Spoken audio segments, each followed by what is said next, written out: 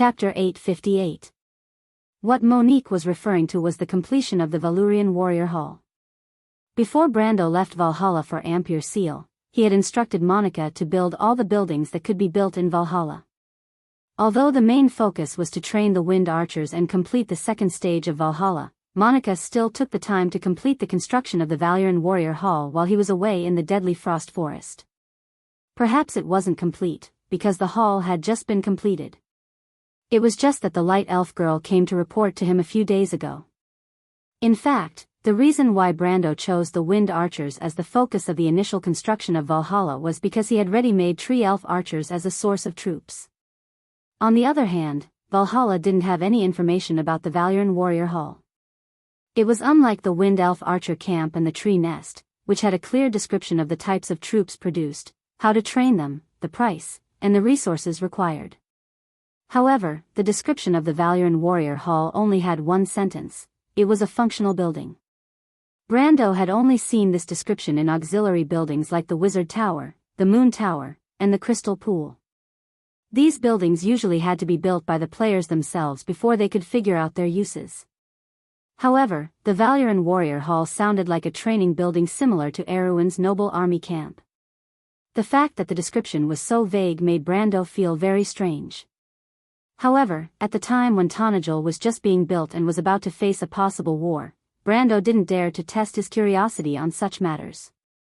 Thus, he chose to build the Wind Elf Archer camp, which was more reliable. However, this didn't mean that he wasn't curious about the Valyrian warrior hall. In fact, as a player, he was dying of curiosity. And today, his curiosity could finally be satisfied. When Monica came to report to him, her gaze was clearly a little evasive, which made him feel that something was wrong. The first layer of Valhalla was formed during the first stage of the world tree's growth. This ring spiraled upwards to the plaza area at the top of the tree. It could fit 3 to 4 carriages side by side like a wooden street. Currently, there weren't many buildings on the ring, and there were only a dozen or so elven archer towers. These archer towers seemed to have grown out of the tree trunk, and their bases were tightly connected to the wooden street. Between the archer towers and the archer towers were connected by long walls of vines. These vines were about the height of a person's chest, similar to a parapet with thorns on one side. In addition, there were many ancient tree-like structures between the archer towers. These ancient tree-like structures had human faces on their trunks. Most of the time, these trees had their eyes closed, and only occasionally would they talk to the patrolling tree elf archers.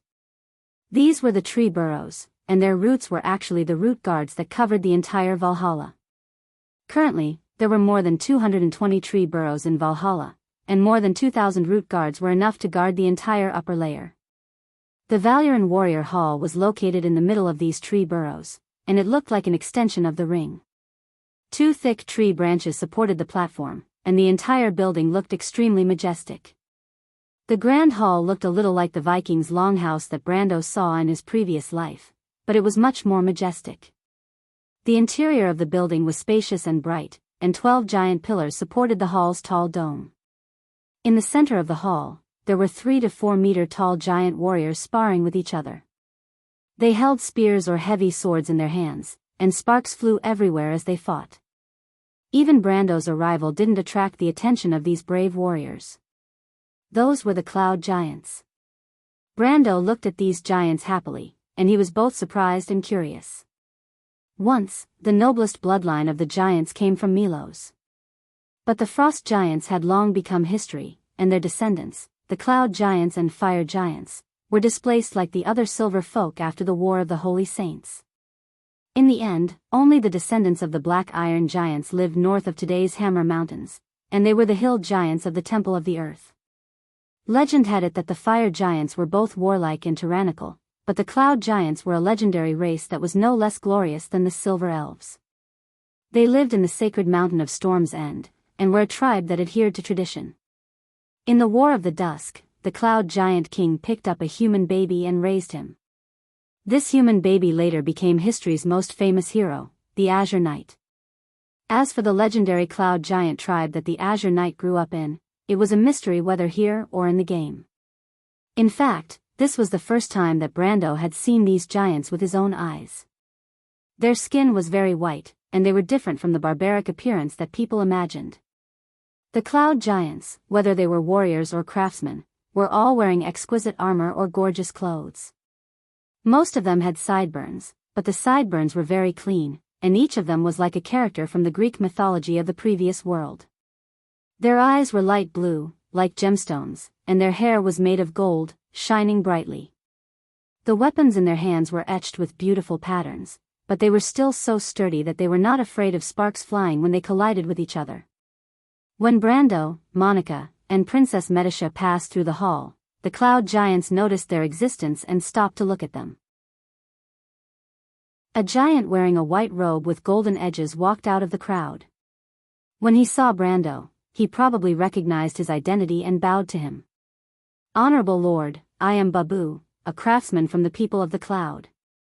It is an honor to be of service to you." The giant replied with a gentle voice, looking gentle and polite. But even so, Brando could still feel the extraordinary aura of the other party. "Hello, it is also my pleasure," he replied. "Are you heroic spirits?" "He is Babu, Lord." Medicia exclaimed in a low voice, "He is the most outstanding craftsman in the history of the cloud giants." "Ah." Behind him are Gorju, Eserd, and the king of the forges, Afterodi. They are all the most outstanding craftsmen of different eras. "My God, they are all in Valhalla."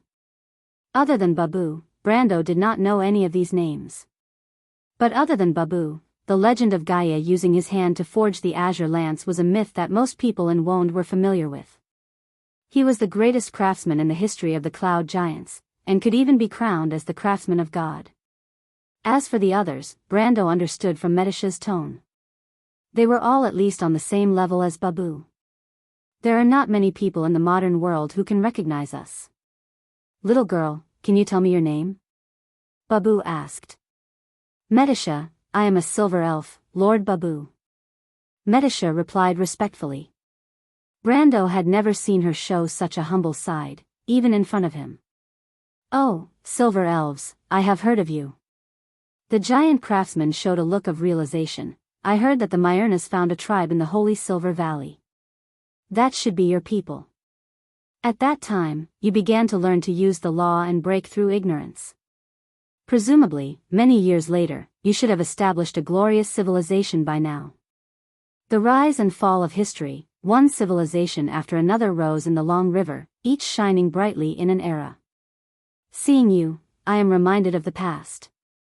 Medicia blushed a little and replied embarrassedly, "Lord Babu, the era that belongs to us has passed. Now, it is the era of the Lord's civilization." Babu was stunned, and then sighed, "So it has been so long.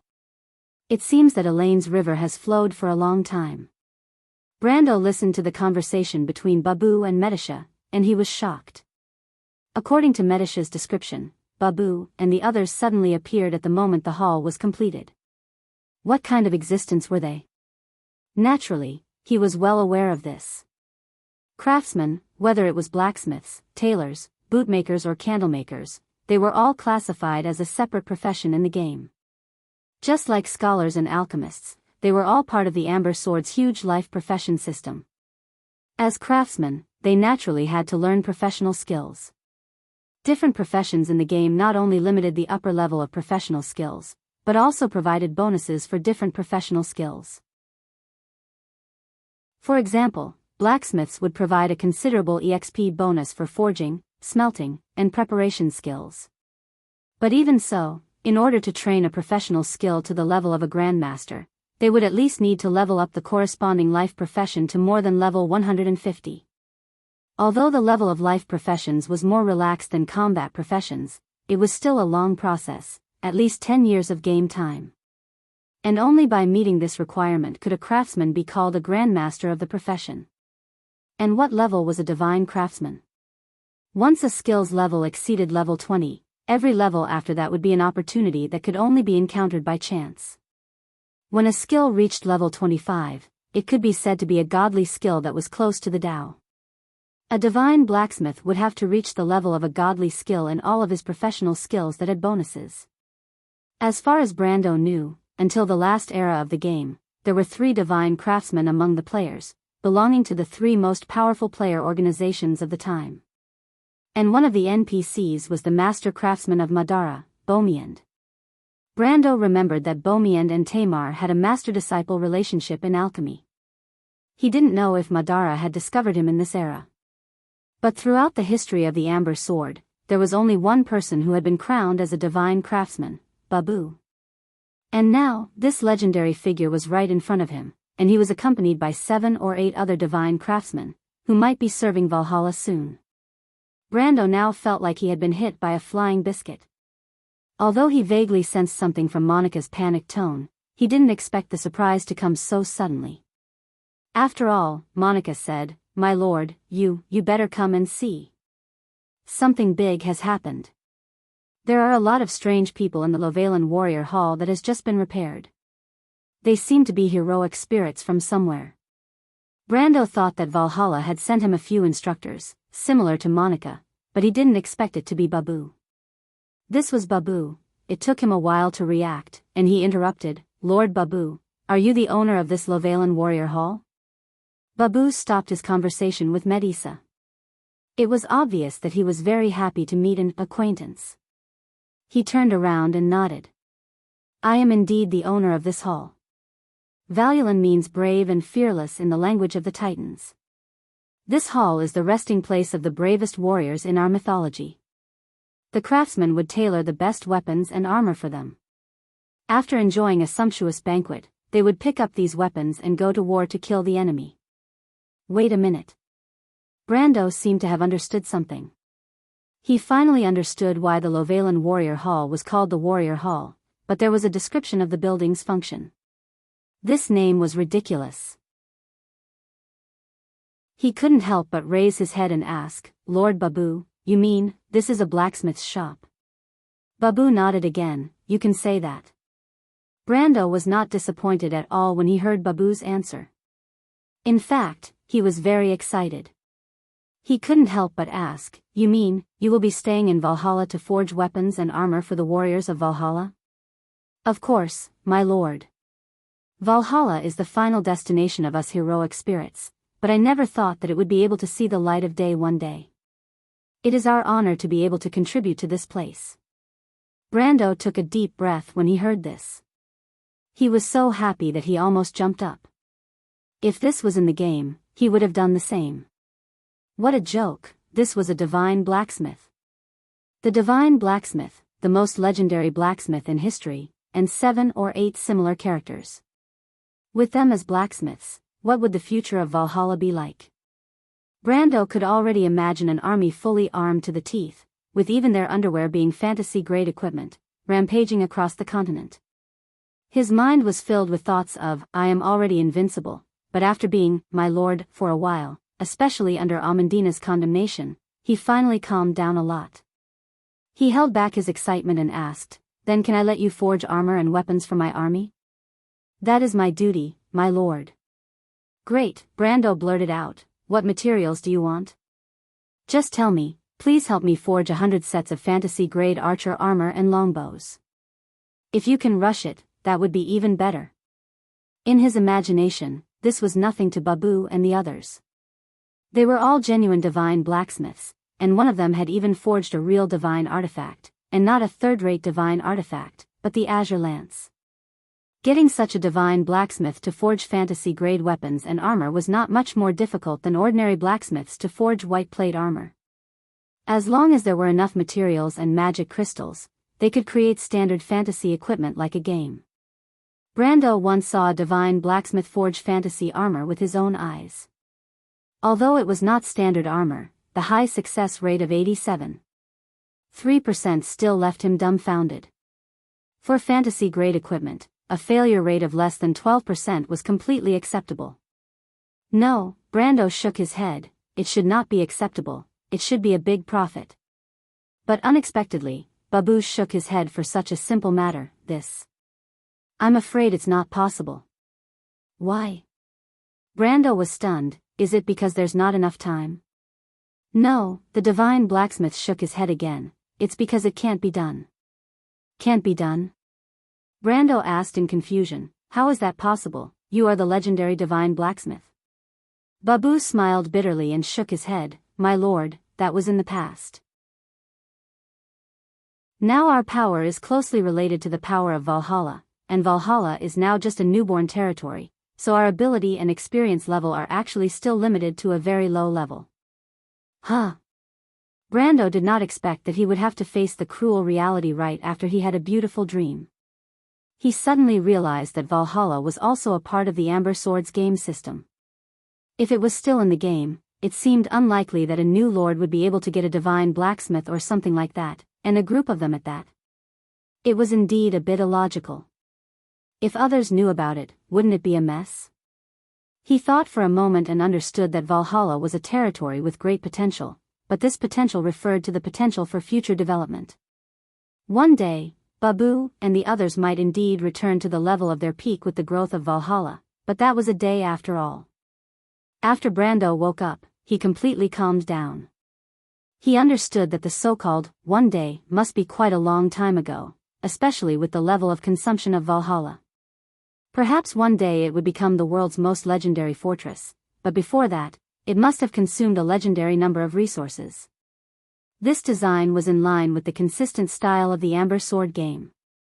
It was a perfect fit, giving you a tempting pie, but also telling you to take one step at a time.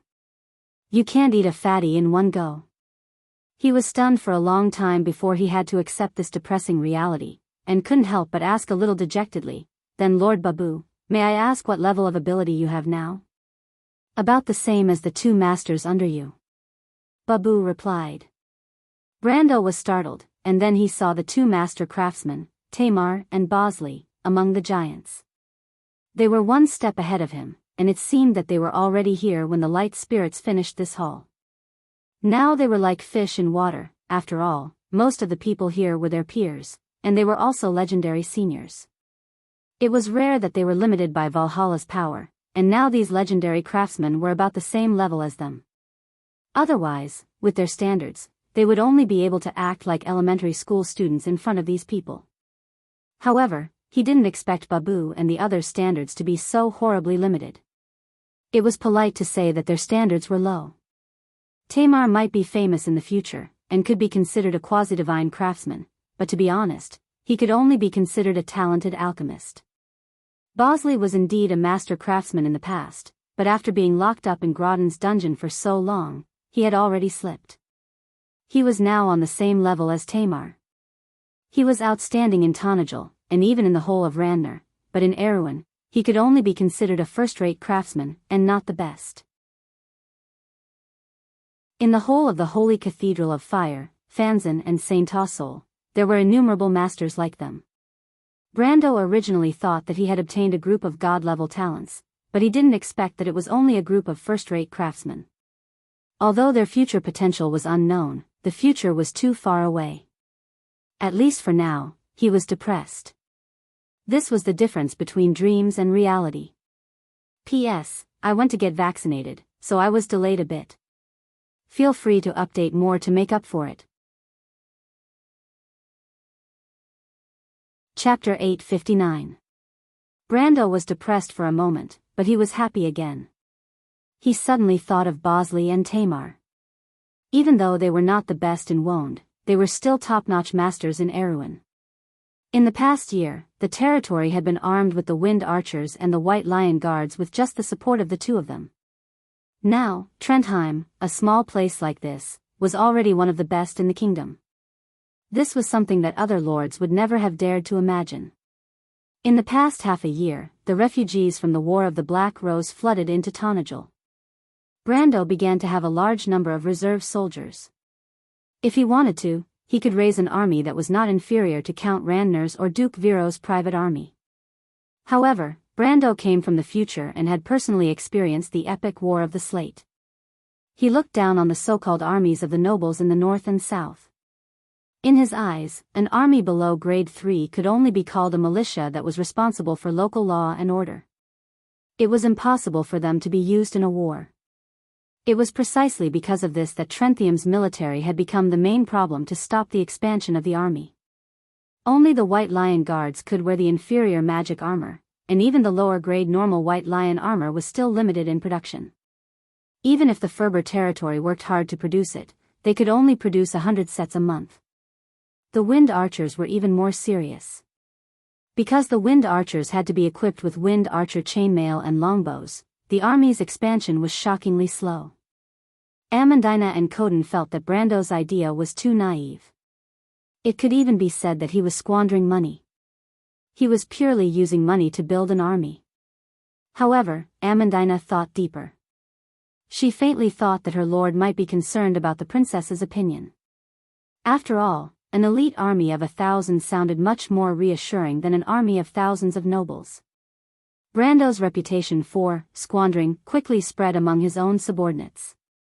Even Yoda and the other mercenary leaders privately wondered if their lord was too influenced by the Bugas. However, how could a mortal's wealth compare to a wizard's? What if the crystal mines in the Black Forest were to be mined dry? The discussion was so heated that even the copper dragon Redo came to persuade him. Brando could only smile bitterly. Fortunately, he did not dare to tell these people his true intentions. Otherwise, they would have been scared to death. In his plan, the core strength of Erewhon's future army was the White Lion infantry, which was also the foundation of Erewhon's army. It was equivalent to the largest second-tier local army in the Kingdom of Erewhon. As for the Tier 4, 5, and 6 troops, he had to find a way to cultivate them as well. As Erewhon's unique elite army, he now had the quasi-Tier 4 Wind Archers in his hands. If he could persuade the centaurs to join his army, he could get the armor and halberd design of the silver-crowned guards from Eloranta. With a little training, Erewhon would have a real Tier 4 army. The Tier 5 army would be the elder guards of the Druids or the ancient tree guardians, but the Druids were too old-fashioned and might not join his chariot. The more reliable consideration was to get ideas from the Nagas. Although the four-armed Sirens and the Neptune Guards were weaker than most Tier 5 troops on land, they were still Tier 5 troops after all. The most important thing was that the Nagas had no core conflict of interest with the mainlanders, and the kingdom had a fleet that could be their staunchest ally at sea. The Nagas would not be stingy with renting their troops. Erewhon could hire these overseas troops in the name of employment. When he chose to ally with the Grey Fin Nagas, and after the Battle of Ampere Seal, he insisted that the Empire give him the frigate design in exchange. With the Tier 4 and 5 troops, Erewhon's strength should be comparable to the kingdom of the late king of the Empire. At that time, Her Royal Highness could rely on the central military power to suppress the whole country, unify the power of the kingdom, and realize the transformation of local feudalism to centralization. As for the Tier 6 troops, Brando had no clue at the moment. In the history of Erewhon, the only troop class above Tier 6 was the Silver Elf Temple Guards, and there were no more than 100 of them. His only hope now was that Valhalla would be strong enough. But once Erewhon had a Tier 6 troop class, its strength would not be inferior to Madara. After all, Madara was not only facing Erewhon as an enemy, it would not be able to resist the threat of the border with the entire country. Once Erewhon had this kind of strength, it would be able to force Madara to expand to other countries, and this ancient kingdom would be restored to its heyday. But this plan was no doubt a fantasy to Amandina and the others. In their eyes, the kingdom of Erewhon was just a relatively independent kingdom near Cruz.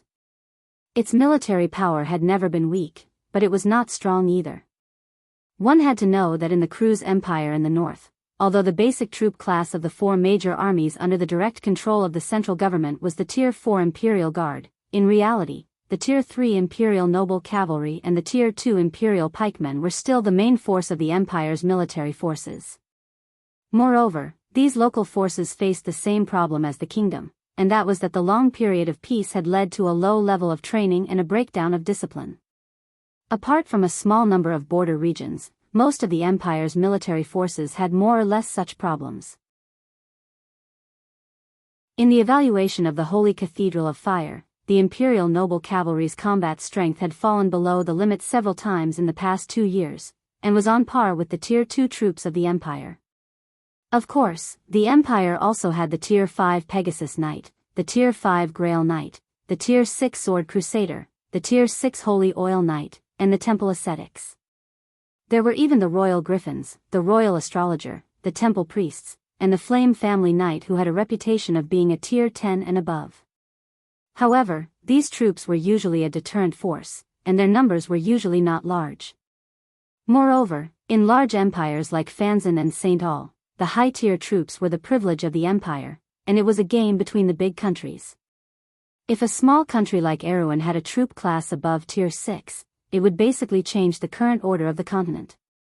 The reason why Erewhon was so famous, and why even the Buga people paid attention to this small kingdom, was precisely because they once had the White Lion infantry and the temple guards. But that was just a flash in the pan.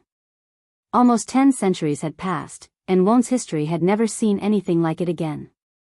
Therefore, whether it was Amandina, Coden, or the mercenaries under Brando, they did not even think about it.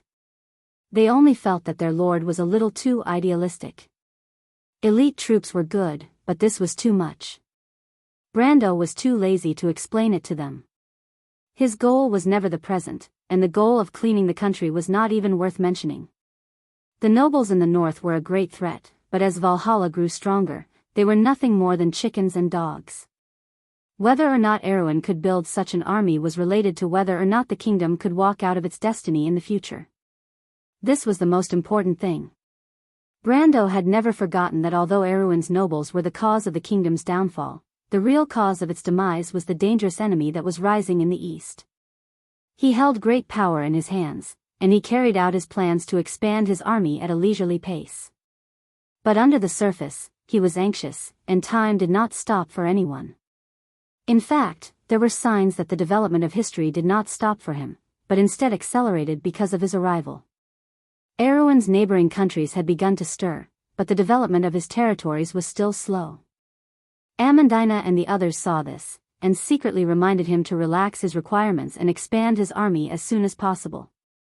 But how could he not understand? But the problem was, what was the point of recruiting more cannon fodder? They simply did not understand what kind of opponent Erewhon was facing now. The whole kingdom was still looking at the coming era of war and chaos with an old-fashioned view. In fact, Madara, Cruz, and even the Wind Elves and Fanzan were rapidly completing their military reforms in this era of upheaval before the arrival of the Great Demonic Tide. The Roman Athos in the Dark was the first, followed by the Fanzan, followed by the direct enemy of Madara, Saint Tassol. Cruz finally completed their reforms under the leadership of Emperor Leonarite, and thus suffered the greatest loss in the war. But he was an empire, and the strong support of the empire and the Holy Cathedral of Fire allowed him to fail for a while, but Erewhon did not have such a strong strategic depth. Erewhon could only learn from Madara. He had to be one step ahead of others in everything, or else he would only end up in death. This war was a precursor, and the real beginning of the Wind and Rain originated from the Second War of the Black Roses 3 years later. But that was something that happened in history, and Brando could not guarantee that the Second War of the Black Roses would not start early in this era. But in this war with the Blood Staff, he had to do his best to find out how big the gap between the kingdom and Madara of this era was. Of course, it would be best to give Madara a warning so that they would feel that the kingdom was not so weak and easy to bully. Then, those skeletons might think more before choosing to start the Second War of the Black Roses. Every minute was a hope of redemption for Erewhon. Therefore, he had to be cautious and try his best to increase his strength before the war. Now that a group of master craftsmen like Babu had joined him, it was undoubtedly a boost to his confidence, and he was overjoyed at this unexpected turn of events. Tonajul suddenly had more than 10 master craftsmen of the same level as Bosley and Tamar. What did that mean? It meant that the production of magic equipment would increase exponentially, and this meant that the first step of his plan could finally be on the right track. The White Lion Guards would become the foundation of the central army of the kingdom. Brando thought for a while before he came back to his senses. He seemed to have woken up from a long period of thought, and asked, "Lord Babu, can the Valurian Warrior Hall be put into operation now?" "As long as there are materials, it can be done at any time," Babu replied. Brando immediately took out a set of White Lion armor from the dimensional space. He pointed at it and asked, "Lord Babu, how long will it take for you to produce 100 sets of armor like this?" Brando took out an unenchanted White Lion armor. Babu glanced at it and shook his head in disdain. We won't produce armor like this. I think this kind of paper armor has no value at all. Brando couldn't help but curse in his heart. Even though the armor was a little shabby, it was still Bosley's latest double-hinged armor. It had 5 points of defense, and it was already one of the best among white plate armors. He didn't expect it to be as weak as paper in Babu's eyes. What a joke. Why don't you take out some paper armor for me to see? He cursed in his heart, but didn't show it on his face. He took out a set of enchanted armor for sergeants and asked, "What about this one?" "It's barely passable," Babu replied. "I remember that I once made a set of toys for my son. It's about the same as this one." Brando almost vomited blood. He finally understood. Even though these giant craftsmen's experience and skills were limited, they were still very knowledgeable. They were using the standards of their era to evaluate these armors. If that was the case, then according to the standards of the era when the cloud giants still existed, the white plate white lion armor was indeed just paper. Perhaps these giant craftsmen were surprised. They had never seen an armor that wasn't enchanted before. This was simply too much of a scam. Brendel suddenly felt a sense of defeat as if he was being looked down upon by a tycoon. He could not help but say weakly, "Lord Babu, how many of these armors can you make? I urgently need these armors to equip my army." "My lord, please refer to me as a craftsman," Babu replied. Even though he was an arrogant person, he wasn't an idiot who didn't know the ways of the world. When he saw Brando's expression, he could roughly guess what mistake he had made. He hurriedly replied, "My lord, please rest assured. The crafting of these armors is very simple for us. It shouldn't be a problem for us to make 2,000 sets of these armors in a month." Brando was stunned. He looked around the hall, then back at Babu. If it wasn't for the fact that Babu was too famous, he would have thought that this guy was trying to trick him. There were only 10 craftsmen in this hall. Even if they were divine craftsmen, how could they make 2,000 sets of magic armors in a month, even if they were of the lowest quality? Even if Bosley and Tamar were to do the work themselves, it would take them at least half a month to complete one set of armor. After all, the production of magic armors in AB's territory wasn't only supported by the two of them. There were also a large number of craftsmen from the refugees in AB's castle. 2,000 sets of armor? There's only 10 of you? He asked dryly. "Oh, that's not it," Babush shook his head. "My lord, you've misunderstood. There are many other heroic craftsmen in this hall. We can use our heroic spirits to work in this hall. Even though the scale of this hall is still rather shabby, it shouldn't be a problem to make 2,000 sets of armor in a month." After Babu's explanation, Brando finally understood.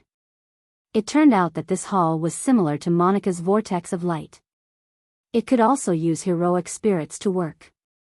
However, unlike the vortex of light, the warrior hall could only have more craftsmen when it expanded. Babu and the others were the leaders of these craftsmen. He became excited. 2,000 sets of white lion armor a month, and they were all enchanted. This meant that the White Lion Legion could finally expand on a large scale. Even though the new recruits might not be as reliable as the old soldiers, as long as they wore these enchanted armors, they would at least have the strength of a rank 2 soldier. Otherwise, how could Cruz's rank 3 cavalry still have the strength of a rank 2 soldier? Wasn't it all because of equipment? The Empire's local troops and the nobles' private armies could afford to equip themselves with magic equipment. Now, Erewhon's basic troops could finally be equipped with magic equipment. Even though it would require a large sum of money, it wasn't a problem for Brando for the time being. After all, there were some things that money couldn't buy. As long as he increased the production of wind archers by half, he would be able to form an army of rank 4 wind archers. If he rushed it a little, it wouldn't be impossible to double the number of wind archers before the end of the war. 1,200 rank 4 wind archers. This was the year of swords. Brando almost drooled, but to avoid ruining his image, he quickly wiped the corners of his mouth, causing Medisha to burst into laughter. But at this moment, a discordant voice sounded in the hall. "My lord, forgive me for being blunt.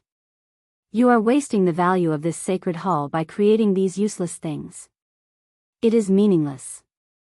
The person who spoke had a rough and high-pitched voice, causing Brendel to look back. It was the divine craftsman named Gorzu that Medisa had mentioned earlier.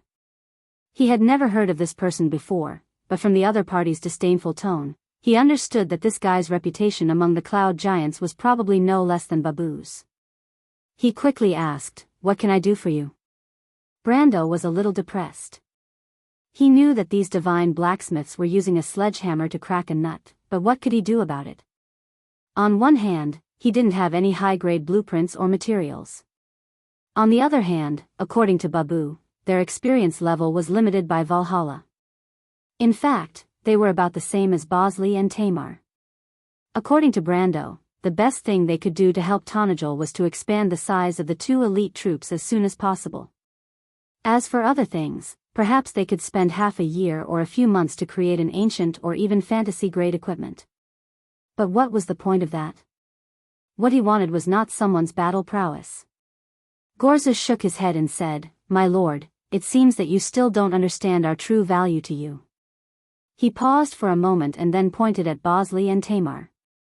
"We haven't returned to this land for a long time. We don't know what happened to Wone during this period, but at least we know that these two master blacksmiths are not rare.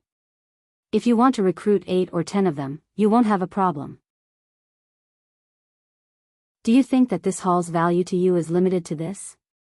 Brando paused for a moment. He realized that there was a hidden meaning in Gorzu's words. He couldn't help but look at Babu.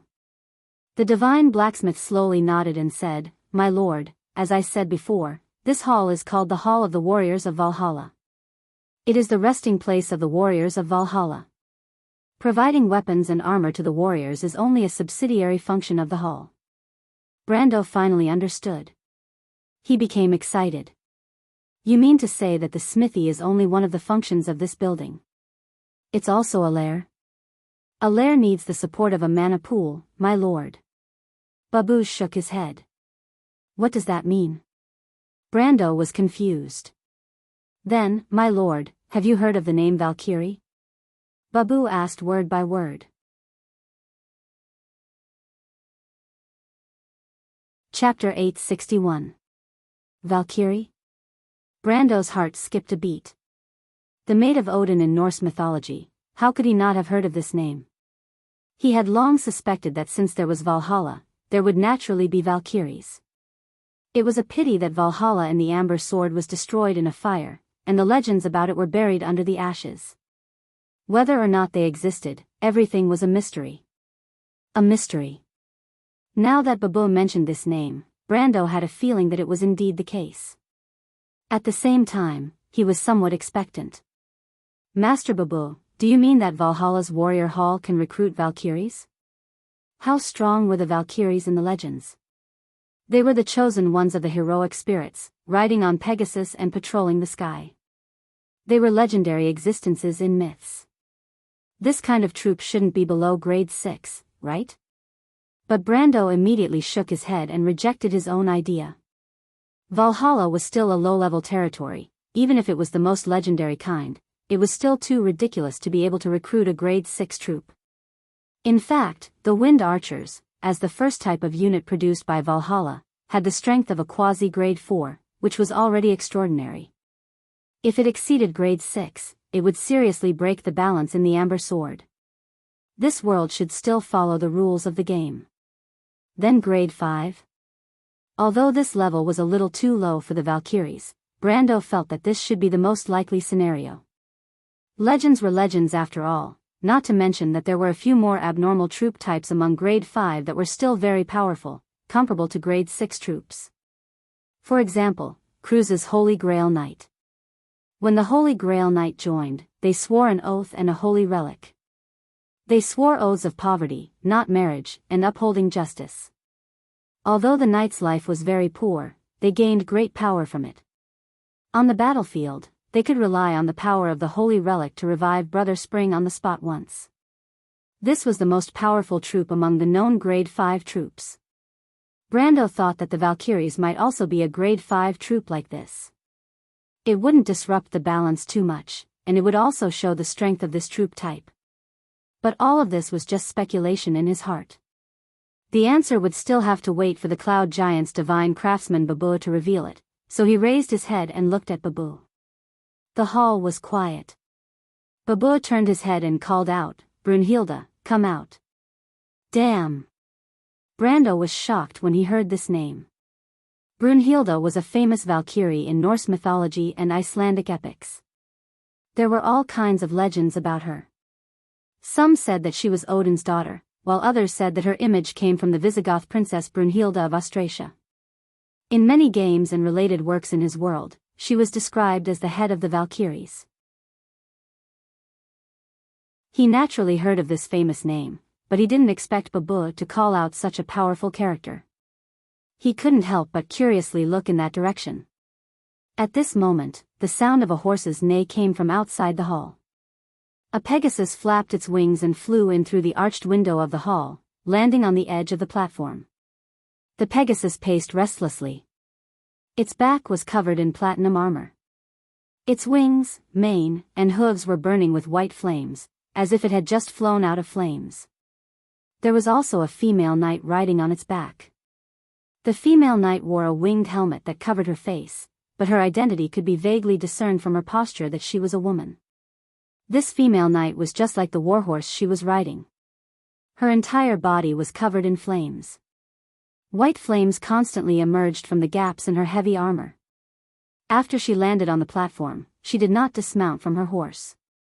Instead, she held her head high and pulled the reins made of flames to Brendel's side. She did not say a word as she looked down at her lord from a commanding position. This is the Valkyrie? When Brando first saw Brunhilde, he almost thought that he was looking at Madara's pale knight. However, the pale knight obviously didn't have such luxurious armor, and their horses didn't have wings. When Brunhilde came to his side, he saw that her weapon was a double-headed sword with a very long handle. The blade was very slender, like two wings. A pair of platinum wings, together with her armor and Pegasus, couldn't be more gorgeous. Just as he was about to ask about the other party's combat power, he remembered that he could search for the attributes of the creatures in Valhalla, just like Monica and the others back then. He quickly blinked his eyes and switched to a light green interface. This interface seemed to be floating on a piece of cloth. Brendel could not help but suck in a breath of cold air when he saw Brunhilde's face.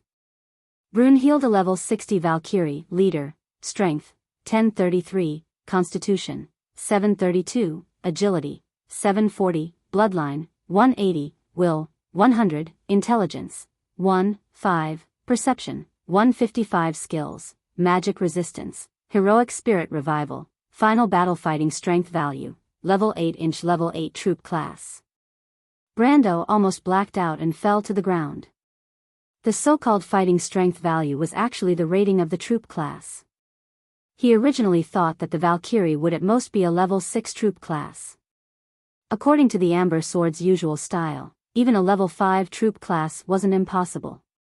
At most, it would be amazing to give a more powerful and practical skill. But the problem was the cloth. Although he had never heard of the final battle before, the heroic spirit resurrection skill was exactly the same as the Holy Grail Knight's faith in Brother Spring. Furthermore, the heroic spirit resurrection skill was also a magic resistance skill. There were 3 types of magic resistance skills in the Amber Sword: magic defense, magic resistance, and magic immunity. Magic immunity was the most abnormal, completely ignoring everything. The effects of magic were the nemesis of wizards. Magic resistance resisted 75% of the magic damage and the effect duration. Magic defense was the worst, only resisting 50% of the magic damage. Magic resistance itself was a relatively powerful skill. Similar skills were only available to unicorns, dwarven rune guards, and Farnazane spell guards, and according to the rules of the Amber Sword, troops with such powerful skills would generally have their basic attributes greatly reduced. For example, the HP of the unicorn was generally lower than the other level 6 troops, and the attack of the spell guard was also the lowest among the level 7 troops. This was because although the basic attributes of different classes were different when leveling up, they were generally balanced. Those with powerful skills often had weaker basic attributes. For example, Brando's Holy Grail Knight belonged to this class, and mercenaries belonged to the basic class with stronger basic attributes.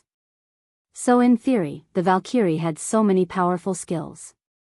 Her basic attributes should be relatively weak among the level 8 troops, but what Brando saw was that not only were Brunhilde's attributes not weak, but they were actually stronger than other level 8 troops. Her attributes were already at the highest stage of elemental activation, just a step away from elemental enlightenment. Not to mention that her physique was slightly lower than his now, her strength was a street ahead of him, and her dexterity was on par with his. Her average attributes were also terrifyingly high, but in terms of basic attributes and strength, Brunhilde was a level higher than him. In other words, other than the unreliable foreign aid of Mephisto and Alaz, Brunhilde was now the second most stable combat force in Valhalla. And the average level 8 troop was just at the beginning of elemental activation. Isn't this cheating? Brando immediately felt that he had encountered the legendary backdoor left by the game designer in the game. A level 2 magic territory could actually recruit level 8 troops, and these so-called level 8 troops' combat power was basically comparable to level 9 troops. If this wasn't a backdoor, then what was?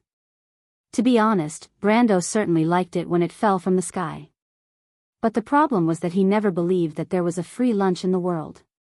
Here, he drew a big pie for him, and he didn't know what kind of trap was behind it, especially when the more fragrant the bait, the sharper the trap behind it.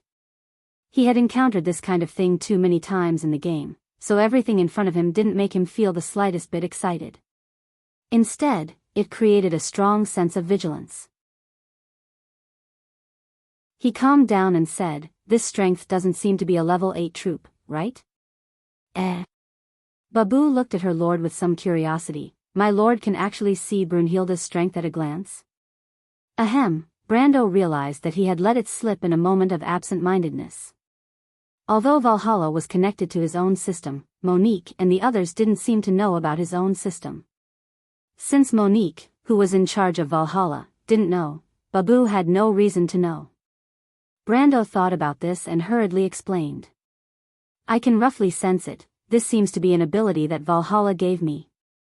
Babu shook her head and didn't doubt it. "I see, but my lord misunderstood one thing. Brunhilde is not a level 8 troop, but a level 9 troop." "Tier 9? You mean Valhalla can recruit them now?" Brendel was taken aback. "You mean Valhalla can recruit them now?" Not only did Babu's words not make him feel more understanding, but it also made him feel even more incredulous. Who would believe that a level 2 territory could recruit level 9 troops? Based on what? When Valhalla was burned down by an inexplicable fire, wouldn't it be? Was there some kind of conspiracy behind it? The more he thought about it, the more he felt that it was possible. There was a principle in the Amber Sword, and that was that the reward was generally proportional to the difficulty of the mission. Of course, there was some element of luck, but luck was generally related to adventure. You might find some unexpected wealth, but it was definitely not in the process of a regular mission. Valhalla was through the loop of trade winds. It was obtained through this quest line, and the story of this quest was epic, and the reward of Valhalla was also more than the price of the ticket price. But Brando felt that everything before this was natural, except for today's. It had even broken the balance of the game. He didn't expect Babu to still shake her head. "No, my lord, Valhalla can't recruit level 9 troops now. Even if this is a legendary territory, your request is still too much for it to bear." "Then what do you mean, Brunhilde is a level 9 troop? Didn't you say it yourself?" Brando was stunned. "What I mean is, Brunhilde is a level 9 troop, but the other Valkyries are still level 8 troops, because Brunhilde is the queen of the Valkyries, the leader of all the Valkyries. Her strength is above the others. In fact, there are 4 other leaders of the Valkyries, and they also have the strength of a level 9 troop, but the other Valkyries are only level 8 troops." "You've grown stronger," Babu replied. "So that's how it is. But it's still a little ridiculous for a Tier 2 territory to summon a Tier 8 army." "But isn't it a little ridiculous for a Tier 2 territory to summon a Tier 9 army?" "But isn't it a little ridiculous to summon a Tier 8 army as well?" Babu nodded as if it was a matter of course, of course. Then Brando frowned, thinking, you're not saying that, and you're not saying that, aren't you contradicting yourself?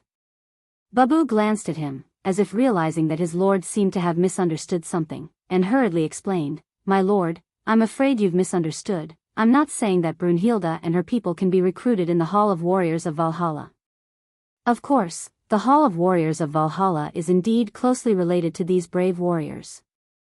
To be precise, this hall is the Hall of Dawn. It's a subsidiary building of the temple. The Temple of Dawn?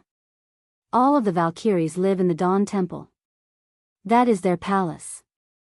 The Dawn Temple itself doesn't exist in the modern world, but there is an exit that is connected to the uppermost hall of Valhalla.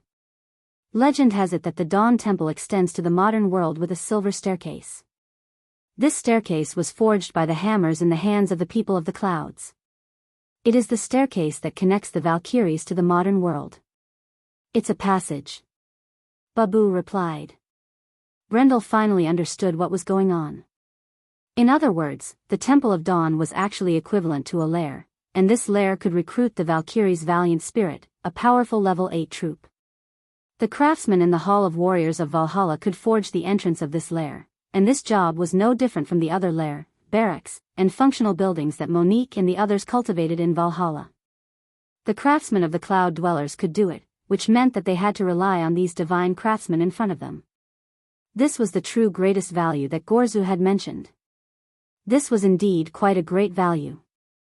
A level 8 troop, even in the Amber Sword, was something that could only be encountered by chance, not to mention a powerful level 8 creature like the Valkyrie. Once Valhalla had them, it could be said that it would be the strongest fortress in this era. If it could survive for a long time and not be destroyed by natural and man-made disasters like in the game, it would not be impossible for this kingdom to become an empire one day. However, Brando was very calm at this moment. There was no free lunch in this world, and it was best not to daydream about summoning a level 8 creature in a level 2 territory. Babu and the others had given him so many conditions, and it was obvious that they had restricted the premise of the appearance of the Temple of Dawn. Needless to say, it wouldn't take much resources or time to complete in Valhalla. Before he was familiar with it, he probably wouldn't consider meeting these legendary warriors. After thinking about this, he raised his head and asked, then, Master Babu, what are the conditions to forge the silver stairs to the Temple of Dawn? Sure enough, Babu's first sentence was, it is a long process. Forging the stairs to heaven requires the lifetime efforts of countless craftsmen. Even if we start now and work day and night, it will take at least 1 to 2,000 years to restore the former glory of the Temple of Dawn. Damn, aren't you tricking me? Game designers, you didn't want this thing to come out at all, did you? Although Brando was mentally prepared, he couldn't help but curse in his heart when he heard this sentence. He suddenly felt like he was wasting time here. However, he thought of another problem. When Monica said that it would take time to cultivate Valhalla, she also said the same thing. In terms of hundreds of years, but with enough light spirits and resources, this time was quickly shortened to half a year. Thinking of this, Brando couldn't help but feel a glimmer of hope in his heart.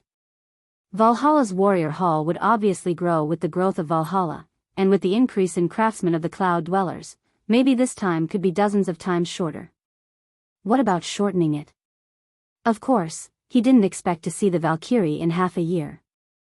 For a rank 8 soldier like this, if he could see it within 10 years, then it would be very significant for Erwin. Thinking of this, he couldn't help but ask, if Valhalla slowly grows, how much time can be shortened? That's hard to say. We are also ignorant of the future, Babu replied, but my lord, if you are anxious to see these brave warriors, we actually have another way. Brando was slightly stunned and asked curiously, what way? As you can see, not all the Valkyries stayed in the Temple of Dawn. In fact, after the Battle of Valhalla, many Valkyries and their souls stayed in the modern world together, like Brunhilde and her subordinates.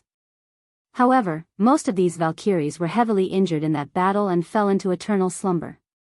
Their souls were entrusted to their broken armor and weapons. In them. As long as we can repair these armor and weapons, and my lord can find their warhorses, we can reawaken these slumbering Valkyries. Babu replied. Brando took a deep breath. What materials do I need to repair their armor and weapons? How long will it take? Where should I find their warhorses? He couldn't help but feel a little excited when he said this. If it was before, it felt like a pie had fallen from the sky, but now, it was a true quest-type equivalent exchange. Brando knew very well that to awaken these Valkyries would probably cost him a lot. He had to pay a huge price, but it was definitely worth it. Because every time he awakened a Valkyrie, Valhalla would have a top combat power that was at least at elemental awakening or even close to elemental activation. Babu paused for a moment, then said, My lord needs to prepare the gold of the river, the sharp teeth that cut off the future, the blood of the Hydra lizard, and the singing silver. As for the Valkyrie's Pegasus, Monica spoke on behalf of him, we must build a nest for the wind steed. Holy shit. Brendel's head fell to the ground when he heard the request. P.S. This is the last chapter of the month.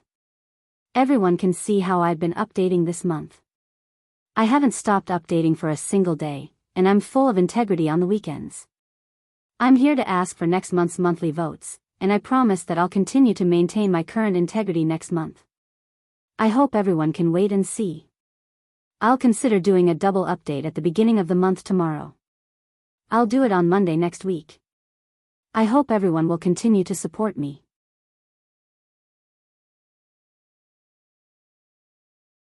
Chapter 863. The gold in the river wasn't referring to the gold that was buried under the sand at the bottom of the river. Instead, it was referring to the gold that was rich in magic that flowed quietly beside Elaine. This was one of the most precious treasures in the world. Witches often used it as a medium to change the future of witchcraft. That was why it was also known as the witch's gold. In the countryside, the greed that was often mentioned in fairy tales. The gold that the witches worked tirelessly to collect was actually referring to the same thing. This was an extremely rare magic mineral. Just a tiny bit the size of a fingernail was worth as much as a castle. In the game, the witch's gold had another important use, which was to break the strings of fate. Simply put, this kind of gold was necessary to go from the highest stage of the elemental activation realm, the sage realm, to the realm of perfect body. It was necessary to use it as a medium to cast extraordinary spells. Before the War of the Slate Slabs, Brendel had never even heard of this legendary mineral. It was only occasionally mentioned in some books. The first time the players of Wone discovered the witch's gold was after the end of the Holy War. In the Year of Sparks, the first slate was found in the White Mountain at the border of Saint Tassel. Since then, the players began to enter the Black Forest on a large scale. This was the first time the witch's gold appeared in the player's vision. But this kind of gold was extremely rare even in the Black Forest. To put it simply, the probability of it appearing was slightly lower than the Spring of Youth. And every time a Valkyrie was resurrected, it would require a pound of the gold of the river, a full pound. Brando even had the thought of killing Babu. It would be better to just tell him that the Valkyrie could not be resurrected. In comparison, the other materials were much simpler. Cutting the future teeth was referring to Fenrir's teeth. Of course, its children were also counted. Fenrir's children were considered twilight monsters, which meant that they would only appear in the Calamity of Wolves, and it had to be a large-scale one, such as the one in the Loop of Trade Winds. And often, the appearance of Fenrir's children in the Calamity of Wolves meant the complete destruction of an area, accompanied by disaster and slaughter. Their teeth were rarely left as spoils of war. It was equivalent to being worth thousands of gold. As for the blood of the Hydra lizard, it was the best thing for him to obtain because he had the eggs of the Hydra lizard. As long as he could cultivate the Hydra lizard nest, he would naturally have as much Hydra lizard blood as he wanted. As for the singing silver, this thing only appeared in the Black Forest's singing spring. Its rarity was second only to the river's gold. Fortunately, there were very few people in this world who knew how to use this magic metal. Most people treated it as a collector's item, so its price in the market was not high. Occasionally, it would even appear in auctions around Ampere Seal. Everyone could see that as long as one paid attention and was willing to spend a lot of money, it wasn't impossible to collect a silver that could sing. The Wind Steed's Lair. That's right. The riding wind colt was a level 6 creature, and it was one of the more precious ones. It was only occasionally caught in the wind elemental plane. As for its nest, no one had ever seen it before. He had never even seen a nest before, so how could he build it? A nest for this thing? Unless Valhalla itself could provide the lair of this thing, it was basically wishful thinking. However, he had repeatedly asked Monica, but she still did not know anything. The light spirit girl still said the same thing. The knowledge she knew was limited by Valhalla. When the Valhalla Warrior Hall was built, information about the Valkyrie entered her mind. But as for she did not know anything else. However, she gave Brando a compromise, and that was to buy a riding wind colt. The market price for one was only 1.2 million tor, which was the income of the Tonajul for half a year. When Brando heard this, he wanted to shut the light spirit in the drawer, so that she would not continue to nag in his ear. He could not help but sigh deeply. Sure enough, there was no free lunch in the world. Whether it was forging the silver staircase or awakening the dormant Valkyrie, at least for now, they were all things that were out of his reach. Fortunately, when the Valhalla Warrior Hall was built, there were a few more famous Valkyries, such as Brunhilde and her 4 deputies, Skuggal, Courtney, and Grey. Skuggal, and Grey were all famous Valkyries in history. Other than Brunhilde, who was at the peak of elemental activation, the others were also at the peak of quasi-level 9. In terms of strength alone, they were more powerful than Brando himself. However, their combat strength was far inferior. Brando had fought with each of them in private, and he had to use 9 luminary sword art and flash strike sword art to defeat Brunhilde, who was the strongest in combat. As for the others, he could easily defeat them with just his terrifying combat experience.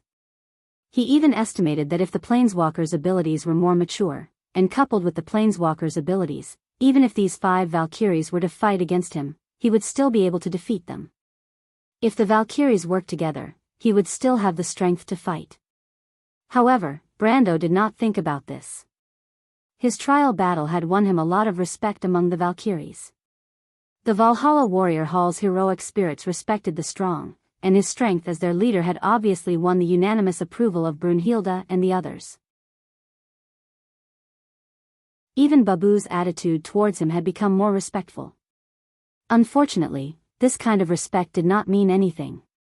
Babu actually told him that Brunhilde and the others could not leave Valhalla to fight because Valhalla could not afford their mana consumption. When Brando heard this, he almost fainted. It turned out that before the Dawn's Sanctum was built, the Valkyries' daily activities all came from the mana reserves in Valhalla. If they patrolled and fought in Valhalla's area, then the consumption was still very low. According to Babu, there were only a few hundred to 1,000 units of mana per day, which was the mana of 10 moon crystals. However, once they left Valhalla's area, the consumption would increase exponentially. Brunhilde and the others would need to leave Valhalla for a week, and they would need to use up as much mana as Valhalla's first phase. The total amount of mana was a little more than 130,000, which made Brando's teeth ache a little. For example, the war with the Blood Staff this time could be considered a small-scale civil war and border conflict, but it would drag on for at least a month. In a month, he would need to pay a few thousand moon crystals. Although it was not that he could not afford it, it was obviously not worth it. Moreover, if the war dragged on, the money would flow out like water. Therefore, Brando decisively let Brunhilde and the others stay. The reason why Hilda and the others stayed in Valhalla was because they were not needed in this war, and their claws were sharpest when they were hidden. On the other hand, Brendel understood that these Valkyries were mercenaries to Valhalla. Not only did they have many restrictions, they were also extremely valuable. In short, if he could not use them, then he would not use them. He sighed and could only think so. He raised his head and it was drizzling in the sky. After the moon of autumn, the weather had turned cold. The rain brought with it a bleak chill, and when it touched the skin, the chill seeped into the bones. The Chablis region was filled with rolling hills. In such a cold and humid weather, he stood at the top of a hill and looked down. In his field of vision, there seemed to be countless figures moving through the forest at the foot of the hill. Under the jagged leaves of the Erewhon oak, or under the fine leaves of the blue oak, there were many figures in grey cloaks moving forward. Not all of them hated the rain. Some of them took off their hoods, revealing their beautiful faces. Their long blonde or green hair stuck to their slender necks and smooth foreheads. Beside them was a pair of pointy ears, and they carried a wind archer bow that was one size bigger than the elven longbow. One after another, they passed through the dense thorny bushes and wild strawberry bushes. It was already the third day since they left Valhalla. In these 3 days, the news on the battlefield in the Silman region was constantly passed to Kargleis through Cohen's spies, and then to him. He then categorized the information and selectively revealed a portion of it to the princess. The reason he did this was because he knew that most of the military intelligence was to be provided to Viro. Compared to the lords and generals of Lantanailan, there was no guarantee that there were no spies or spies among them. He did not want to expose his relationship with the king of Silman to avoid attracting the attention of Count Randner and the Bloodstaff. Of course, the princess already knew about the existence of these Silman's bandits from the private messages he exchanged with her. It could be seen that she did not trust Cohen and the others very much. This was determined by her position. She was born in the royal family, and naturally represented the interests of the nobles. She would not have a sense of approval for a mob like Cohen who wantonly attacked the nobles' territories.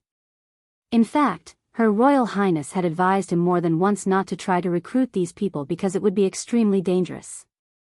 It would cause great damage to his reputation among the nobles. However, Brando often did not know whether to laugh or cry at such petty advice from the princess. He naturally knew what kind of person Cohen was in history.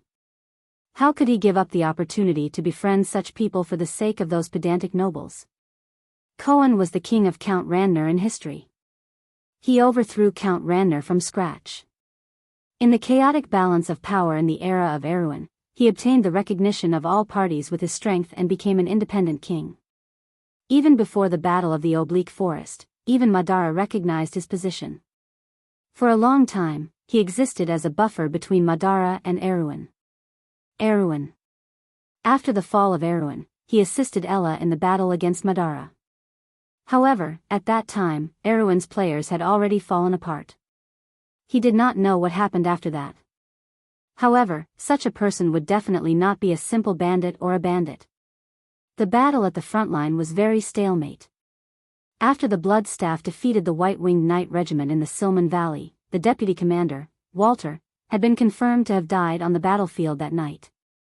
This bad news was equivalent to announcing that the White-Winged Knight Regiment had been annihilated. It meant that the entire Grenoir's passage was now exposed to the thorns exposed by the blooming black rose of Madara. The Vermeer Legion had to be divided. The soldiers entered the northern part of the Tosankered forest to defend, but the results were minimal. After a few defeats, the remaining human troops had been forced to the southernmost part of the Manowir region. According to the news from the front line, the undead army had already passed Silafarn and was about to conquer the most prosperous area of Grenoirs. Although that place was now in a state of panic, as if it was the end of the world. The Grand Duke of Grenoirs was sending people to the north to seek help from Karsuk, but in the eyes of outsiders, the nearest army was still in Lantanailan, which was the private army of Grand Duke Cananon. Not to mention the army of Viro and Karsuk, it was basically like distant water could not quench a nearby fire. Now, whether it was the Bloodstaff or the others who were watching the war, there was no exception. Madara would definitely win this time. Even in Ampere Seal, some of the crew's envoys and the priests of the Holy Cathedral of Fire who had not yet evacuated were watching coldly. They could not help but gloat in their hearts. Erewhon's people were making the same mistake again and again, which was undoubtedly very stupid in their eyes. But in fact, only a few people who were planning this war understood that an army had sneaked under the nose of the Bloodstaff, and a real war was about to begin.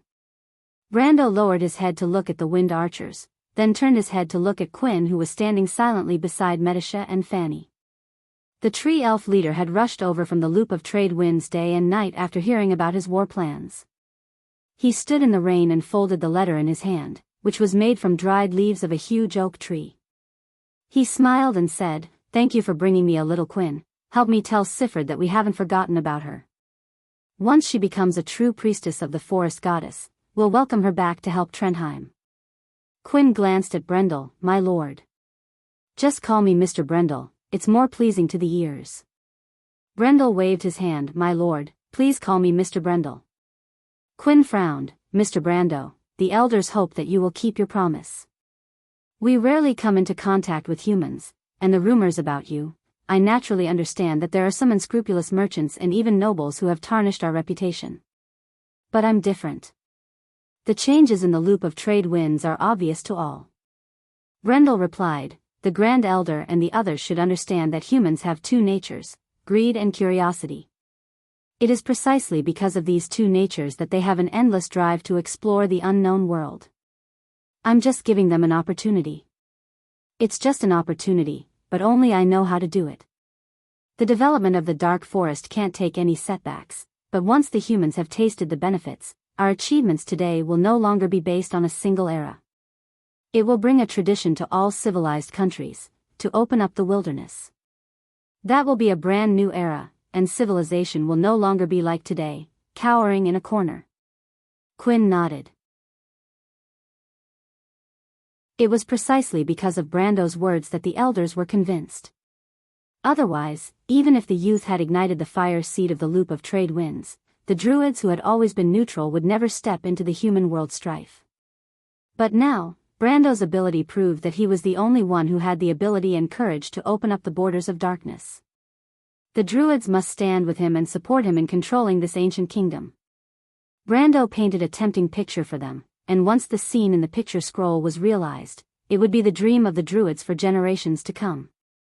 It was so grand and magnificent that Quinn could not understand why a human, a superficial human noble, would have such ambitions. He looked at Brando and replied, "I'll pass on your words to the elders. I'll leave my children in your care. Please treat them well." Brando nodded solemnly. He was not keen on war, but Erwin had to live. Sometimes, people had to fight to live. "Count." At this time, little Pero, who had been standing aside, finally spoke. Veronica had asked them to stay in Valhalla to protect His Highness Leneret. The young men of the Folded Sword Knights had inherited the best qualities of the Imperial Army, loyalty and obedience. There was no objection at all. However, they were a little embarrassed at the moment. The Folded Sword Knights could not exist as an independent armed force in Tonajul.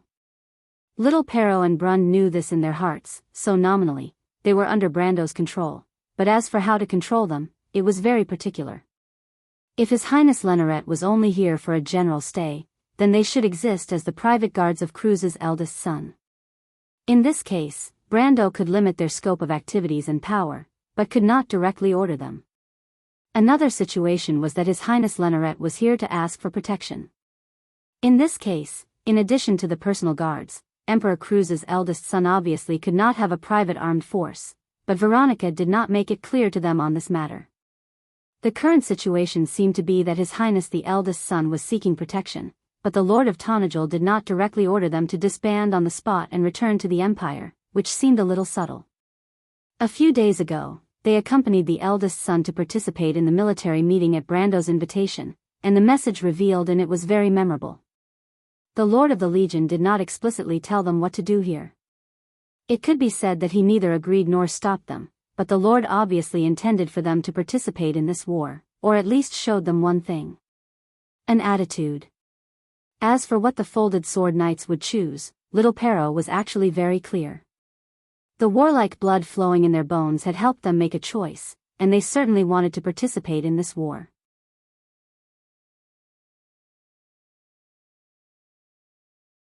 Chapter 864. They had thought that if they stayed in Erewhon, there was no doubt that their next life would be boring, even monotonous. This was not the Empire, there was no opportunity to make a name for themselves. There were no enemies like the Hazel people, the Wind Elves, the Fanzan Knight, or even the Barbarians. Their role here was only to fulfill their duties. They were soldiers and naturally had to obey orders, but at the same time, they were still young, hot-blooded knight. Who did not want to conquer the battlefield and make meritorious contributions? But suddenly, such an opportunity appeared in front of them. Although they were not fighting for the empire, at least they were not enemies of the empire. The nobles of Erewhon were also recognized by the various countries. The key was that if the crown prince also recognized them, then they were in fact equivalent to fighting for the Kurlutz royal family. Almost everyone was tempted. Little Pero even asked Veronica and the crown prince's opinion at the instigation of Brund and the others. The answer he received was that Prince Leneret was secretly staying in Erewhon as the most distinguished guest, sharing honor and disgrace with Count Tonagel. Therefore, Tonagel's war was His Highness Leneret's war. So, if Count Tonagel allowed it, the Folded Sword Knight Regiment could be allowed to take orders from Erewhon at the same time, but they still had to prioritize the safety of His Highness the Crown Prince. This answer revealed too much information. But little Pero was not in the mood to analyze how many conspiracies and interest exchanges there were, because he was also tempted. They were born for war, who would not be willing to go to war to kill the enemy? In addition to the confrontation with their own country, they can fight with all the enemies. War is their glory, scars are their medals, they have won. They were called the Imperial Knight Regiment. 3 days ago, Brando still brought all the members of the Folded Sword Knight Regiment in the name of the observation group, and even Prince Leneret was in this so-called observation group. But little Pero understood that their opportunity had come. Seeing that they were getting closer to the battlefield day by day, he finally could not help but call out to the Count. Brando glanced at him and smiled in his heart, thinking that these guys couldn't hold back anymore. When he made Veronica agree to let the Folded Sword Knight Regiment stay in Erewhon, they were loyal to the eldest prince and at the same time obeyed his orders, but he played a trick and did not let Veronica directly tell the inside story to these young people. The reason was simple, he knew that with a little if he gave these young people a hint, they would definitely not be able to resist it. He knew these young war maniacs from Cruz too well. In the future, 1/3 of the Empire's generals would gather here. These people were born for war and could not bear the loneliness. These young knights have received the strictest training. They have gone through the most rigorous knight examination and combat test. It was impossible for them to come to Erewhon for a vacation. If there was no chance, they might be loyal to their duty and be willing to be lonely. But if there was a slight possibility, they would definitely seize the opportunity. Therefore, instead of giving them orders, it was better to take the initiative to stimulate their enthusiasm. He also wanted to see how powerful these future generals of the Empire were. But even if he had such a plan in his heart, he still asked faintly, "What is it?"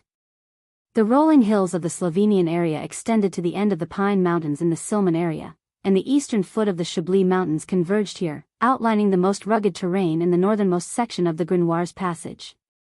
This was also the easternmost part of the Tosancade Forest. In history, Iko and his fiancée Yura led the coalition forces of Lantinilan and Viro to ambush and defeat them here. Today, as if history was repeating itself, the undead army that covered the mountains and plains once again entered this area. The sky was gloomy, and the entire mountain seemed to be emitting a chill. However, for the undead, cold and heat didn't matter. The skeletons advanced along the valley, making cracking sounds.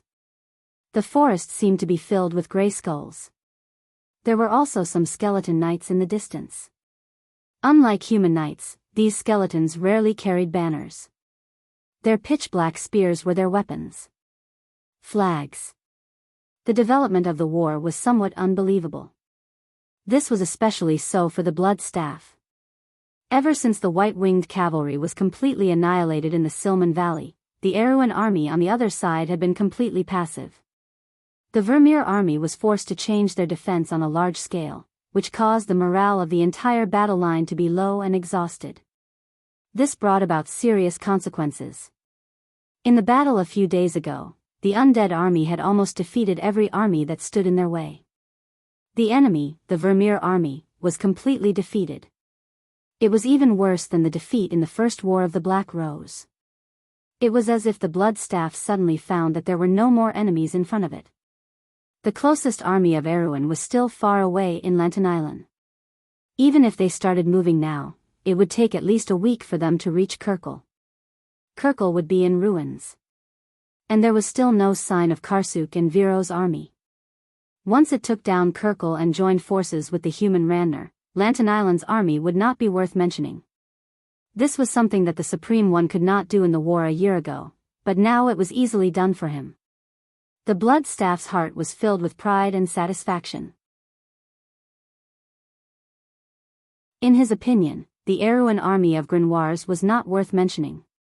He had once swept through Karsuk, and those Highland knights were his real opponents. In comparison, the Erewhon people of Grenoirs were weak and stupid. It was a disgrace to suffer losses in the hands of such an enemy. It seemed that the one-eyed dragon Taga was only so-so. He had heard that the army that invaded Butchie had encountered some trouble. The Supreme One with the Mercury Staff in Madara was only able to ascend to the throne because of those self-righteous vampires. Now it seemed that her vision was only so-so. In the Blood Staff's heart, it seemed that even the reverence for the Supreme One had decreased by 30%. Pale phosphorescence burned in its eyes. Its cold gaze swept across the undulating hills where its undead army was rapidly expanding. If it was a little stronger, then even in Madara, the Supreme One would not dare to act rashly against it. But the only thing that bothered it was the dark mercenaries from the Sea of the Dead Moon. Their greed was a little excessive. Beyond its expectations, the beggars originally only wanted some land rich in magic, but after witnessing the weakness of humans, they began to have ideas about the big cities in his hands. But how could it just hand it over? Those were countless skeletons and souls. But the Blood Staff did not know. While it was calculating the gains and losses in its heart, the dark mercenaries in the army who had been fighting for a long time and almost treated fighting as a natural activity like eating and sleeping began to feel that something was wrong. Generally speaking, when the scouts on the periphery of the army were limited, an inexperienced commander might only feel it after a while. His ability was limited. But for a veteran, as long as they lost a team of scouts, the vigilance accumulated from countless life and death experiences would make them feel uncomfortable as if their necks were being strangled. At this moment, the Dark Lords from the Sea of the Dead Moon had such a feeling. In the past hour, they had lost more than 5 teams of scouts. The entire northern side of the army suddenly seemed to be shrouded in a layer of fog. These Dark Lords instinctively felt the danger. While they were aware of the situation to the Blood Staff, they also sent more skeleton cavalry in that direction. The Blood Staff was also an old rival of the Erewhon, but the conclusion he came to was very simple. The Erewhon people were ready to stake everything. They wanted to stop the undead army from blocking the undead army. Otherwise, if they missed this barrier, the Kerkil castle would be defenseless. This conclusion was approved by the Dark Lords. After all, unlike the Blood Staff, these dark nobles from the Sea of the Dead Moon knew nothing about the Erewhon. Other than the Vermeer Legion in front of them, the only thing they knew about the kingdom was the White Lion Legion in Ampere Seal. It could be said that their current military deployment of Erewhon in the south all came from the Blood Staff. The Blood Staff told them that there was no one left in Grenoirs. They believed the existence of such an army and did not consider the existence of other ambushes. In fact, the Blood Staff's judgment could be said to be correct. According to the information from Madara, the south of Erewhon was now a sheet of loose sand. Princess Griffine had unified the forces from Ampere Seal, Arek, and Tonagel, but she only had nominal power to rally Lantern Island, Viro, Grenoirs, and Karsuk. Moreover, the lords of these areas had their own conflicts. Before facing a real threat, the possibility of forming an alliance was very slim. However, the Blood Staff would never have dreamed that in the south of Erewhon, there was a night madman called Iko. The thing he loved to do the most in life was to poke his nose into other people's business. In history, this Lich Lord had carelessly lost his life in such a reckless manner. At this moment, he was still stubbornly stubborn, repeating the same mistake. Moreover, this time, not only did the madman Knight Iko intend to teach him an unforgettable lesson, far away in Tonagel, there was also a sinister and cunning existence that had been scheming against him since a few months ago. Iko was frowning as he stared at the map in front of him. At this moment, he was not only the representative of Lantern Island, but also the commander of Duke Karnan's noble army. Of course, he did not have any commanding skills. In fact, the entire battle plan was completed under the repeated modifications of Byuga, Makarov, Audin, Yura, and the knight generals under Duke Viro. Of course, the Highland Knights had also been included. In the end, the Highland Knights side sent a small group of Silver Knights. There were about 400 of them. Although the number was not high, their average strength was enough to raise eyebrows. Not to mention, this group of knights was accompanied by a group of wizards of the same strength. Such a luxurious arrangement almost made everyone feel a little surprised. It had to be said that the Highland Knight had always maintained a transcendent position in Erewhon, relying on their strength that was superior to the kingdom. However, after the princess told Brando about this matter, Brando was a little amused. He knew that the Highland Knight side did not have many knight groups like this. There were only 3 of them, and they were their elite troops. This time, they should be the Knights of the Sacred Stone. However, it was a little strange for them to make such a statement. It did not seem to be necessary to say that they were showing off. Their current status was not something that could be achieved in a day, and their current actions seemed a little too enthusiastic no matter how one looked at it. However, in fact, since the Battle of Ampere Seal, the behavior of these knights was a little too strange. They could have not gotten involved in that muddy water at the beginning, and it would not have done them any good. If they had joined the battle just because of his grandfather's identity, Brando felt that it was a little too unreasonable. However, he could not guess the thoughts of the Highland Knight at the moment, so he did not mention anything about it in the letter. What he was concerned about was another matter. The entire battle plan was in fact written by him. It was not easy for him to persuade everyone to focus on the blood staff through the princess. It had to be said that the people of Erewhon in this era seemed to have a deep-rooted prejudice against Madara. They thought that the country in the darkness was only good at small skirmishes at the borders. After the War of the Black Roses, most people thought the same way. In fact, during the war a year ago, the undead army didn't enter Awin's borders, and the flames of war only stopped at the borders. Only the Vermilion Legion, the Southern Legion, and the Highland Knights fought against Madara. Thus, in the eyes of most people, the undead army didn't even reach the borders. In the eyes of most people, including those who had fought against them, Madara was an image that could be compared to bandits and robbers. Whether it was the royal faction or Duke Viro, most people's attention was on Count Randner.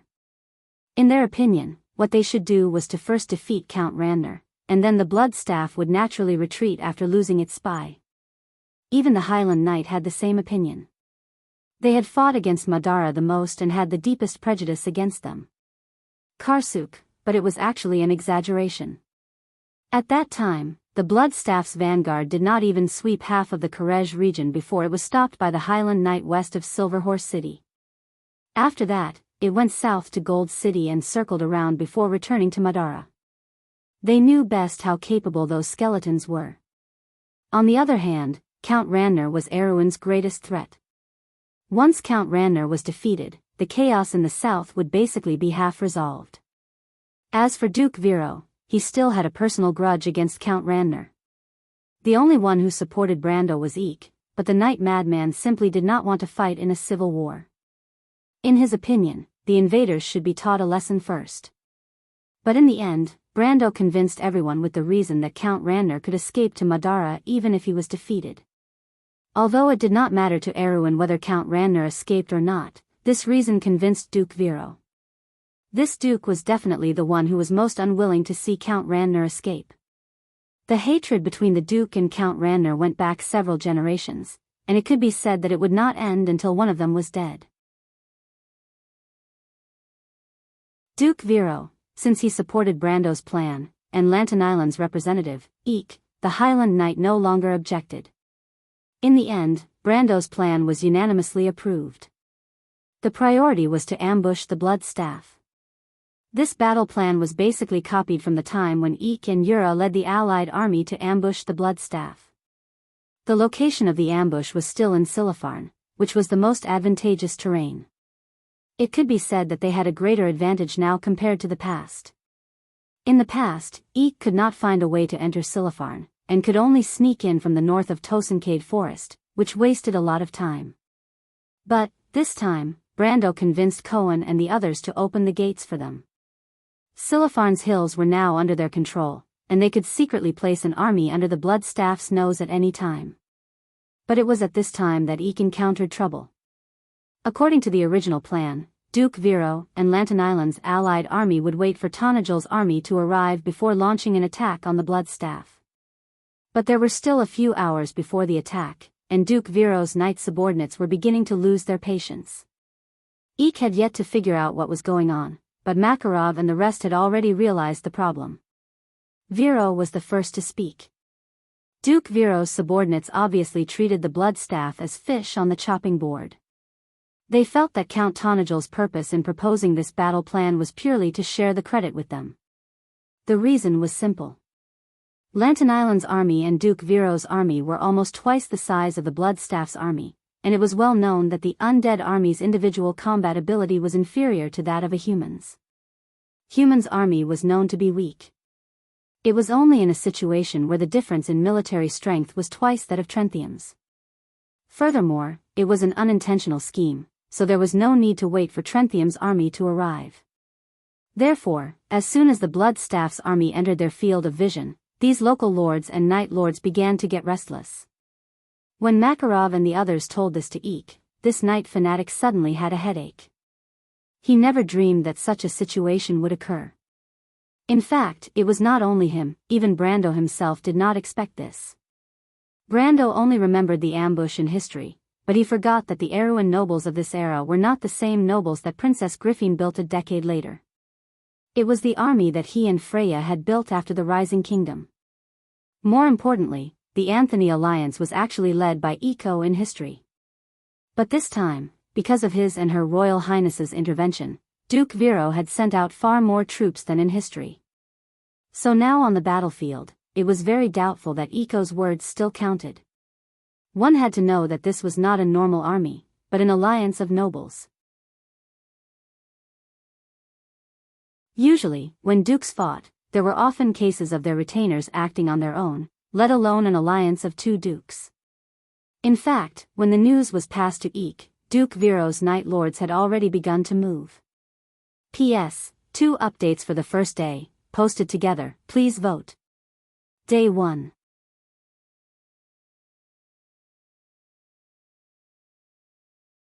Chapter 865. After witnessing the Lord's hospitality in Valhalla, little Pero no longer doubted who was the most powerful person in Erewhon. While everyone else was surprised by the magnificent scenery of Valhalla, he kept an eye out. His mind had always been more flexible, so he could notice that the elven girls in charge of receiving them were the most outstanding archers among the tree elves. He also noticed that the officers of the White Lion Guards who came and went wore magic armor. This was definitely not the kind of power that a local noble in a small country like Erewhon should have. He thought that those who opposed the Count were definitely genuine fools, especially those nobles in the north of Erewhon. They were all real good-for-nothings, a plate of loose sand, not worth mentioning. This lord definitely had the ability to transform this small kingdom according to his wishes. At a glance, it was obvious that he was a man with great ambitions, and he definitely needed this group of people. But before he could speak, Aaliyah on the side spoke first. The guy pursed his lips, as if he had been holding back this sentence for a long time, and if he did not say it as soon as possible, he would die in a moment. The Lord is out hunting. If you don't mind, you can invite guests, and we happen to be free to help you hunt a bear, an elk, or something in this forest. That damned, reckless idiot. Little Pero wanted to kick Aaliyah, but privately he had to admit that the latter's straightforwardness was sometimes a good tactic. It's just that the crew's people have lost all their face because of him. Brando chuckled and replied in all seriousness, as the host, I'm embarrassed to entertain guests with a few stinky bones. My lord, according to our crew's tradition, not all hunted prey are to be roasted on a bonfire. You can nail their heads on a wooden board and hang them in the room. Hang the stinky head of the Bloodstaff in the room? I don't seem to have such a bad taste. Brando thought to himself, but it's about time you said that. He turned his gaze to little Pero on the side, understanding that this young man was the one who had a say in this group of knights. Of course, there was also Lenoret, who had a tacit attitude. However, the eldest prince had been living in seclusion during this period of time and rarely left the camp. He was like a noble daughter who was afraid of being exposed to the light. Little Pero lowered his head. "My lord, the bear and elk definitely won't be able to escape from your grasp, but I think the hunters may still have some problems." "Hunter?" "My lord, in winter, hunters often invite their friends and family when they hunt together. They also try to choose experienced hunters because everyone wants to be the first to shoot the best prey. Young people are impatient and will often alert the enemy." Brando's heart skipped a beat. He had already realized what the other party wanted to say. He frowned and said, "Continue." "My lord, I've studied some of Cruz's early war history.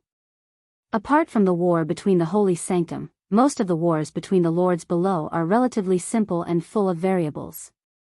It's not that they don't want to arrange a delicate plan to defeat their opponents in one fell swoop, but most of the lords know what their subordinates and retainers are like. Their actions are often influenced by hot-headedness or superfluous fear. They often act in private and destroy the overall situation. Therefore, the wars between the territories are often about who makes fewer mistakes."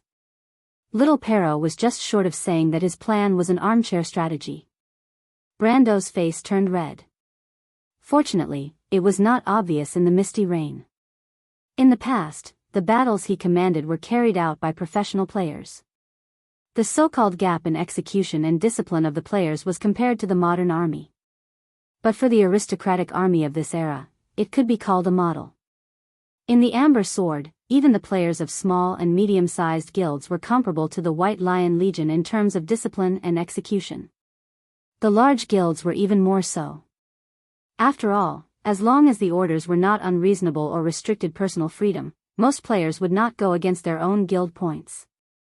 These memories of the past created an illusion that made him almost forget that it was neither the players who were cooperating with him now, nor the disciplined White Lion Legion, but the Duke's private army that even the Southern Legion and the Vermeer Legion could not compare to. These armies were mostly a motley army composed of 7 or 8 lords and their knight and attendants.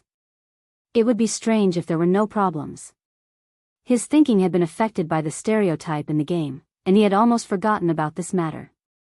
Fortunately, Little Pero and the others were the most professional soldiers at this time, and had received good training in military history and battlefield analysis. They could see the loopholes in his arrangement at a glance. He could not help but look at the thin young man again. The other party did not say any nonsense, and just a sentence of analysis established their position in his mind. It seems that letting these folded sword knight join this battle was the right choice, Brando thought to himself, as expected of the future generals of the Cruz people. They are not inferior to the rumors at all. At least this deal has not been a loss so far. The current situation is already like this. How can we remedy it? My lord, there is no need to remedy it. The situation on Madara's side is no better than ours. Even this military operation is the product of a moment of hot-headedness for Madara. The blood staff brought in the dark lords of the Sea of the Dead Moon, but those lords are no different from our lords. Their army is also full of hot-headed and wrong judgments. This battle is still equal for both sides, not to mention that we have the initiative, and our military strength is far superior to those skeletons. Victory is inevitable in my opinion. Brando calmed down and realized this. What Little Pero said earlier was just to remind him not to take things for granted, and at the same time highlight their role. My lord, we are more concerned about where you intend to use us. You are not suitable to appear on the main battlefield for the time being, but right now there is a place where you can be of use. If those lords really act rashly and alert the enemy, it is inevitable that an army will be needed to go around the back of the Blood Staff army and delay the skeletons' advance. Little Pero looked at the Count Tonagel with some appreciation, thinking that this was also a smart man and understood what he meant at once. However, they also had their own pride, and replied faintly, My lord, the Blood Staff army will not be able to move a step, not be delayed. So these are Cruz's people. Brando thought to himself. However, it was not impossible for a group of knights with average strength above the gold rank and as many as hundreds of people to block the Bloodstaff's retreat. Don't make too much of a ruckus. I will arrange the position to look like the White Lion guards under my lord, and we will evacuate first before the others arrive. Brando smiled. It was easy to talk to smart people. He looked at the folded sword knight present and could not help but feel a little pity. How nice would it be if these people were Erwin's people? Do you want to find a way to make them stay? This thought suddenly flashed through his mind, but then he shook his head. This problem was too special. For little Pero and the others, if they lost their sense of glory as soldiers, they would not be able to grow into real generals in the future. Forget it, let's take one step at a time. Besides, it's not like there aren't any geniuses among Erwin's people. After receiving a positive answer from Brando, the folded sword knights, who had been depressed for a month, seemed to have been rejuvenated. These young knights were all full of energy. How could they be idle? After learning that they could go into battle to kill the enemy, they could not help but rejoice.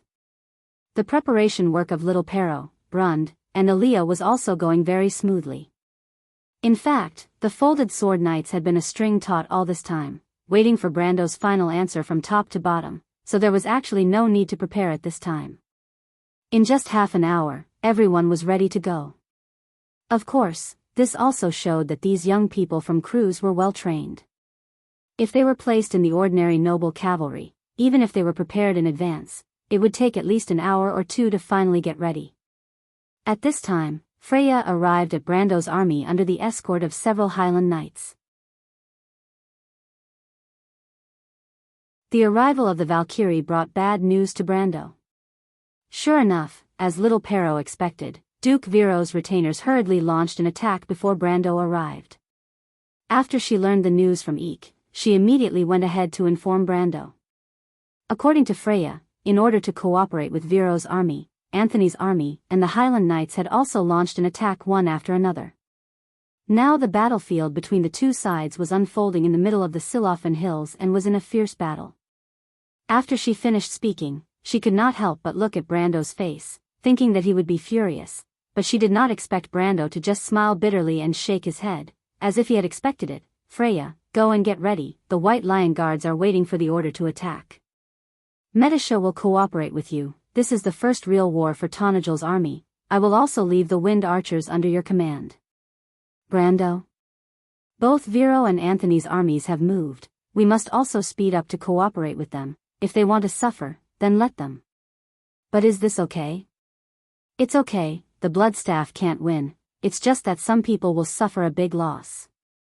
On the contrary, Freya, this is the first battle after the White Lion Guards and the Wind Archers formed an army. I hope they can leave a deep impression on all the enemies of this kingdom.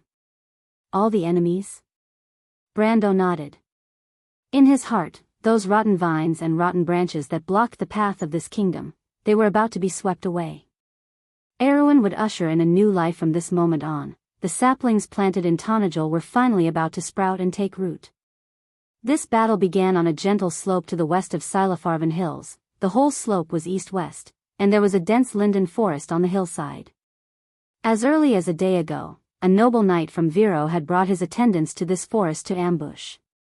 This knight named Planchet was neither a confidant of Duke Viro, nor an important retainer of the Duke. Strictly speaking, he was just an insignificant person. He came from the barren territory of the Tranquil Wind Forest, a truly poor person.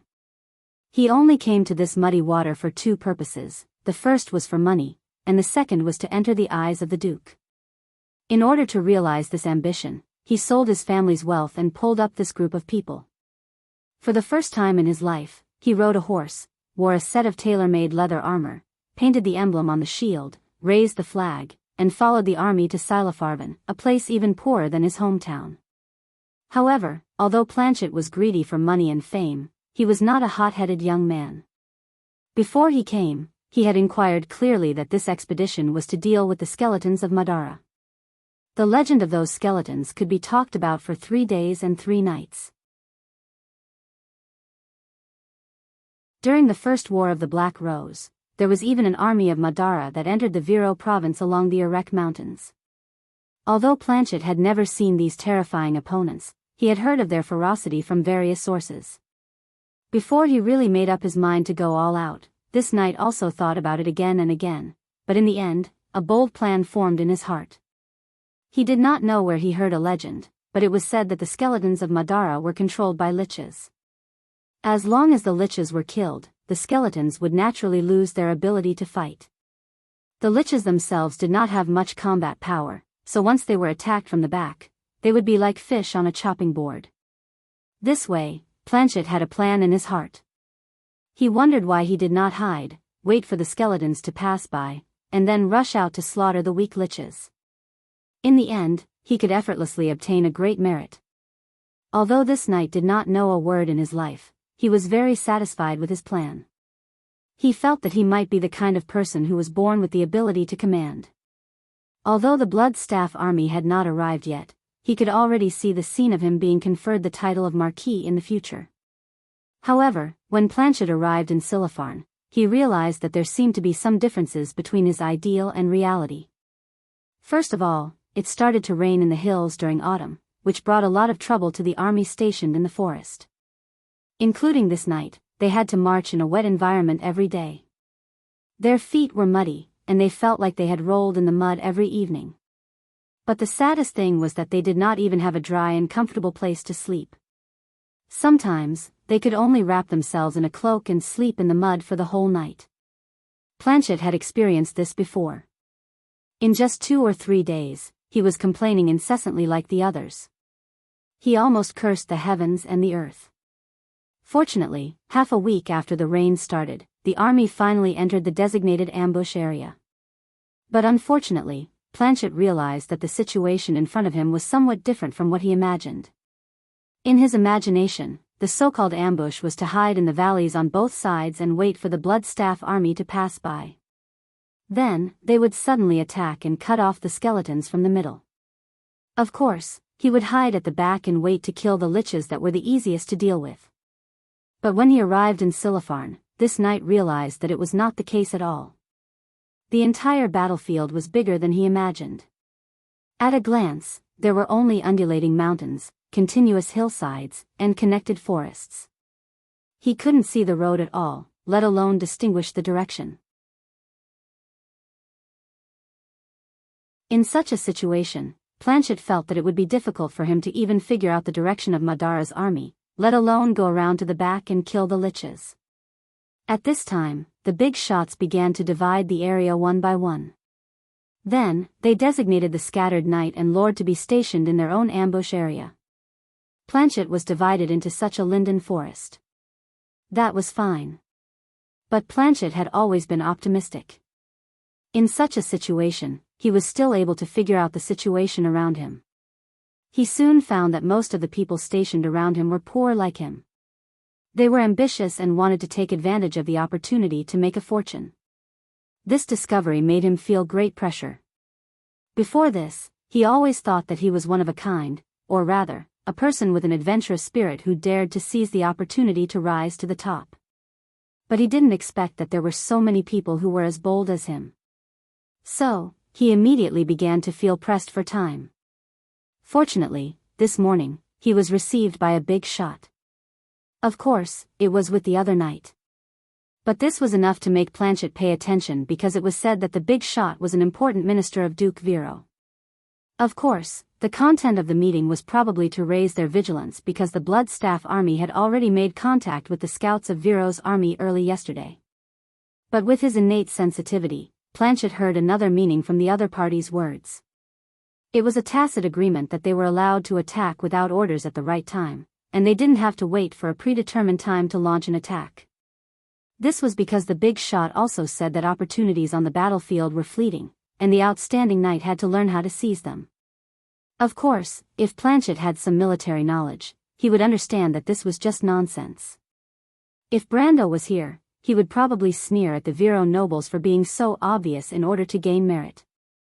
But almost everyone believed that victory was in sight, and a little indulgence didn't seem to be a bad thing. Of course, this had nothing to do with Planchet. He only felt that this was a good omen no matter what. And this good omen didn't stop. This afternoon, he finally saw a small group of skeleton knight running through the linden forest. Following closely behind this skeleton cavalry was an army of skeletons. There were about a few hundred skeletons in this army, but of course, Planchet couldn't count them. He only felt that he had never seen so many undead. They were densely packed on the hillside. This must be the army of the undead. He was extremely nervous, but a thirst for merit and money calmed him down, as if overcoming his fear. He felt his heart pounding. The opportunity he had been dreaming of was right in front of him. Sure enough, after a while, he saw a group of skeletons wearing robes and holding staffs in their hands appear in his field of vision. If he was familiar with the army of Madara, he would definitely recognize that these were the skeleton wizards who cast detection spells in the vanguard and were responsible for supporting the scouts. But for Planchet, they only had one identity. Necromancers. The opportunity is here. Planchet secretly said to himself.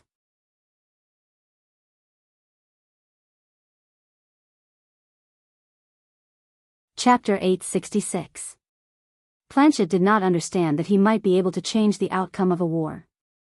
If he understood this, he would have felt extremely honored. Less than a quarter of an hour after the battle in Silafarvan began, Viro's Night Lords were the first to feel that something was wrong. In fact, it would be abnormal if they did not feel that something was wrong. When the knight named Planchet recklessly led his attendants out of the linden forest and charged towards a large group of skeleton mages, of course, he thought they were necromancers. The battle in Silafarvan was destined to slide in a direction that they did not expect. Planchet's action was like a signal to the night boys to hurry up and fight for the credit that belonged to them. Although no one blew the horn, it was as if the horn had suddenly sounded. All the knights who were lying in ambush in that area screamed and rushed to attack Planchet. In this way, this action instantly affected the entire left wing of Viro's army. Before their commanders had time to react, they found that the front wing of the army had been completely disconnected. Everyone could not help but be stunned at that moment. In order to get rid of the troops from other areas and fight for credit, they more or less hinted to their subordinates that they could take the initiative to attack under tacit consent and did not have to wait for the predetermined time. But the problem was that it seemed to be too early. The supreme commander of Viro's army was only stunned for a moment before he could not help but curse. "Who?" he roared. "Whose subordinate is that?" Everyone around him was silent at this moment because Planchet had indeed chosen a good time, so good that even the Bloodstaff's army had not really entered the encirclement of Viro's army. The sudden attack also stunned the undead. The Dark Lords from the Sea of the Dead Moon reacted quickly and steadied themselves almost immediately. They thought that since the humans were prepared, the skeleton army in the vanguard would definitely be destroyed. They immediately gave up on the skeleton army and retreated to prevent the human army from attacking their main force. However, these experienced dark mercenaries were surprised to find that the human knights did not seem to notice them at all. Instead, they excitedly charged towards the vanguard. Of course, their first reaction was not to think that the left wing of the human army would break off and attack their vanguard. Instead, they thought that the vanguard was just a bait. If they dared to go forward to support the vanguard or let the vanguard retreat, the main force of the human army hidden in the surrounding hills would appear and give them a heavy blow. This was a logical thought. After all, no one would expect their opponent to suddenly go crazy, although the truth could sometimes be so absurd. But at this moment, the blood staff could not help but be a little stunned. The enemy is not the vanguard? But where did this human army come from? Of course, if the blood staff only saw the knight as a wing of Viro's army, then the number of this army was still acceptable. But the problem was that the blood staff and the Dark Lords under it had a preconceived notion that this was just the vanguard of the human army. This vanguard bait had more than 2,000 people, so wouldn't the human army that was lying in ambush here be more than 20 to 30,000 people? No matter how hard the blood staff racked its brains, it could not figure out where these damned Erewhon people had gathered so many people. Of course, that was if it still had brains to rack. The hesitation of the undead army in Viro's eyes had another meaning. The Bloodstaff's army now had about 1,000 skeleton warriors on the surface, and a third of this number were skeleton archers. In addition, there was also a large number of skeleton cavalry. The latter were mercenaries from the Sea of the Dead Moon. These were basically all its forces, plus hundreds of dreadlings, as well as some ghosts, zombies, and other miscellaneous undead, but they were not large. And now, the vanguard of this undead army was under the attack of Erwin's people. The vanguard was only made up of a few hundred skeleton warriors, a few dozen skeleton wizards who were in charge of casting detection spells, and a few teams of skeleton cavalry scouts. With such a small number of people, they had pinned down the entire left wing of Viro's army. This result made all the commanders on Viro's side feel at a loss. If the undead commanded the army to charge over at this time, Viro's army would probably collapse completely from the left wing in an instant. Countless people were cursing the recklessness of the knights below. Although they also wanted to abandon Brando and fight for this glory and credit alone, they did not expect the knights below to be even more anxious than them. Before the Bloodstaff's army entered the encirclement, those damned fellows had already launched a charge in advance. At this moment, these commanders immediately experienced the helplessness that Brando had experienced earlier. However, just when they thought that this time they were bound to fail miserably, Madara showed a very cautious attitude. The skeletons were obviously shrinking their defense, as if they were going to give up on their vanguard. Everything in front of them was simply a blessing from the heavens for the commanders of Viro's army. They could not help but feel a little suspicious. What were these skeletons doing? After all, the lords under Grand Duke Viro were not really stupid. They quickly guessed Madara's thoughts, but even if they guessed it, no one dared to act rashly. They could only watch the entire left wing kill the enemy's vanguard, praying that those idiots would realize the current situation and quickly withdraw after taking advantage of the situation. Of course, on the other hand, they also prayed that Martha would bless them so that those damned skeletons would not see through any flaws. They did not dare to send more men to help the left wing. They did not even dare to move. The skeletons of Madara thought that they had also sent out the vanguard. Once the other troops were exposed, the enemy would realize their arrangement no matter how stupid they were. By then, it would all be over. Grand Duke Viro's supreme commander could not help but sweat. He never dreamed that the battle would reach this point. He could only quickly order the private noble army lying in ambush on the main line and the right wing to quickly adjust their direction, just in case the left wing was defeated. At least they could still hold on. On the one hand, he was also silently praying that Anthony's army could catch up with their pace and join the battle. Madara had nearly 10,000 troops, while Viro and Anthony's coalition had a total of 15,000 men. If Anthony's army could join the battle in time, the situation would not be as dangerous as it was now. But what made him feel bitter was that it was precisely because they had previously abandoned Anthony and Tanajal's army and acted on their own that they were now in such a dilemma. At this moment, His Excellency could not help but feel that they had brought this upon themselves. So at this moment, there was a strange balance on the battlefield. Both sides of the battle were praying for a miracle. Viro's side hoped that Madara would not be so quick to see through their low-level mistakes, while Bloodstaff was anxious to find out who was ambushing them and how many human troops were in front of them.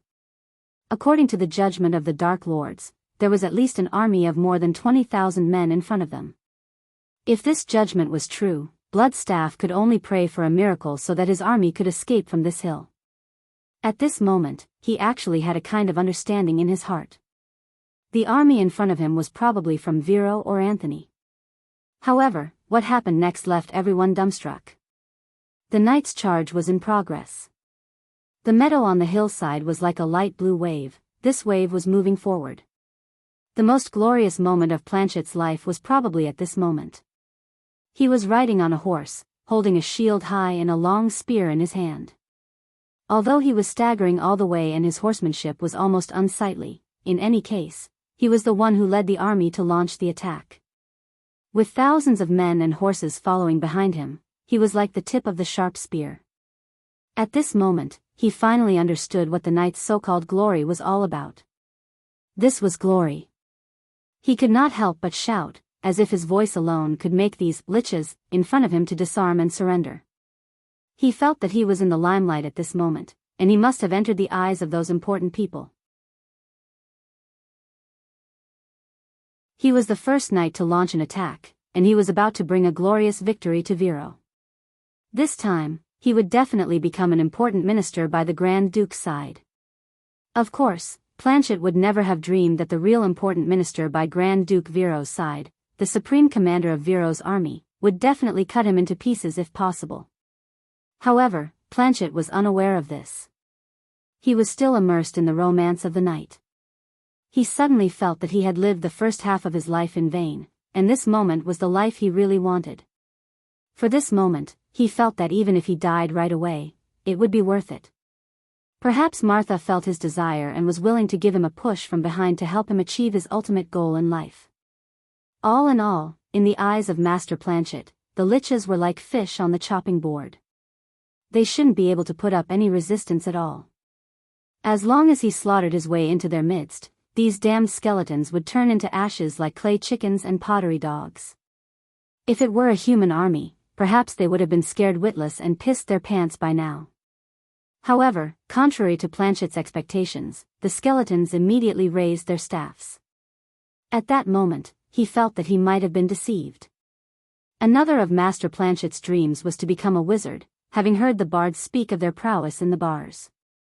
Until the last moment of his life, he finally witnessed the beauty of magic with his own eyes. In fact, it was not that beautiful.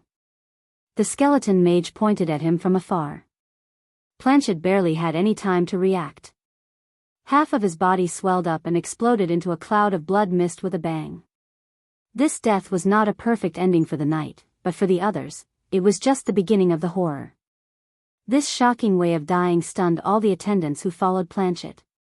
A living person exploded into a pile of minced meat right in front of them, and the blood and organs splattered all over the people behind them.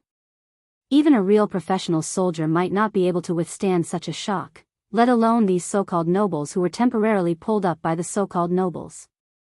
Thus, it was only natural that these attendants would break down at the first moment. Their minds were in a mess. The only thought they could think of was to turn around and run. Then they collided with the night behind them. The center of the battlefield was suddenly in chaos. Then, the skeleton mage's black magic exploded in the human army one after another. Most of the knights were at Planchet's level. They had long heard from various sources that the undead were just a so-so. As long as they could overcome their fear, the undead were not even as good as human soldiers. It seemed to be true. In fact, many people set foot on the battlefield with this mentality, but the problem was that they soon found the gap between their ideals and reality. They realized that overcoming their fear did not seem to be an easy task. Even the leading knight was scared out of his wits, let alone the attendants behind him. The braver ones simply pulled the reins of their warhorses and went around the two sides of Madara's vanguard. Some of these people were lucky enough to survive. The less courageous ones turned around in a flurry, and most of them collided with their own men. One must know that the battlefield had a certain slope, and the result of such collisions could be imagined. A large number of knights were thrown off their warhorses and fell to the ground. Then, their comrades, who were not good at riding, trampled over them. It was a horrible sight to behold. There were also some who were completely terrified and directly charged into the army of skeletons. However, the problem was that there were too few of them. The small number of skeletons that charged into the army of skeletons were impaled on the spears and used as an example to others. Just like that. In less than 10 minutes, the entire left wing of Viro's army was completely defeated by the undead, who were less than a quarter of their number. Or rather, they were completely defeated by themselves. Of course, this was not because the quality of Viro's private army was really bad. On the one hand, it was because their commander made a mistake. He was afraid that the knights from all over the country would drag the Duke's private army down, so he gathered them all on the left wing. Of course, his original intention was that the left wing seemed to be easier to fight because of the terrain. But he never dreamed that these damn guys would be so undisciplined and rush out on their own. Not only did they rush out, but they also inexplicably collapsed. Of course, this was also because most of the local armies in Viro had never fought against Madara before. It was just like how the Vermeer army was defeated by the undead army in the First War of the Black Roses. That was not a reflection of their true fighting strength, but the natural fear of the undead that the humans had towards them. But in any case, the current result was a death sentence for the supreme commander of Viro's side. No matter how weak their left flank was, the destruction of the entire left flank, exposing one side of their army to the enemy's attacks, had already announced the final outcome of this war. The important minister of Duke Viro stood there in a daze, his forehead full of cold sweat. At this time, on Madara's side, whether it was the blood staff or the dark lords under him, they were also stunned. A moment ago, they were still praying that they could escape from this ambush, but what happened next was like a clumsy comedy that inexplicably played out in front of them. The vanguard of the human army that took the initiative came prepared, and had several times more numbers than them, but it was actually defeated just like that. What kind of show was this? The Dark Lords under the Blood Staff looked at each other. They came from the cruel battlefield at the border of the Sea of the Dead Moon, and both sides of the war were veterans who had been on the battlefield for a long time. Few people on the battlefield would make such a low-level mistake. When they saw this scene, according to their instincts, the first thing that came to their mind was not that the humans opposite them were joking, but that this was not a terrible trap. Imagine a trap that required the sacrifice of 1,000 or 2,000 of their own people. The ultimate goal must be to wipe them all out. If these Dark Lords could still sweat, they must be drenched in cold sweat like the supreme commander of Viro. But among everyone, only the Blood Staff reacted first. It had interacted with these Erewhon the most and knew some of their natures very well. It almost immediately realized that there was a problem. Of course, it was always cautious and did not immediately rescue its vanguard. Instead, it waved its staff and sent a command to the back. And at the same moment when it gave the command, dozens of dreadwraiths flew out from the undead army and flew toward the Erewhon's position in front of them. If the supreme commander of Viro's side had a last glimmer of hope before this, but after seeing the terrifying flying undead with wings that were several meters wide, he immediately understood that it was all over this time. Madara would soon find out what was going on in front of them. Imagine an army that had lost a wing and could not be gathered back in a short period of time. What kind of scene would it be if they were exposed in front of the enemy's main army? Moreover, the enemy had skeletal cavalry, and they did not even have a chance to escape. If there was any hope in the Supreme Commander's heart at this moment, it was that the Anthony army that they had left behind and the Tonajal army under the command of the Count could quickly appear on the battlefield, the sooner the better. P.S. Everyone who follows, likes, and supports this book, have a happy weekend. The second chapter is here. May I ask for monthly votes, by the way?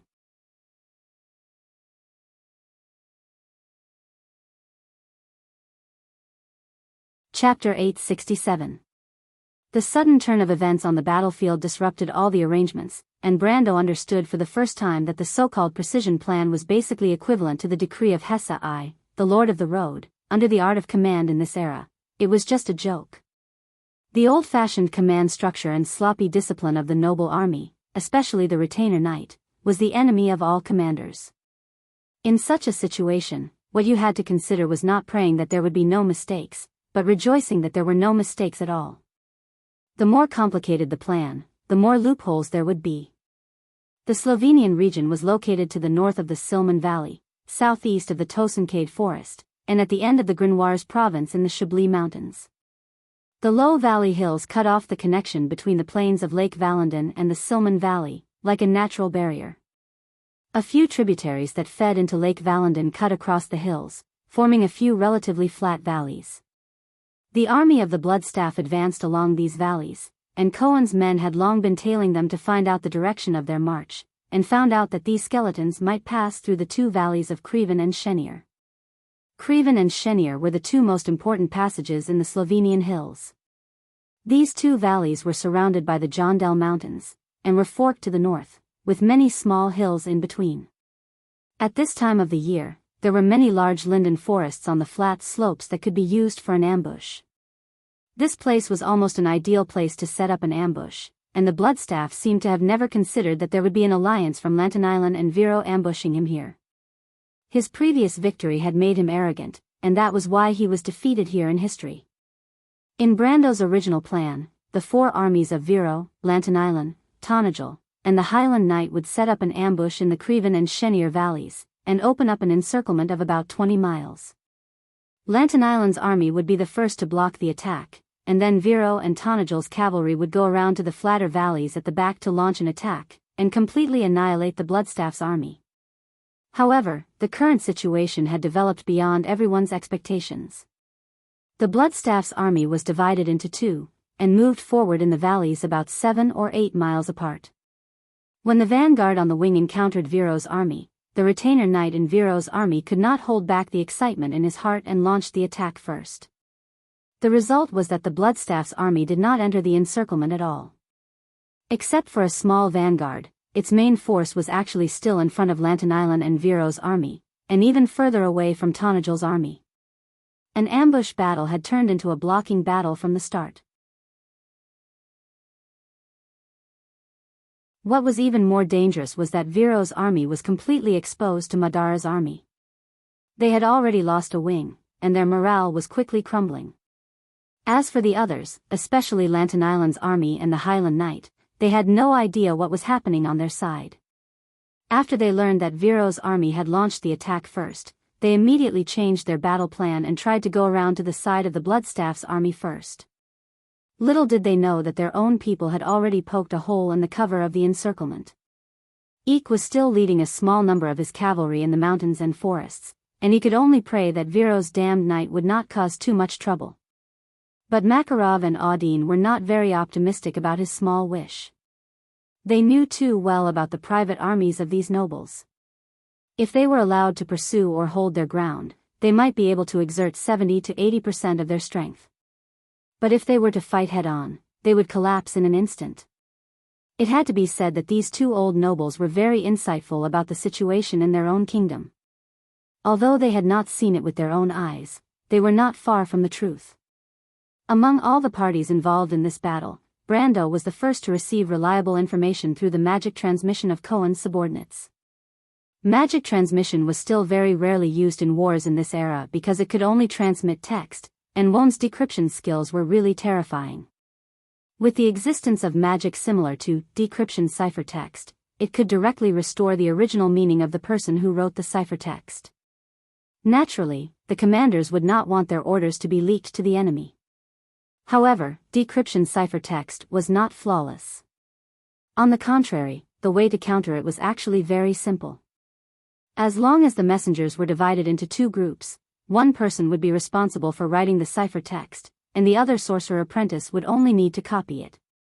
This way, the messengers would only think of the original text, and the secret hidden within would not be revealed. The so-called simple was only after one understood the principle of the magic. The problem was that in this era, most mortals' understanding of magic was still at the level of understanding, but they did not know why. The silver sorcerers called them charlatans, while the real sorcerers paid more attention to the knowledge contained in magic. Most of the Bugas were scholars, and most of the human sorcerers were sorcerers. This was the difference between them. In fact, the Bugas sorcerers had long found a way to counter this magic, but it was their secret. It was only after the Slate War that the Iron Folk's army was popularized. However, Erwin now had Brando as an outsider, so the so-called barrier of knowledge had become non-existent. He directly plagiarized the sorcerer's method. However, this method did not require much technical content, and it was very simple to spread. Once the magic communication was popularized, countries with strong military power and a large army like Madara and Cruz would benefit far more than Erwin.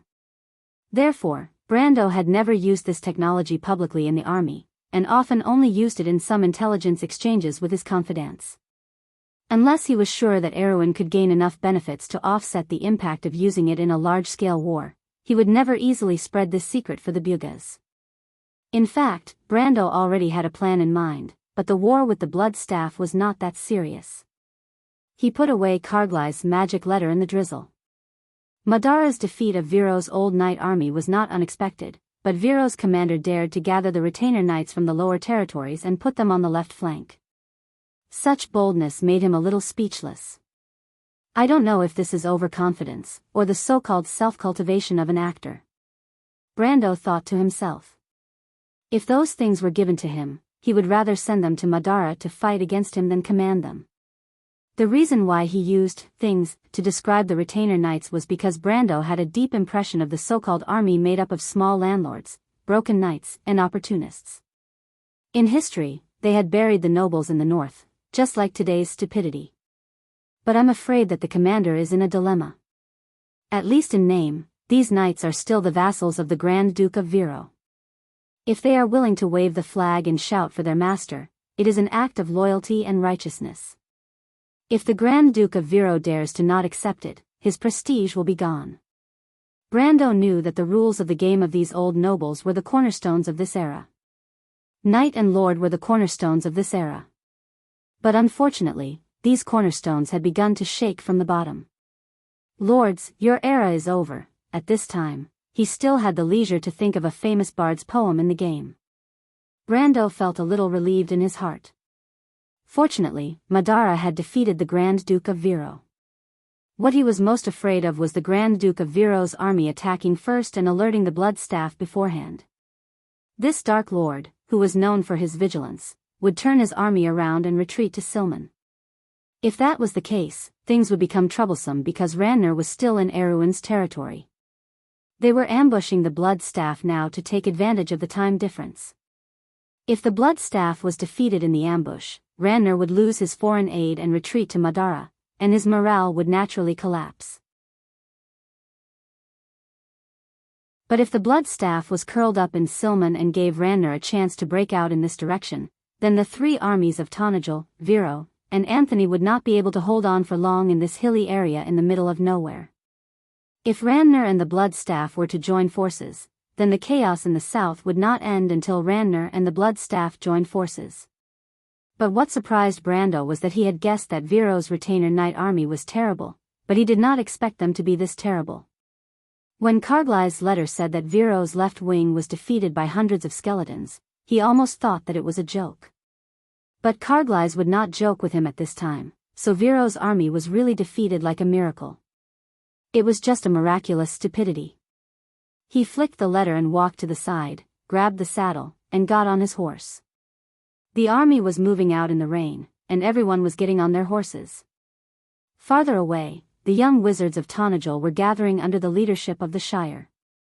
The wizards climbed onto the phantom stallion summoned by magic, wore the same silver-gray robes and hoods, and turned their gazes towards the direction of the army. Among them were the warlocks from the mercenaries, the youths who had just completed their apprenticeship in Valhalla and Abi's castle, a small group of druids brought by Quinn, and lastly, a few female wizards. Most of them had pale faces, cold expressions, and high cheekbones. They were witches from all over the world, and they were persuaded by Baba Shah and two other witches to join Brando, or rather, the future Dark Dragon. But no matter what, Brando finally had the first Magician Legion in the south. There were a total of 120 people, and their strength varied. A quarter of them were warlocks and wizards from various mercenaries, a quarter of them were scholars from Tonajol and the Royal Knight Academy, and a quarter of them were witches and druids. This Magician Legion was like a group of beggars in the eyes of a regular army, but it was unprecedented in the south. The leader of the Magician Legion was naturally the Shire, but the deputy leader was Amandina. Ever since Seeker of Wonders saw her talent and took her in as an apprentice, she began to systematically learn magic knowledge. Even though she was still an apprentice, her attainments in magicite technology were far beyond the reach of most people. Brando knew the future of the Magician Legion, so it was natural for Amandina to be in this position. Then there were the Wind Archers. This was a legendary army born from the Silver Elves' Forest Legion, the Princess Guards. Their commander, whether present or past, Medisha, sat on a unicorn, her spear hanging on the saddle. She clasped her hands together and prayed. Just like the ancient Silver Elves, they prayed for the heroic spirits of their ancestors in the forest to protect them, so that they could be brave and fearless and defeat their enemies. They were also praying for the souls lost in the war. The Silver Elves' singing was ethereal, and all the Tree Elf archers stopped to listen, their faces full of worship. As for their deputy leader, Fina, she had long been the Silver Elven princess' most ardent fan. Among all the troops under Brando, only the White Lion Legion was quiet and orderly. The young men from Tonajol seemed to be used to the atmosphere under Brando's command, and the officers and soldiers from the original White Lion Legion were full of curiosity. However, there was a sharp sword in their eyes. This sword was shining brightly in Freya's hand. Ever since this sword reappeared in the world, the new White Lion Legion had gained a soul. Their deputy commander, Carglaes, was far away in the Silman Hills in the south. Naturally, it was impossible for him to appear in this army. By Brendel's side, only Hipamela and Sheeta were left. The former was wiping the thick surface of the mountain range. Rainwater fell on the stone scepter, and the scepter actually emitted a circle of green light, as if it was bursting with life in the soil, full of a lush aura. However, the little fat dragon did not dare to utter a single word. It roasted Hipamela's prawns and ate them. The divine priest girl did not cause any trouble for it during dinner. Instead, without a word, she went straight to the door with the mountain range's will in hand. Hipamela benefited the most from the battle in the deadly frost forest. At this moment, her strength had recovered to the level of elemental awakening. Coupled with the almost invincible Gaia's scepter, Sheeta's fate could be imagined. Anyway, from then on, it saw Hipamela like a mouse seeing a cat. The last group of people to appear in Brando's vision was the cruise's Broken Sword Knight Regiment. These proud knights rode past the bottom of the hill one by one, raising their swords to signal him. Although there were not many of them, only a few people understood the horror of this knight regiment. Little Pero was still wearing his thick cloak with his crossbow inserted under it. He raised his head and looked at Brando. "My lord, is the news reliable?" "It's reliable without a doubt," Brando replied. Little Pero showed a slightly surprised look. In this era, it was very difficult to tail and investigate the undead army. This difficulty mainly stemmed from two aspects. On the one hand, before this, the black rose of the Roman Tuol rarely appeared in the eyes of the world. Even in the eyes of Erewhon, the Dark Kingdom was a broken and weak country. Less than 10 years before the First War of the Black Rose, the lords of Karsuk often led their troops into Madara's territory to plunder in revenge. Although the undead of that era were terrifying, the Dark Lords were like a plate of loose sand. They could not wait to see their colleagues attacked by humans so that they could take the opportunity to annex them. In that era, it was almost impossible for a lord of Madara to fight against the strength of a kingdom of Erewhon. Therefore, except for those civilians who were harmed by the undead in the border areas, in the mindset of the nobles of Erewhon, Madara was a weak, bandit country. They did not understand anything about this country, and disdained to understand it. The War of the Black Rose was a terrible nightmare for the entire kingdom of Erewhon. In fact, until now, the nobles still did not know how they lost. The previous defeat of Viro's army against the Blood Staff was enough to explain everything. Therefore, this was a country that they knew nothing about. It was a mystery in itself. On the other hand, the huge difference between the undead and the living made it very difficult for human scouts to get close to the undead army. This problem was the most difficult problem to solve until Madara and Saint Tossel fought. Although Madara did not border the Cruz Empire on land, Little Pero and the rest of the academicians were still very clear about this. They were also very skeptical about Brando's words. Brando's confidence came from his knowledge that transcended the era. In the future, the Wind Elves had many ways to deal with these skeletons, and Carglaes was taught by him personally. It was not difficult for him to bypass the Blood Staff's army. When he was in Buchi, he personally led the refugees to escape from under the nose of Madara, and Carglaes only led a few scouts to follow behind the army. This was even simpler. Needless to say, Madara in this era did not understand that there were so many loopholes in their investigative methods. Little Pero saluted the lord from afar. "Since my lord is sure that the Blood Staff will not retreat for a while, then wait for our good news." Brando nodded, and the young men of the Folded Sword Knight Regiment pulled up the hoods of their cloaks under his gaze, turned around, and left towards the south. In just a moment, only the shadows of fluttering cloaks were left in the curtain of rain. At this time, Freya had already arrived at the front of the White Lion Guards. "Brando," she shouted, "Iko has contacted us." "Then let's go." Brando stood in the rain and replied in high spirits, "Let the Knight of Viro understand that the times have abandoned them. Welcome to the future, this new era, Freya was slightly startled. The Shire whistled and laughed. Let's go, Freya. The Lord means that although they are useless teammates, we still have to save them.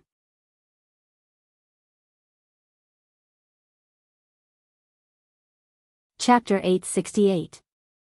The knight and his squires were fleeing under the forest. To these Viro soldiers who had never seen the world, such a scene was like the end of the world descending on everyone.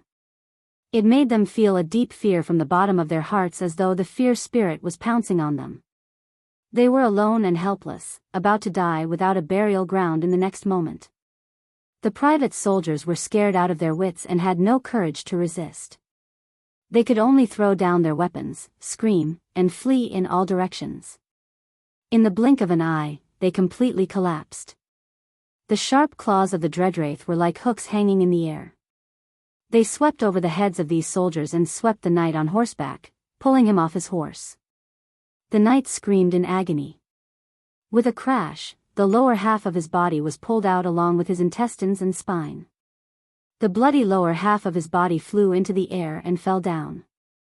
Pieces of his organs and smelly blood splattered all over the ground. The Dreadwraith let out another ear-piercing scream and flew out of the forest again. Count Jacques, the supreme commander of Viro's army, watched this scene with a pale face. 30 to 40 Dreadwraiths spread their wings that were several meters wide and drove the retainers and squires into the forest. Many of the knights were not killed by the Dreadwraith at all. Instead, they were killed by the Dreadwraith when they smashed their heads against the trees, or they were trampled to death by the Dreadwraith. This was especially true for the squires who panicked and didn't know where to run. If they were pushed to the ground, they would most likely die. The scene of 1,000 or 2,000 people being driven into the dense forest like ducks was very sad and funny. If they had the courage to stop and fight back, they might have been able to escape unscathed. However, they were already scared out of their wits. They would rather scare themselves to death than stay and fight the Dreadwraith. The noble commanders of Viro's army and the more noble knights looked at this ridiculous scene, but no one laughed. Count Jacques turned back and whispered an order. Many priests in red robes and pointed hats walked out of the forest. They held holy objects in one hand and the scriptures of the Holy Cathedral of Fire in the other. They walked along the ranks of the knights in the forest and chanted something in a low voice. Not long after, a visible white light rose from the scriptures in their hands and formed a halo. This halo gradually enveloped the entire army. Count Jacques felt as if a warm power had been injected into his heart. This power didn't bring him any practical benefits, but it had a surprisingly soothing power that made him calm down for the time being. This was the blessing of courage. The restless noble's private army in the forest also quieted down slightly under the chanting of the priests of the Holy Cathedral of Fire. It's the halo of fear. Those screaming monsters must be higher-level undead. Jacques held the hilt of his sword and said to the others around him. Compared to his colleagues who were even paler, Count Jacques had at least experienced the War of the Black Rose. He was one of the few generals of Viro who had dealt with Madara. In this matter, Duke Viro regarded him as a trusted aide. When Her Royal Highness brought Brando's letter to her grandfather, Duke Viro let him answer. However, at that time, he was dismissive of Brando's conjecture.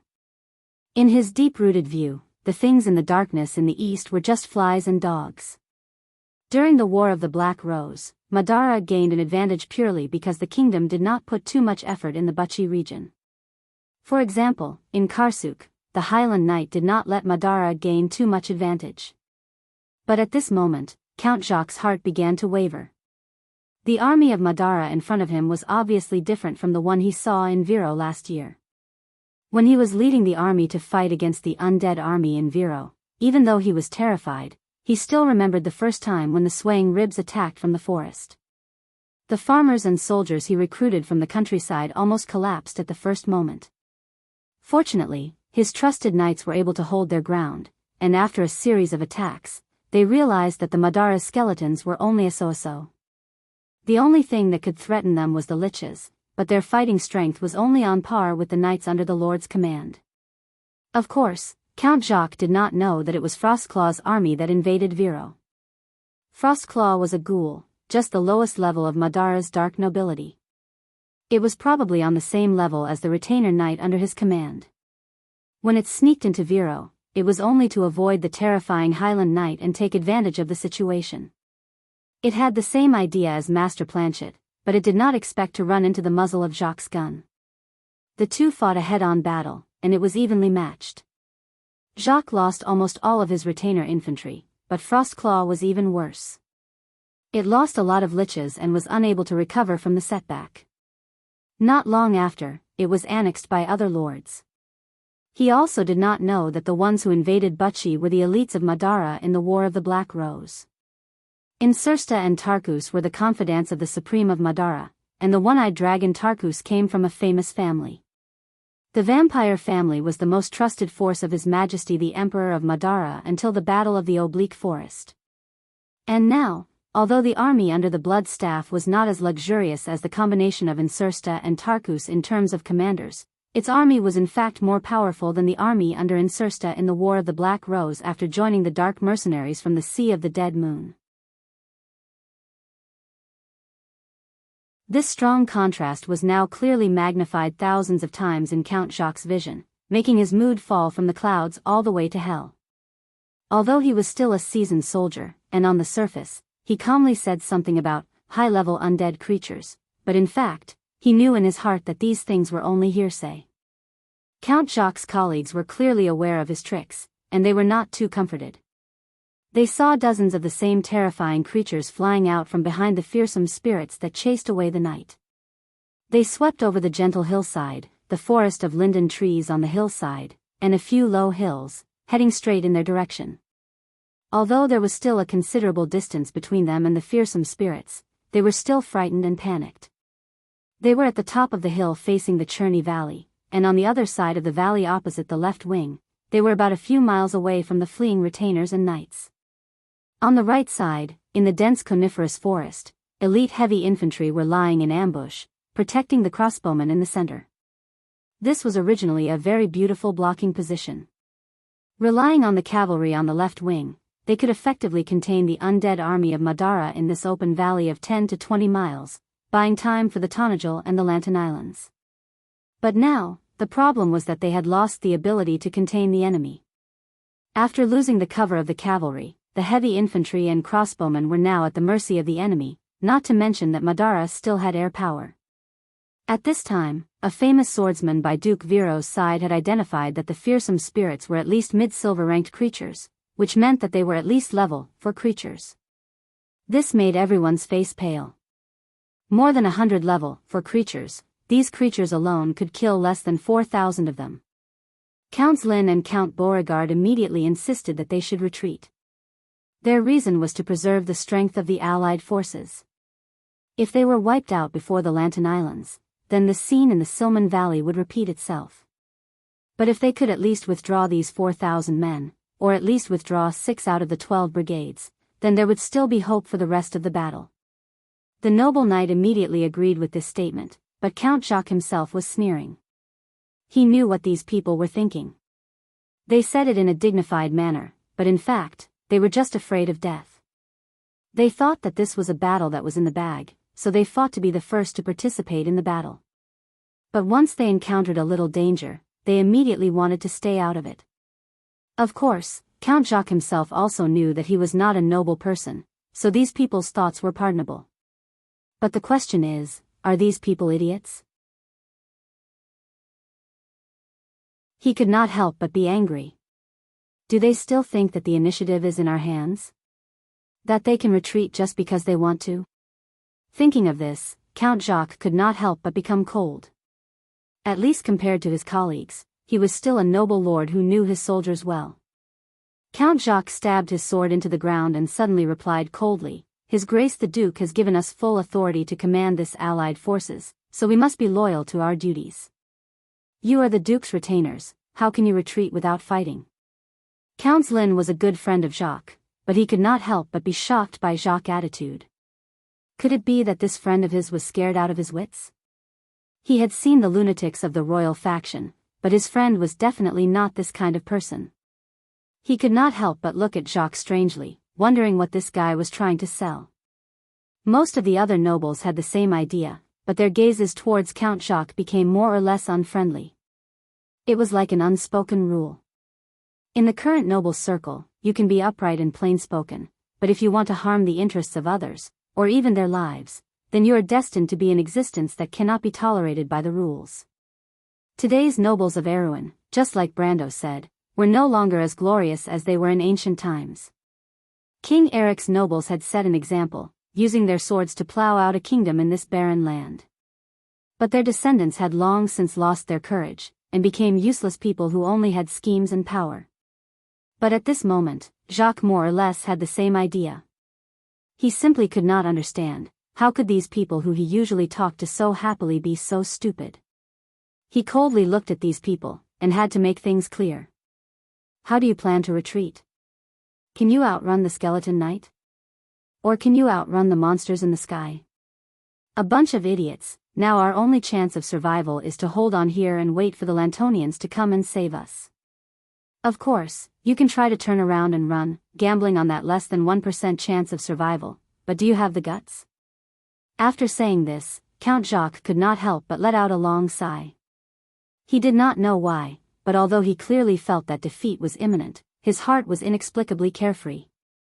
He suddenly realized that compared to this group of idiots, at least he was one of the more outstanding ones. Everyone was stunned. These nobles, although most of them were Viro's retainers and knight in name, but in reality, most of them were only under the protection of their fathers. They were all well-known figures in the circle of nobles, but unfortunately, war? That kind of thing was a little too far away for the Viro province. In their eyes, the most recent war was probably the dispute between Duke Viro and Count Randner. In Brando's eyes, it was not even considered a border conflict, and the scale was comparable to a village brawl. These nobles had forcibly created a few so-called famous generals. Once upon a time, Count Jacques himself was one of them, but now he could only feel his face turning red. After a while, most of these nobles confirmed Count Jacques' words from their friends or subordinates, and suddenly they were like frosted eggplants, listless. There were also a few who were so stupid that they even opened their mouths and asked if they could surrender to Madara. Of course, everyone knew that it was possible to surrender, as long as they became dead men. But this result was not something they could accept. In fact, this was one of Madara's disadvantages against the human kingdoms. Normally, when a human kingdom clashed with a human kingdom, or even any other civilized kingdom, surrendering and ransoming nobles were very common. Nobles who were captured would be treated with dignity and wait for their families to pay a price to ransom them. Then they would return to their kingdom with dignity, and they would be treated like heroes. This was common knowledge among nobles in wars. But Madara was a kingdom that did not accept living beings. Being defeated by Madara was equivalent to being killed. So in a battle against Madara, even the most cowardly army would not choose to surrender, and would often fight to the death. And now, Count Jacques was left with such a choice. If he did not stay and fight, he would only be killed. There was no other way. What if the Lantan Islands don't come? They know that we have been defeated, and I think it's unlikely that they will come to die. One of the nobles could not help but ask. How dare they not come, replied the Count of Beauregard, in a fit of anger. But after saying this, he opened his mouth and suddenly did not continue. The people present seemed to have suddenly remembered that they changed the battle plan without permission, or else they would not have fallen into such a situation. And now, not only did the Lantan Islands have a reason not to come, they could even scold them for their stupidity behind their backs. Of course, in the eyes of these nobles, this was definitely not because they had made a mistake, but because the Lantan Islands were so narrow-minded. The forest was silent for a moment. Count Jacques was worried that it would affect the morale, so he replied, "Don't worry, that Count Tonajul is very likely not to come. As far as I know, he is such a narrow-minded person. But Lantan Island's commander, Iko, I know that guy's character very well. He is an idealistic knight, and if he can come, he will definitely come to save us. Of course, the premise is that you have to be strong enough to last until then, otherwise don't blame him for coming to collect your corpses." With this explanation from Count Jacques, in addition to Iko's reputation after the Battle of Ampere Seal, the nobles of Viro could finally breathe a sigh of relief. In fact, there were already people who praised Iko's character in private, as if the knight could hear their praise from miles away and quickly come to their rescue. With this latent hope, Count Jacques finally boosted the morale of the army a little. At this moment, they were no longer fighting for victory, but purely for survival. Viro's army began to re-establish their defensive position in the linden forest, and their movements were quickly transmitted to the Bloodstaff through the Dreadwraith. The Dark Lords of Madara had completely calmed down by this time. At least they thought that they had figured out the details of the unknown enemy in front of them. It could only be the Lantern Islands or the Viro. Anyway, it was definitely not the Highland Knight. As for Count Tonagel? Sorry, what was that? These dark nobles from the Sea of the Dead Moon had never heard of it. The obvious good news for them was that it seemed that Lantern Island and Viro's army had no understanding of Madara at all. They were completely different from the army of Grenoirs, and more similar to the army of Erewhon a year ago. This kind of army, whether in the eyes of the Bloodstaff or these unruly dark mercenaries, was just trash. That was just a pile of trash. In fact, it was even worse than trash. It seems that they still have reinforcements. The black-haired young man knocked on the map and replied to the Bloodstaff, "This reinforcements should be around us. Although I don't know how these Erewhon people played themselves out, they are not a threat to us. However, they don't pose much of a threat to us. Even if this pocket is closed, their combat strength alone is not worth mentioning. Moreover, these idiots have already messed up. Now, we just need to eat these idiots safely." He chuckled. "They're here to provide us with a source of soldiers." The Bloodstaff also sneered. The stupidity of the Erewhon people might be a little surprising to these dark mercenaries, but to the Bloodstaff, it was a common occurrence. The combat strength of the white-winged cavalry of the Vermeer Legion previously surprised him. It was already a little abnormal, but this was their normal level. Its eyes stared at the pale map made of some unknown animal's skin, as if it was really looking down at the land from the sky. The undead army was advancing across a few miles.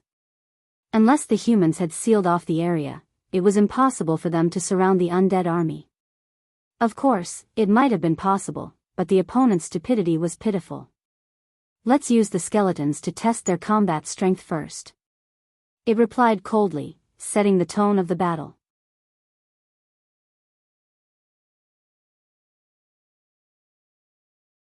Chapter 869. The gently undulating hills were like a wrinkled carpet, and the last colors of summer had yet to fade. The grass and trees were a deep green, and there was a light drizzle. The slightly cold air seemed to have shrouded the entire battlefield in a thin layer of fog. On the hills next to the valley, many figures gradually appeared at the edge of the linden forest. They were soldiers, wearing heavy armor and pointed helmets. On their right shoulder was the head of a white lion. The lion lowered its eyelids, as if it was thinking at all times, outlining the calm aura of this army. The first officers to walk out of the forest mostly had embellishments of burning demon horns on their shoulder armor, indicating that they had participated in the Battle of Ampere Seal and had survived the bloody battle against the demons. The young man walking at the front had a pair of resolute eyes under the edge of his steel helmet. His name was Mars. Not only had he participated in the Battle of Ampere Seal, he had also experienced the calamity of wolves in the Loop of Trade Winds. There was a total of 60 young people from all over Tonagel with him, and half of them had died on the battlefield of Ampere Seal. However, he had survived and personally received a helmet with a long white mane from the Lord, becoming a platoon leader knight of the White Lion Guards. He turned his head and looked at another officer behind him. The other officer was also wearing a helmet with a metal mask, and only a pair of light brown eyes were shining with wisdom. He knew that this person was called Gasol. Although he did not participate in the Battle of Ampere Seal, he was one of the first officers to follow the Lord. Now, just like him, he was a corps officer of the White Lion Guards. There were many people like him in ABs. Brando currently had 2 systems under his command. One was the original Red Bronze Dragon mercenaries, the leader of which was the Red Bronze Dragon Redo. This veteran of many years of war had long been an important figure in Tonagel. Most of his subordinates were the first batch of people to follow Brando, and now this system had a faint aura of a veteran. However, Brando had always intended to downplay the role of non-professional soldiers in Tanajul. The Red Bronze Dragon mercenaries were stationed in Abs, and now they were mainly responsible for local security in Tanajul. They were in the same position as the subterranean dwellers who were in charge of local defense. However, Redo himself was not ambitious, so he was comfortable with this arrangement. Of course, Brando's arrangement was not for the sake of power, but only to emphasize the role of professional soldiers in Tanajul in the future. No one knew better than Brando how the private armies of the old nobles were full of drawbacks. The bloody experience of Viro's army today was a bloody lesson for those who did not understand Brando's arrangement. However, they did not understand that Brando saw far more than that. He knew better than anyone else what Erewhon needed. Brando's other system was the newly formed White Lion Legion and the Wind Archer Legion. This system was the future blood of Tanajul, but he did not stop his old subordinates from joining in. Many people could see that this was the true core of Brando's future. Those who were optimistic about the future of the White Lion Legion, including the mercenary commanders who were originally by Brando's side. Other than Cornelius, who was now working in the logistics department, Yuta and Rabin took the initiative to join the White Lion Legion and became the knight commanders of the 3rd and 4th platoons. These people, along with the locals of Tanajul and the youths of the royal faction who were transferred from the White Lion Legion, had become the 3 main factions in the new White Lion Legion. However, Brando hated the idea of factions, so these factions only existed on a geographical level. Gaspard noticed his colleague's gaze and turned his head. At the edge of the forest, a dense group of White Lion Legion soldiers were slowly marching out. The youths had already unsheathed their swords, and the White Lion Legion's heavy swords glinted faintly in the misty rain. The flag bearers had yet to raise their flags, so it was impossible to see their formation. However, in the distance, there were a few figures standing on horseback. "Are you nervous?" In such cold weather, Brando's breath was almost white.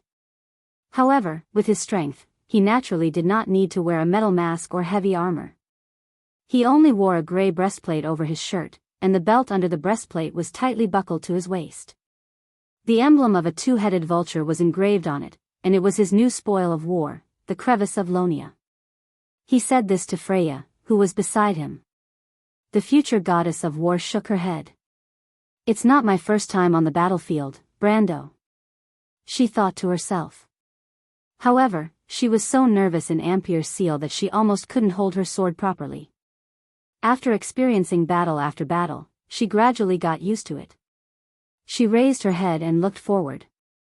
Her bright eyes seemed to be able to see through the haze a few miles away. "This really looks like Butchie. Uncle, Auntie, this time I'm going to drive those hateful invaders back."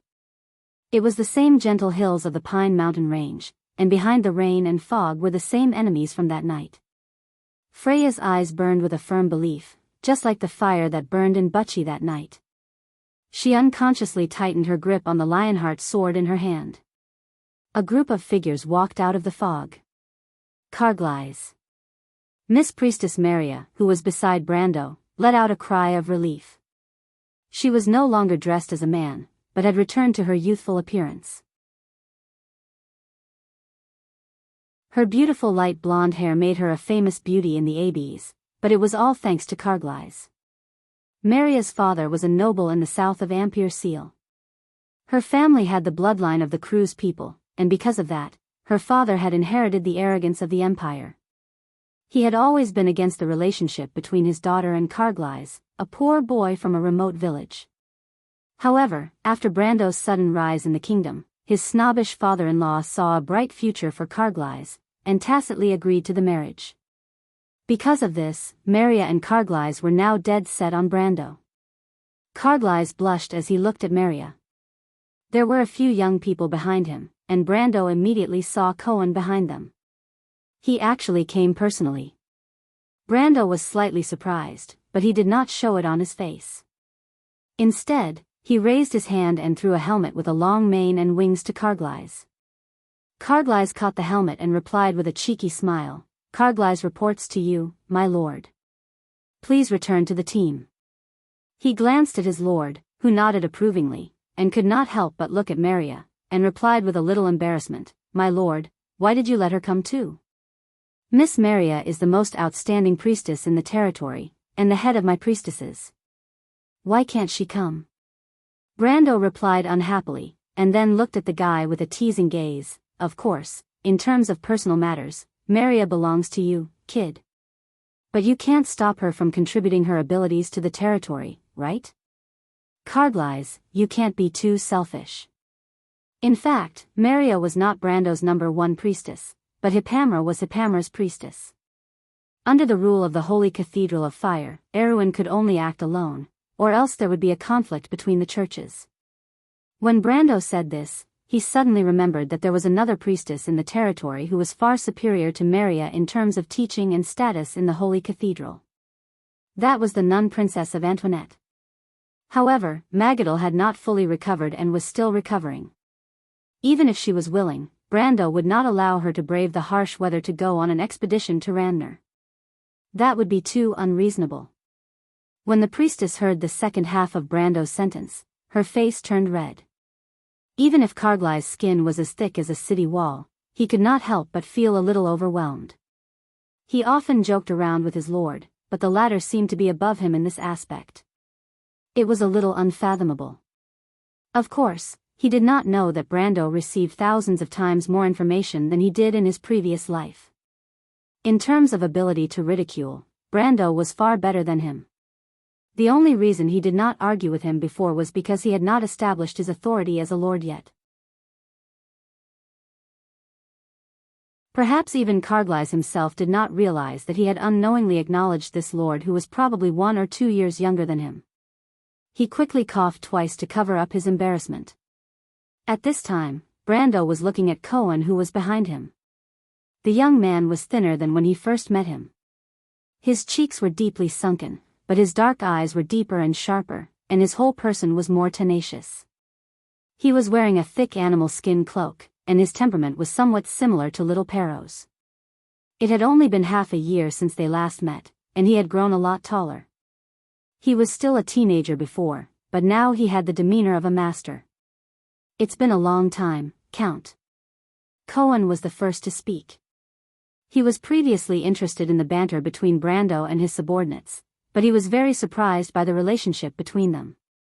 He was born in the mines under Ranner's rule, and he was used to the exploitation of the lower class by the old nobles of Erewhon. He hated the nobles and bureaucrats, and he had no good feelings for them. Like all those who had ambitions since they were young, Cohen dared to put his hatred into action. But in the end, it was difficult for the future king of Ranner to see beyond this era. Although he yearned for equality and freedom, it was difficult for him to imagine a world that truly respected equality between people. Therefore, it was even more difficult for him to understand Brando, who was a freak among the nobles. It seems that this Count Tonagel is indeed a maverick like the rumors say. But I don't know if it's because of his personality, or if it's just a pretense. In fact, he already had an answer in his heart. After all, Brando had once helped all of them in the underworld of Schaflund, and this lord had left a deep impression on him. He was different from the treacherous nobles, who valued promises and kept them. He had the demeanor of the ancient nobles. Cohen did not simply hate the nobles, but he hated the upper class of the kingdom that stood in the way of corruption. Every citizen of Erewhon had a yearning for King Brando's beliefs, and Cohen was no exception. The appearance of a noble like Brando gave him a kind of inspiration. Perhaps this was the person he was looking for. The future king of Ranner's thoughts were extremely complicated, but he did not show it on his face. He looked at Brando. Brando already had some guesses in his heart, but he still could not believe it. The future king of Ranner's territory wanted to submit to him? He was almost overwhelmed by the unexpected favor. In Brando's view, someone like Cohen who was able to jump from being a refugee to the ruler of a territory was definitely one of those legendary people who were born with great ambitions. If it was not for the fact that Erewhon's territory was too small, Cohen's future achievements would not be limited to this. If such a person was placed in the history of his homeland in his previous life, he would be the founder of a dynasty. Such a person actually wanted to submit to him? Ever since Brando transmigrated to this world, this was the first time he felt that he was overflowing with the aura of a king. However, he quickly regained his composure. The current Cohen was not the future king of Randner. He was only a bandit leader and had not encountered many opportunities in history. Moreover, because of Brando's existence, it was very likely that he would not be able to encounter such opportunities in his lifetime. The reason why Cohen did not submit to him in Schaflund was because he was only a bandit leader at that time and did not attract Cohen's attention. Secondly, Cohen did not have as many thoughts as he did now. He was only a youth who wanted to go out of Schaflund and see the wider world. But in just half a year, the youth's heart had changed greatly. It seemed that the wider world had indeed changed his life. Thank you very much for everything you've done for the Silman region in this war, Mr. Cohen. Sometimes, birth does not mean everything. Nobles are never born with superiority. There are many capable people everywhere, and you happen to be the most outstanding one among them. Brando flatly praised, there are some people whose starting line is far ahead of you. They were sheltered by their parents, but now they are far behind you. Mr. Cohen, when the ancient nobles plowed the borders of this kingdom with their swords, their birth was never determined by the heavens. There are only two words, faith and struggle. Cohen's eyes lit up. This was what he had been searching for all this time. Brando's words seemed to confirm the doubts in his heart. He almost suspected that Brando had some kind of ability to see through people's hearts. He looked at Brando with an incredulous gaze. In fact, the future king of Randner did not guess wrongly. Brando did indeed have some kind of ability that could see through his heart. In history, Cohen had always been pursuing the glory of the ancient nobles. This was also the dream that every citizen of Erewhon yearned for. However, most people could only dream about it in their hearts, but Cohen dared to put it into action. Brando knew what the king of Randner was thinking, so he naturally would not be wrong. However, he was still a little worried. After all, the person in front of him was different from the one in history. Perhaps his views on life and likes and dislikes had already changed. However, Cohen's expression allowed him to heave a sigh of relief. Fortunately, even though Won's history is in chaos, there are still some details that cannot be changed. He thought that he had managed to convince the other party. Silman is an important gateway to the kingdom's southern border. You've seen what it will become in the future. To the south of here is a dark kingdom. An empire is slowly rising there, and it will be the kingdom's most terrifying enemy in the future. Mr. Cohen, the things that you can do today are far more than what you have done today. Cohen calmed himself down and shook his head. I'm just a fugitive, Count. What I've done today is far from being as noble as you say it to be. I only did it to return your favor. Mr. Cohen, there's no need to belittle yourself. Freya could also tell that there was something going on between the two of them. She wholeheartedly fought to protect the ideals of Butchie, and the other half of her heart was tied to Brando. She knew that Brando wanted to subdue the young man in front of her. She did not need to ask why Brando did what he did, and she had already spoken out to persuade him. However, Cohen only glanced at the female knight in front of him and shook his head. He did not say anything. Brando knew that the pompous words that Freya learned from the Royal Knight Academy were useless against this ambitious young man. Those words would only work on a simple-minded girl like Freya. He looked at Cohen and replied, "You and I are both fugitives. For the sake of the kingdom and the beliefs in our hearts, everything else is insignificant. Why do you care about those complicated formalities?" Cohen thought for a moment, and did not refute.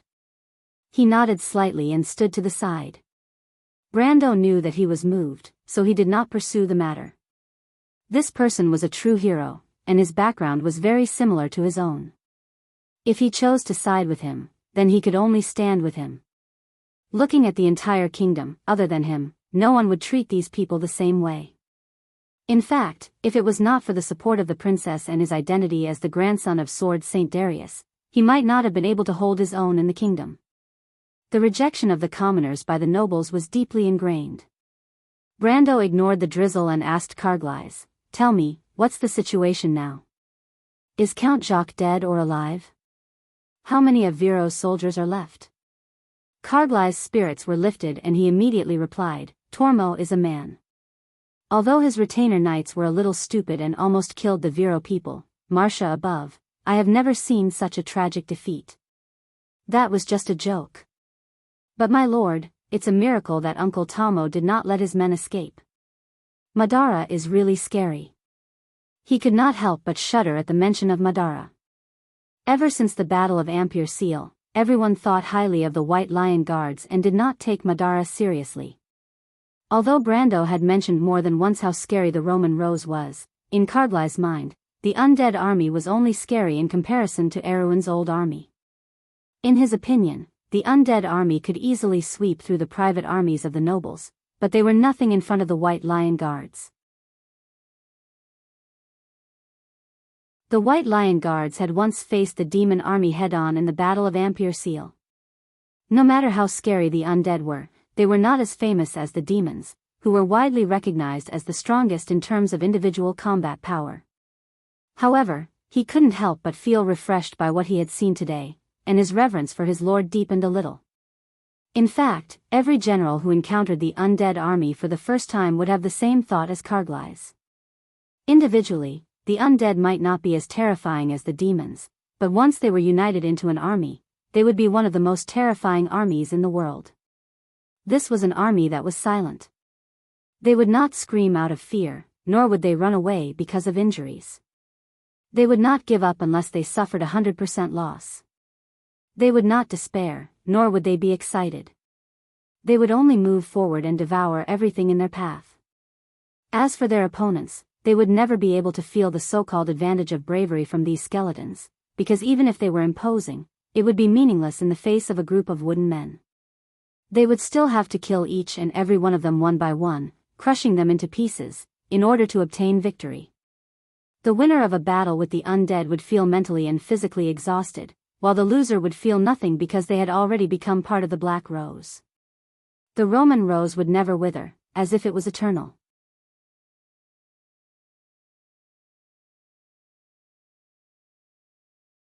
Chapter 870. Karglai suppressed the nervousness in his heart and told them everything he saw. After the Viro's left wing was defeated, Count Jacques set up a defensive formation in a forest, hoping to use the terrain to restrict the Madara's skeletal cavalry and fear wraiths. After losing their left flank, the Viro's defensive line became extremely narrow, and they were surrounded by the undead army on three sides. Madara sent skeleton swordsmen to attack, but the Viro's elite crossbowmen were almost useless against the skeletons. Only the arrows that were sanctified by the priests of the Holy Cathedral of Fire had an effect, but their numbers were too small to affect the battle at all. The skeleton swordsmen were slightly weaker than the human soldiers, but they had the advantage in numbers. Viro's elite crossbowmen could not do much, and the remaining 1,000 knights and heavy infantrymen were in a difficult battle. Just like any other human army that fought against the undead, the Viro people's resistance was extremely tenacious. The dark nobles of Madara were used to this, and their method of dealing with the Viro people was very simple. They would exchange casualties with the Viro people regardless of the cost. Brando knew that Count Jacques was doomed. The skeletons were resistant to arrows, and the Viro's army did not bring enough priests with them. It was a suicide mission. On the other hand, Madara's undead army was tireless and unaffected by casualties, but the humans could not accept the despair of seeing their comrades fall one by one. As expected, the Viro's army quickly fell into chaos. So the Viro's army is almost done for? Brando asked. Almost done for, my lord. However, Madara's infantrymen are still involved. The Viro's elite crossbowmen are not much of a threat to the skeletons, but they are a great threat to the Dreadwraiths. The Blood Staff lost 2 Dreadwraiths in this battle, and they are probably determined to take down the Viro's elite army. Moreover, the current exchange is very advantageous to them, and they have no reason to let go of this opportunity. You saw it with your own eyes? I saw it with my own eyes, my lord. Then what do you think of both sides? Brando sat on the horse and asked pointedly. Viro's knight retainers are a joke. In my opinion, they shouldn't have come at all. Those knights really made Count Jacques suffer. If it weren't for them, Viro wouldn't have lost so miserably. Duke Vero can't stop them from coming. Brando smiled, his tone mocking. The people around him couldn't help but frown, especially Carglass, who was born in a noble family. It was natural for a retainer to serve their lord. Aween and Kurlutz had maintained this tradition for the past few centuries, and it didn't seem to be a big deal. But why did it suddenly seem like a huge drawback? Only Brando knew in his heart that in the past, it didn't matter who won or lost in the battles between lords. At most, they would lose some money. That was a war between nobles. But from this era onwards, wars of annexation of countries and territories had begun. From this moment on, the outcome of a war was related to life and death.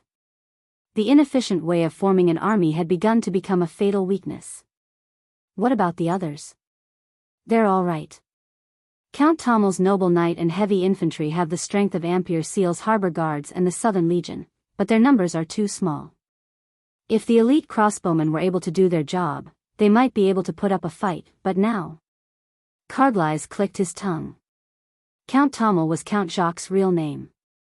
Carglass had always been frivolous, so he lacked the necessary courtesy to the nobles other than Brando and the princess.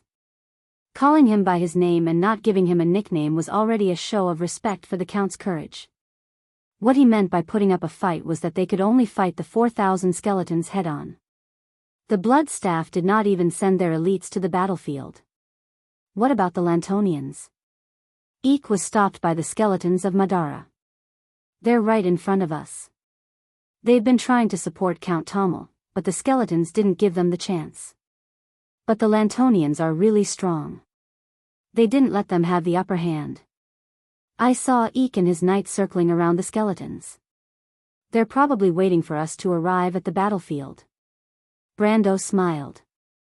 The commander of this army must be Eek's fiancée, Yura. That blind girl with 9 phoenixes was a genius. She was a true chosen one. If it weren't for her and Eek's early deaths in history, Erewhon's history might have turned out differently. At that time, there were several strong people in the south. Other than Eek and Yura, there was also Cohen in front of him. If the three of them could work together with the Highland Knight, Madara's invasion might not have been so smooth. When the Blood Staff was ambushed in Tosancade Forest, Yura played an important role in it. Tell me about Madara. He deliberately raised his voice. As expected, everyone pricked up their ears. Other than Brando, most of the people here were very curious about the opponent that their lord had always valued.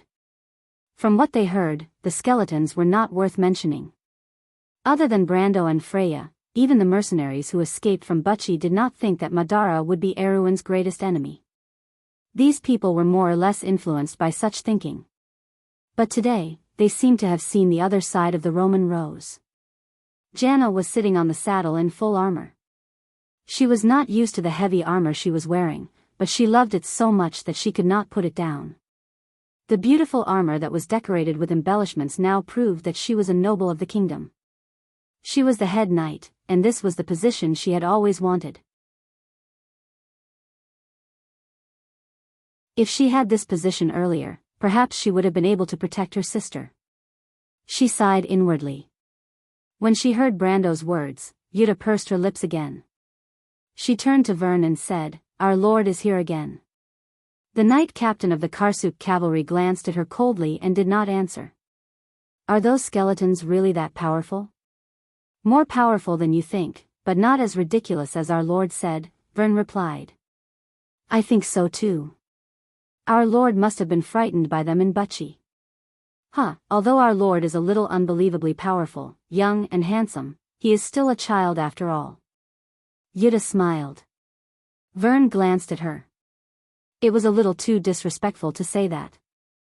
Every Karsuk citizen had a blood feud with the Blood Staff, and he was no exception. He was grateful that his lord kept his promise and brought him here. When he thought of the opportunity to kill the Blood Staff with his own hands, the head of the Karsuk cavalry felt his blood boiling. Of course, he might agree with Yuta's words, but he would never describe his lord that way. At this moment, in front of Brando, Carglass was silent for a moment. "If I can, I really don't want to be their enemy." To deal with them, I have to kill them completely. Just thinking about it makes me tired. That's it? It's a little strong. Strong? There was a group of skeleton swordsmen that defeated Uncle Tormobo. Their attire is something I have never seen before. Their strength is far beyond the average skeleton. But the strange thing is that we have never heard of this kind of skeleton swordsman before. I suspect that other than the Dread Wraiths and the skeleton cavalry, Madara has many other high-grade military units that we have never heard of before. They have never appeared in the past wars. Carglass replied. Describe them? The skeleton swordsmen were a little different from the ordinary skeletons. They used two-handed swords that were as wide as a palm. Two-handed swordsmen. Yes, two-handed swordsmen. Carglass nodded. They were also different from the ordinary skeletons. They wore black half-body armor without a helmet. They seemed to be wearing iron gauntlets. Is there a carving of a spider on the breastplate of the half-body armor? Carglass raised his head and looked at Brando in surprise. My lord, you have seen them before? The spider swordsman is here, as expected. He looked at Carglass and continued to ask, and then? They are very strong. Carglass was a little surprised. He knew his mission before he went to Silman. Other than the knowledge that Brando taught him about Madara, he also borrowed information about the Kingdom of Darkness from Amandina. But he did not find any information about the strange two-handed swordsman. He felt that his lord was a little unusual, so he answered cautiously, an ordinary knight is no match for them. They have the strength of a third-grade army. A third-grade army? Rabban could not help but exclaim, that's impossible. Madara indeed had many high-grade undead creatures. Among them, the bone dragon was a 9th-grade creature. There were a total of 3 bone dragons in the Insursta Dragon's army, but they were like generals in Erwin's army. Once they appeared on the battlefield, they were often conspicuous targets. Erwin also had elemental awakened masters, so when these high-grade undead creatures appeared on the battlefield, they would not be able to cause much damage to an ordinary army. In Won's military theory, only high-grade undead could be called a high-grade army. However, Madara and Erwin lacked high-grade armies. Their basic army was made up of skeletons and zombies, which were even inferior to human soldiers. The higher-grade army was made up of the Black Knight and the Ghost. The Pale Horsemen were also a type of ghost, but their numbers were too few. If it were not for the unique attributes of the undead, Madara's army would not even be as strong as Erwin's. For this reason, for thousands of years, both sides were able to fight back and forth, and at one point, the kingdom even had the upper hand. That was why Rabban, who had dealt with the skeletons the most, was the first to feel incredulous when he heard Carglass's words. But if Madara has such an army, why did they hide it before? If they wanted to catch us off guard, now is not the time to do so. Yuta could not help but ask. Brando shook his head. This was the general mentality of the people of Erwin in this era. Even the people around him did not know what was happening in the east. But only he knew that Carglass was not lying. Madara had never hidden its army, and there was no need for it to hide anything from a weak country like Erwin. However, it was true that the spider swordsmen had never appeared in the war against Erwin before, because they had just joined Madara's army. The Dread Wraiths, the Skeleton Knights, and now the Spider Swordsmen. Although today's Madara did not have the Tamar of history, it still had these new types of soldiers. One person's gains and losses could not change history. Madara's huge territory in all 4 directions was too terrifying, and there would be more in the future. This was just the beginning. Brando smiled. If he told these people that the Spider Swordsmen would become Madara's basic infantry in the future, what would they think? After the Third War of the Black Rose, Madara did not bother to create any more skeleton warriors. It was a pure waste of soul energy. From then on, Madara's lowest level soldier was the vengeful Spider Swordsman, which had evolved into a 4th-grade soldier. So all of you have heard it, Brendel said. The enemy you will face in front of us might be an undead army with a 3rd-tier army and a 4th-tier air force. This is an army that is different from the Crews, the Lion Clan, and even the demons. You will soon see the power of this army. The young White Lion guards fell silent after hearing their lord's words. Brando looked at everyone at the border of the forest and waved his hand gently. But these are not important. He suddenly smiled, revealing his white teeth. What's important is that we will crush them here today and tell the world that today's enemy of Madara will be a kingdom that has lost its ancient glory and returned to this world from the long scroll of history. It is the White Lion, the Golden Sword, the Oath of Protection, and the ancient faith. Yes, the Count rode on his horse. He paused for a moment, as if he was about to exhale the last breath in his chest. Our country, Erewhon, his voice was not loud, as if it was drifting in the rain, but it made the blood in everyone's chest surge in reverse, as if it had given birth to endless courage. It made everyone feel as if they could not help but let out a long cry and move forward with their swords. Brando raised his hand. On the river valley, on the border of the forest, the flag bearers raised their flags. The sacred white flag fluttered in the wind and appeared in the mist, flapping loudly. On it was the kingdom's new moon, the pine mountains, the fallen leaves, and the ice and snow of the northern region. It was as if the history of the kingdom had been reborn on this land at this moment. On it was the emblem of the White Lion. The trumpeter put the trombone to his lips, puffed up his cheeks, and blew hard. The sound of the horn was melodious, as if it had broken through the mist. Who's in front of us? Brando suddenly asked. It's the 2 regiments from the Sea of the Dead Moon. I've already figured it out. The commanders are Death Whisperer, Mogkin and Sir Viscag the Silent. The troop composition is basically spider swordsmen, and there are a few skeleton cavalry. They should be the elites of the Blood Staff. It has nothing to do with the Blood Staff. It's the Emperor's chosen group. Brando smiled. The Emperor's chosen group? It's nothing. Let's run over them first, as a greeting to the Blood Staff. The melodious trombone echoed throughout the entire valley. The first to react was the Lantanilan. As soon as he heard the thick and heavy sound of the dragon's horn, Eek's eyes lit up. He tightened his grip on the reins and turned around on the galloping horse. He turned around and shouted, "Listen, where is the sound coming from?" The Knight of Anthony turned around, and after a moment, someone replied loudly, "It's the West, the West." "Huh, the Tonajal people are here." Eek pulled out his sword, turned his horse around, and shouted, "The Count is greeting the Blood Staff. We, the people of Anthony, can't let them look down on us. Let's go, let's blow the horn too. Get ready to turn around, it's time to teach those half-assed skeleton cavalry a lesson." Being chased by a group of opponents who were much weaker than them to the point that they did not dare to fight back, the knight had long been aggrieved. At this moment, they could not help but cheer loudly, and for a moment, the river valley was filled with a tsunami of cheers. The humming of the horns echoed each other and spread throughout the valley along with the wind and rain. Count Jacques, whose face was covered in blood, raised his head and listened carefully to the sound of the horns. "The Tonajal people are here, they and the people of Anthony are informing us." This resolute soldier could not help but shed tears at this moment. 2 streams of hot blood flowed down from the blood stains on his face, and he lamented, "But what's the use of them coming? It's useless, I've let them down, quickly retreat, we're hopeless.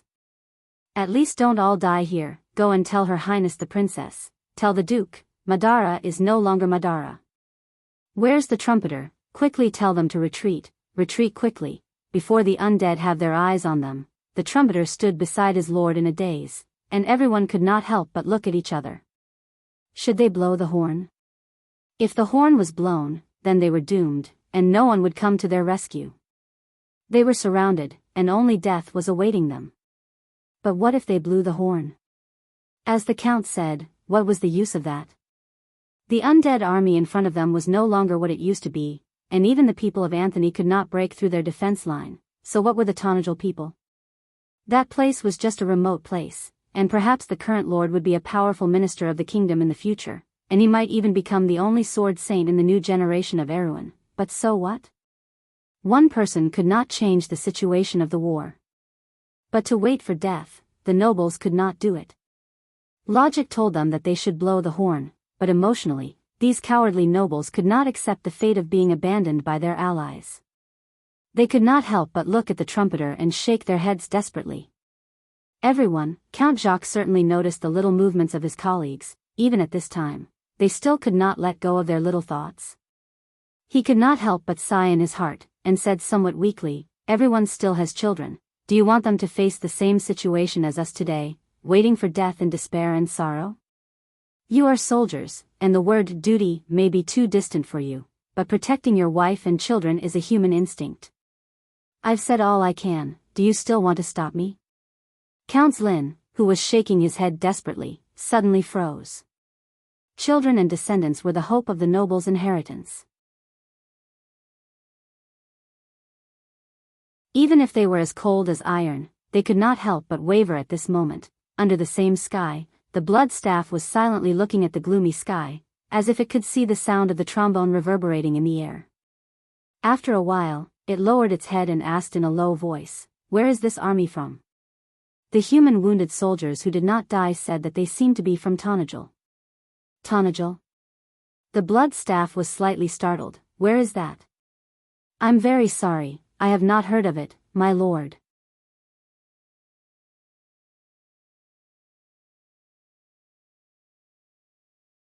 Chapter 871. The 2,000 undead army immediately got into formation on the shallow riverbank. The spider swordsmen in black stood next to each other in a row.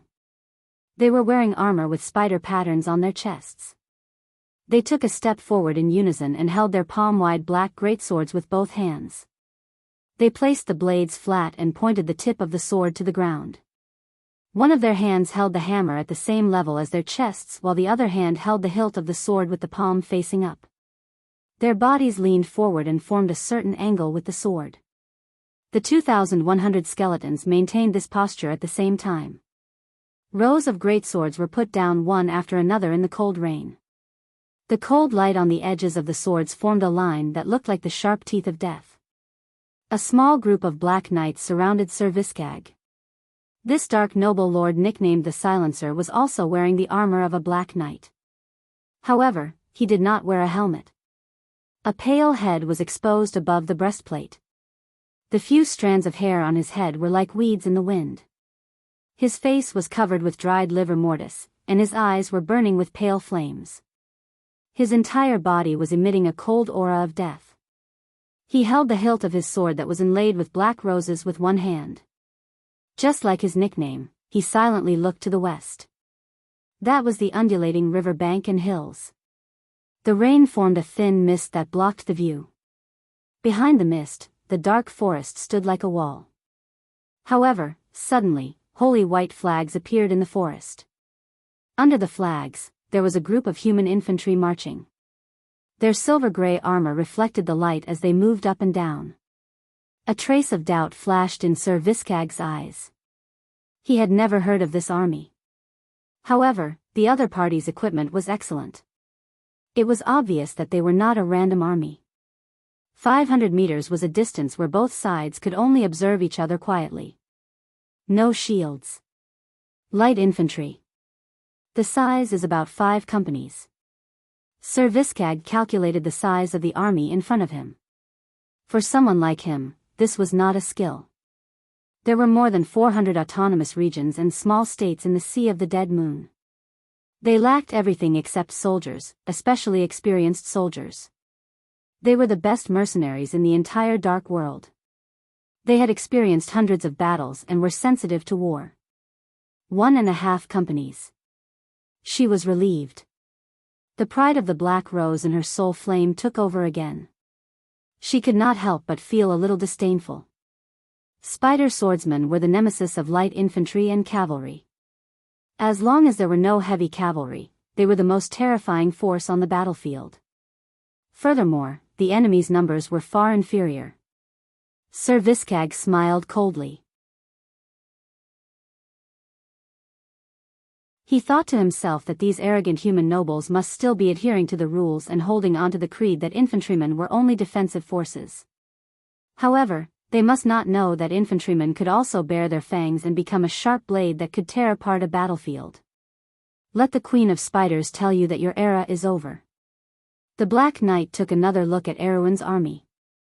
The White Lion Guards were slowly advancing, and he was even more certain of this. At this moment, sparks of light began to appear on the other side of the river. They're casting spells. There's a group of magicians. The Black Knight's muffled conversation made Sir Viscag raise his sparse eyebrows slightly. The army opposite them was really not ordinary. If there was a group of magicians, then it was at least an army on the level of the Vermeer Legion.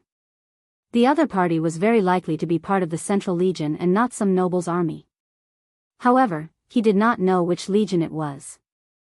He frowned and muttered in his heart. Wasn't the Southern Legion already near Ampere Seal? Which legion did this army in front of him come from? The sparks of magic gradually became denser. Sir Viscag's expression finally changed. With this scale, could it be Erewhon's Royal Knight Regiment, or a part of the Black Blade Squad or the White Lion Legion? Impossible. These three elite units of Erewhon would not come to the south unless they had completely abandoned the area north of Ampere Seal. He shook his head and muttered in his heart. The army in front of him was too strange. Although there were liches in Madara's army, liches were not considered wizards. He had never seen such a group of magicians before. Even in the history of Wonde after the War of the Holy Saints, such a group of magicians had never appeared before. 1,500 infantrymen accompanied by more than 100 magicians. This is crazy. Sir Viscag thought that either the enemy was crazy or he was hallucinating. The sound of horns echoed on the battlefield. Viro's people want us to turn around and retreat, Brando said to Cohen, Carglass and Freya who were beside him. Looks like they still have some conscience. Hee, at least it proves that the people we want to save are not all useless, Carglass replied with a grin. Cohen did not say a word. This was the first time the young man from Schaflund had personally participated in a battle. The scene in front of him was different from what he had imagined. The White Lion Legion was moving slowly in the drizzle, and he heard orders from time to time. Unsheathe your swords. Advance in formation. When the young men from Tonagel had just left the forest, their formation was still a little messy. However, after 100 meters, they had already formed a well-defined formation. The sergeants and heralds on horseback galloped in front and behind the formation, flags flying in the air.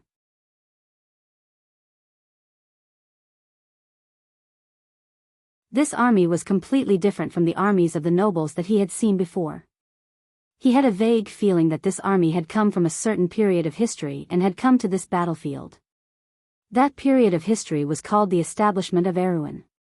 He subconsciously looked back and saw Brando standing on horseback with a sword in his hand. He looked up at his own army with a calm expression on his face. This army is just a so-so in his eyes, Cohen thought. What kind of army does this Earl want? Brando smiled softly. The White Lion Legion had begun to take shape, and Erewhon had taken its first step. Now, what he wanted to see was to open the door with his own hands. Behind the golden door was another era. In the previous period of history, it had begun in the year of silver. In this period of history, it would begin today. After today, it would be the future. He raised his head and looked at the slender figure in the rain.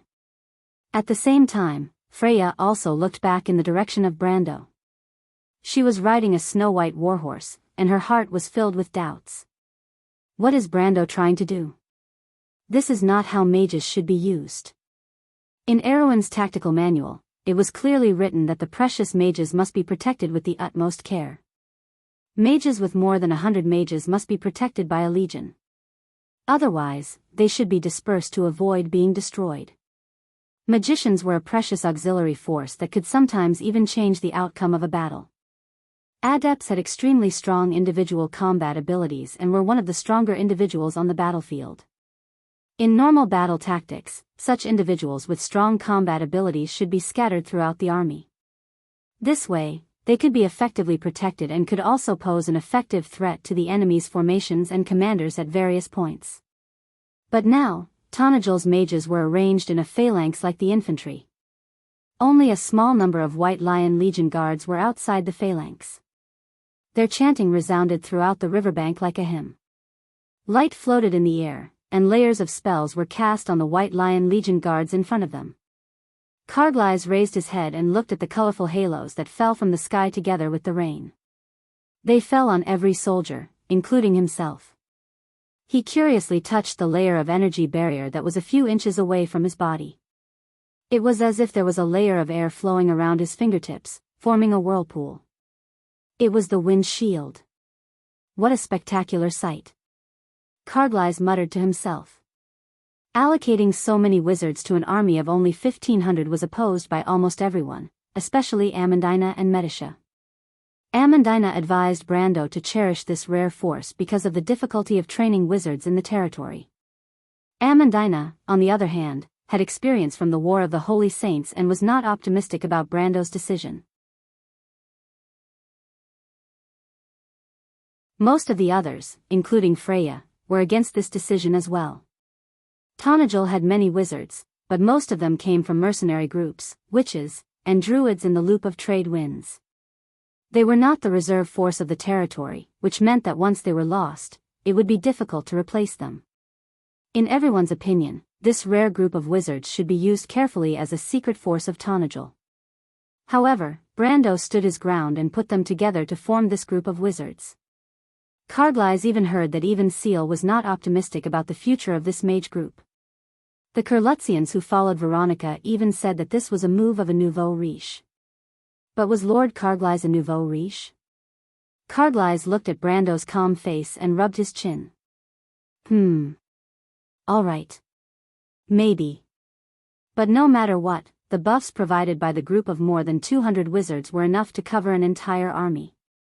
When the buffs were cast on every single member of the White Lion squad, it was indeed a spectacular sight. My Lord Carglass' decision seems to be wise. Yutta took one last look at the other side of the river and pulled down her metal mask. Her voice was muffled in the rain. Rabban, who was not far away, shook his head. He pulled out his sword and slowly walked forward with his men. He was slightly worried. It was not that no one had ever done this before, but the effect was limited. The enemy would spread out their formation, making the spell less effective. Even if one or two groups of wizards were defeated, the loss of precious wizards would be far greater than the loss of the enemy. It was not worth it. Over time, no one dared to do this. But what was the Lord Carglass thinking? Brando looked at Carglass' curious face and knew what he was thinking. What do you think wizards are, Carglass? He asked. The latter hurriedly pulled down his metal mask.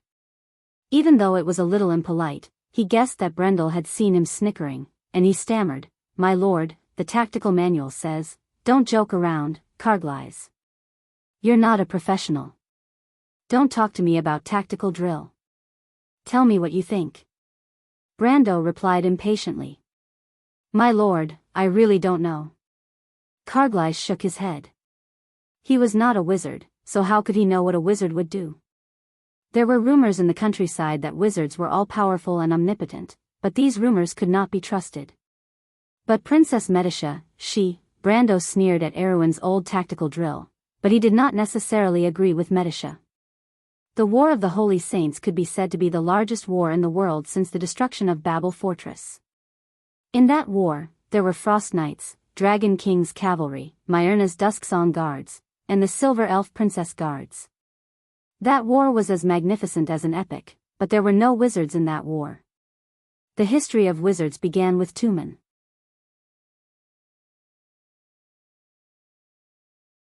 Tumen taught magic to the Silver Folk, and from him, Wond had its first generation of wizards. However, it was not until the Buga Empire's prosperity that the history of wizards began to shine brightly. During the War of the Holy Saints, these stealers of laws were just a fledgling force. They were as weak as fledglings that had just broken out of their shells. In a battle of that level, all they could do was look up to the Holy Saints. The history of wizards' participation in the war was even later. The collapse of the Holy Alliance directly led to the Buga Empire's withdrawal from worldly affairs. The Silver Elves retreated into the Deep Valley, and the era of mortals came. Many years later, the rules of war had truly changed. What was a wizard? Many people thought that wizards were the power to change the situation on the battlefield. Their strange spells could bring unexpected changes to the whole war. They could turn the hard ground into mud, make dry battlefields suddenly rain, ignite fires in forests, build forts and fortresses in an instant, and provide endless help and protection to friendly forces. But they all overlooked one thing: the other side of wizards. Destructive power. Wizards represent firepower, Brando said to Carglass, who stood proudly in the rain. It is a power that can dominate the battlefield. This statement was not much different from the previous one. Carglass did not understand what firepower meant, but he understood what Brando was trying to say. He did not think much of it, but he still replied in a muffled voice, "Wizards have limited magic power, my lord. Moreover, their enemies are alive. Didn't Lady Veronica say that it is a waste to use the wizard's precious spells to kill scattered enemies?" This was indeed a problem. After all, this was not the era of the great demonic wave. But that was a matter for the future. Today, the wizards under his command were more than enough to deal with the skeletons. Brando thought back to the Battle of Oblique Forest and the miracle that the wizards had created. He smiled coldly. Soon, the same miracle would befall the skeletons of Madara. Tanagel's wizard apprentices had practiced this battle thousands of times, but even they did not know what it would bring. They only knew that when it shone, everyone would be deeply shocked. The two sides were now 150 yards away from each other. Erewhon's men began to blow the cornet, and the White Lion guards began to speed up. But they were still orderly. The officers on horseback also dismounted and joined their ranks. They raised their swords and commanded their men to prepare for the charge. At this moment, Brando's eyes flashed. He glanced at Madara's long formation. The skeletons were indeed scattered. As expected of the Emperor's chosen group from the Sea of the Dying Moon. They lived up to their name.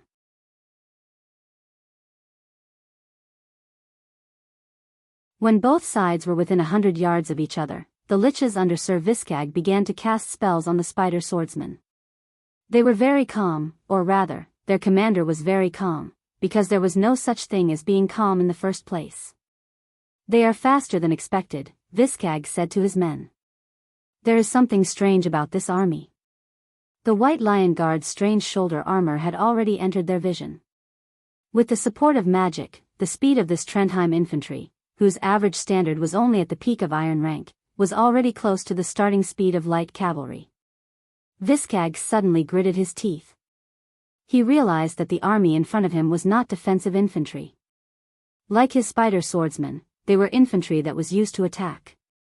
"What do they look like?" He turned around and asked. "A bit like the legendary White Lion Legion," a black knight replied in a muffled voice. "No, they are not." Viscag shook his head. "That's not right."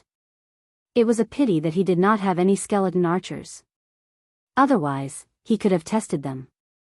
But it did not matter.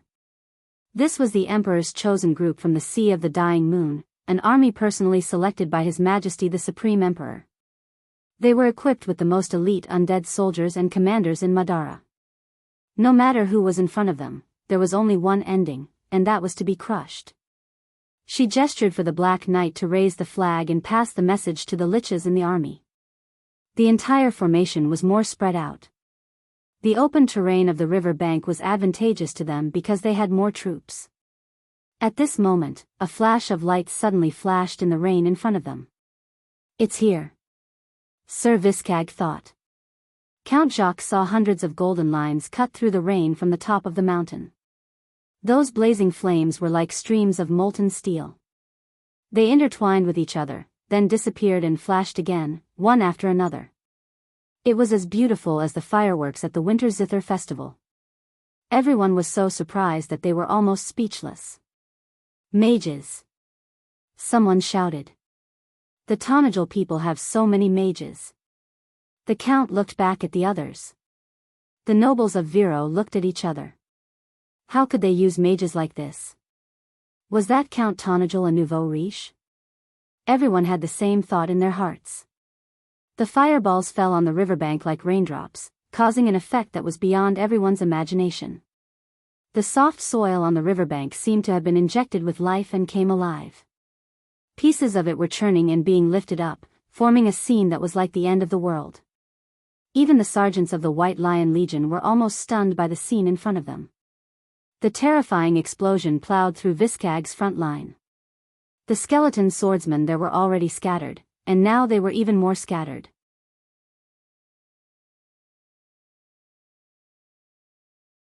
After a round of fire, a sieve-like position appeared in front of the White Lion Legion.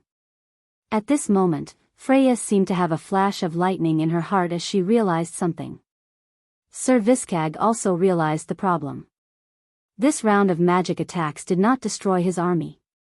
In fact, the damage caused was very limited. Although there were casualties, it was negligible compared to the magic consumption of the enemy mages.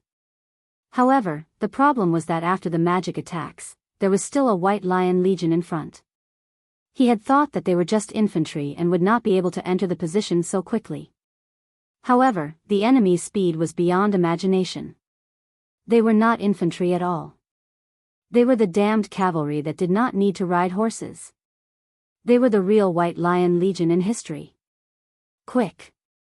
Viscag suddenly screamed, "Let the rear line go up, don't let them cut into the front line so quickly. Don't let them run."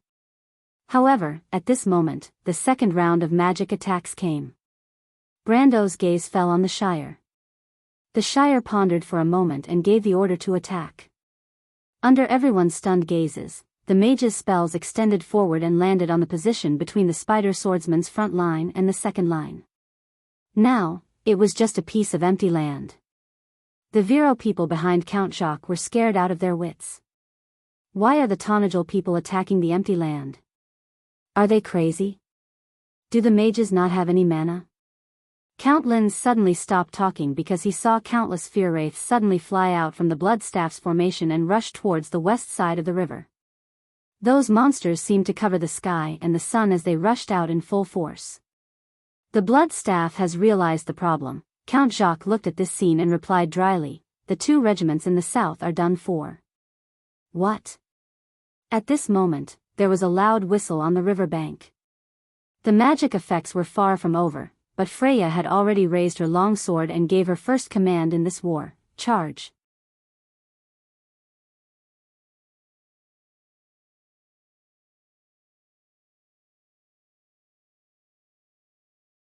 Chapter 872. Charge. The long sword was raised in the rain, and the mist was like an arc of silver light.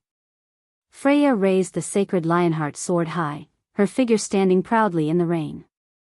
The officers of the White Lion Legion looked at her and raised their long swords at the same time. Amidst the mist, the snow-white blades suddenly turned into a forest that shone with a cold light. The square formation began to move, everyone's footsteps became faster and bigger. In the end, it was almost as if they were running wildly. From time to time, there would be people who took the lead, but they would be overtaken by the left and right. The row of White Lion Legion soldiers who ran at the front had their silver-gray armor connected to each other.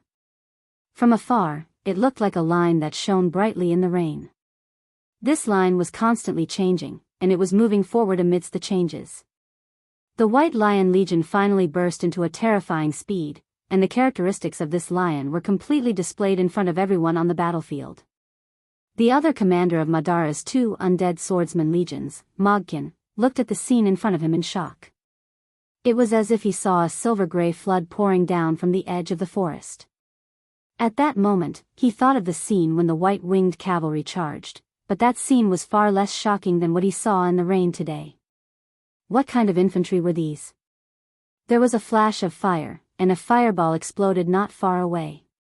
The flying mud almost splashed on Mogkin, but he did not seem to notice it at all. The undead were the best army in the world. After the explosion and the flames subsided, the spider swordsmen at the front line were still holding their long swords, coldly guarding their original positions. The scattered formation was no longer in a line, as if they were scattered on the battlefield. The crisscrossing flames began to sweep over their heads, and behind them, an explosion of fire intertwined. Behind them, Sir Viscag was shouting at the top of his lungs to let the reserves go up. However, it was not that his orders were not firm enough, nor was it that the undead lacked courage.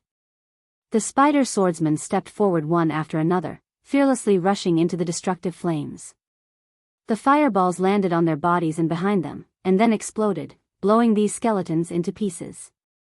The high temperature even melted their armor, and the flowing metal flowed into the ground, cooling in the rain, forming black metal pancakes. Only a few lucky spider swordsmen could break through the fire net and enter the front line. Erewhon's wizards cunningly concentrated their firepower and repeatedly hammered the area in the center of the battlefield, allowing Madara's two wings to be strengthened gradually. However, there was always a weak point in the center of the battlefield. In the end, Sir Viscag looked at the scene with his mouth wide open in despair.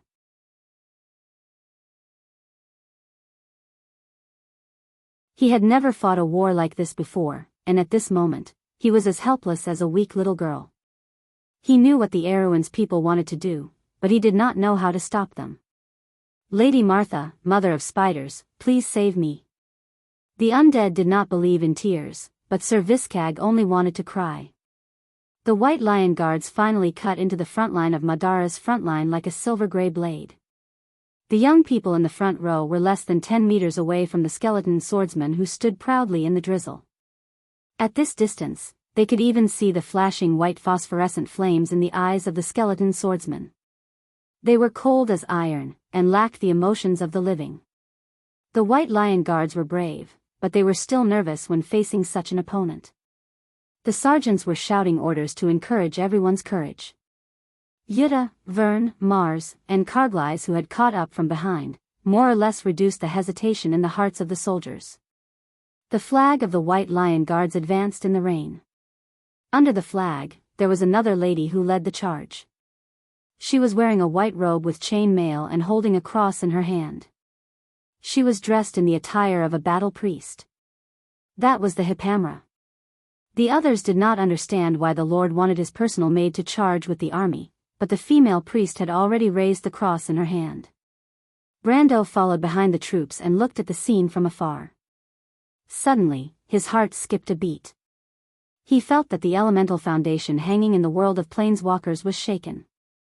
Light and earth elements rose from the elemental pool and then disappeared into thin air. He looked up and saw the movements of the skeleton swordsmen of Madara. They clucked and moved. They held the hilts of their swords in their left hands and swung them up forcefully. Hundreds of black swords were swung up neatly from bottom to top. Hundreds of long arcs were drawn in the rain. At a distance of 10 meters, a wave of air that could be seen with the naked eye burst out from the swords. The air blades pushed forward and turned into a cone-shaped shock wave in an instant. It split the curtain of water and brought up a vast expanse of water. With a whoosh, it swept across the first row of sergeants of the White Lion Guards. However, it was at this moment that the bodies of the White Lion Guards flickered with a faint gray light. This light formed an oval sphere under the impact of the shockwave. However, no matter how strong the shockwave was, the sphere did not show any signs of breaking. As the shockwave swept across, almost the entire riverbank was flattened by an inch. The grass on the riverbank was completely blown away, leaving only a patch of pitch-black mud. However, the human soldiers who remained on the mud were completely unharmed. The holy song of protection. Hipamra demonstrated the power of a planeswalker for the first time on the battlefield in the drizzling rain. Everyone who was watching the battle was shocked. "What is that?" Ser Viscarg almost screamed from his hollow chest. What kind of spell could make an entire army immune to damage? In its empty mind, it could not figure out what level of power this was. Even a sage would not be able to master such a law. Only a god, and only those who were above the rules of the mortal world, could perform such a miracle. Mogjan's mind was also blank. He was a lich, so he could understand the horror of the previous scene. It was not a spell, but a power that was above the spell. At that moment, it keenly sensed a certain law of existence shuddering through the clouds. Even though he was an undead, he still felt depressed at that moment. How many years had it been since he tasted such horror? It seemed that ever since he became a lich, he had long forgotten the feelings that originally belonged to a living creature. After a moment of shock, the unscathed White Lion Guards and the Spider Swordsmen intertwined. Both sides were third-grade armies, but even if the young White Lion Guards were still in the stage of combining the old with the new, and even if the Tonagels' formation was far less orderly than the Undead's, and even if this new army still had many weak points, they only had one advantage. The terrifying group of mages finally showed its effect at this moment. In the Amber Sword, most of the buff spells that were suitable for an entire army were generally weaker, such as bravery or morale. As for the real buff spells, such as Wings of the Wind, Air Shield, Heaven's Blade, Stone Skin, and Dragon's Power, they could only buff a few people at a time. These spells were more suitable for small team battles. If a few wizards or mages had to buff the whole army, they would probably die of exhaustion even if they had sufficient magic power. Even if they did not die of exhaustion, how could there be so much time to waste on the battlefield? But this problem was not a problem for the White Lion Guards.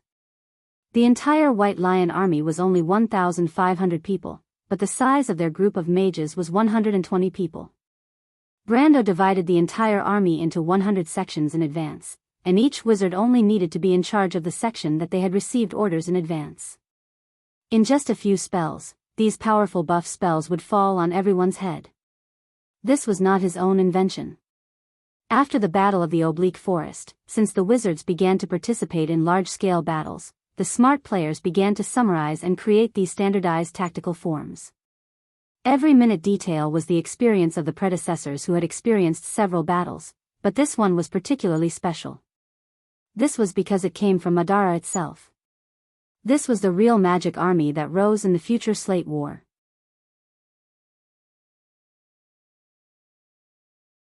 Although the White Lion army was far from the level of the future, it was already above this era. In another part of history, the undead of Madara had used this set of tactics to defeat the Erewhon people, defeated the Wind Elves, and defeated the Cruz people. But today, they were going to taste the fruits of their own labor. I wonder if this student of mine is good at learning. Brando thought in his heart. He calmly watched the White Lion Guards cut into the Viscag army's front line. Although the undead were tough, their fragile front line could not stop the White Lion Guards who had already charged in. The silver flood rushed into the black front line, and in the blink of an eye, they had broken through the dam and rushed to the rear of the Madara army. Before the black roses could bloom, they withered in the drizzle. The Spider Swordsmen, who were obviously at a disadvantage in terms of numbers, were drowned by the White Lion Guards one by one. Under the cover of Su Jin's barrage, the Tonagel army had a partial advantage on the battlefield. Even with the support of a full set of spells, the individual strength of the human soldiers had far surpassed that of the undead swordsmen. Many of the skeleton swordsmen's great swords were broken under the astonishing strength of the White Lion Guards. Then, they were separated and fought for their own.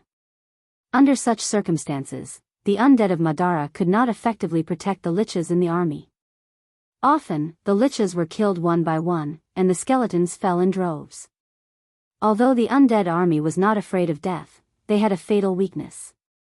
Its low-level undead, including the Spider Swordsman and the Skeleton Knight, were all supported by the power of the soul. They were not high-level undead with real souls. The source of power of these undead came from the liches themselves. Once the liches that summoned them died, they would exhaust their soul fire and turn into ashes in a short period of time. At this moment, the White Lion Guards were accomplishing such a thing.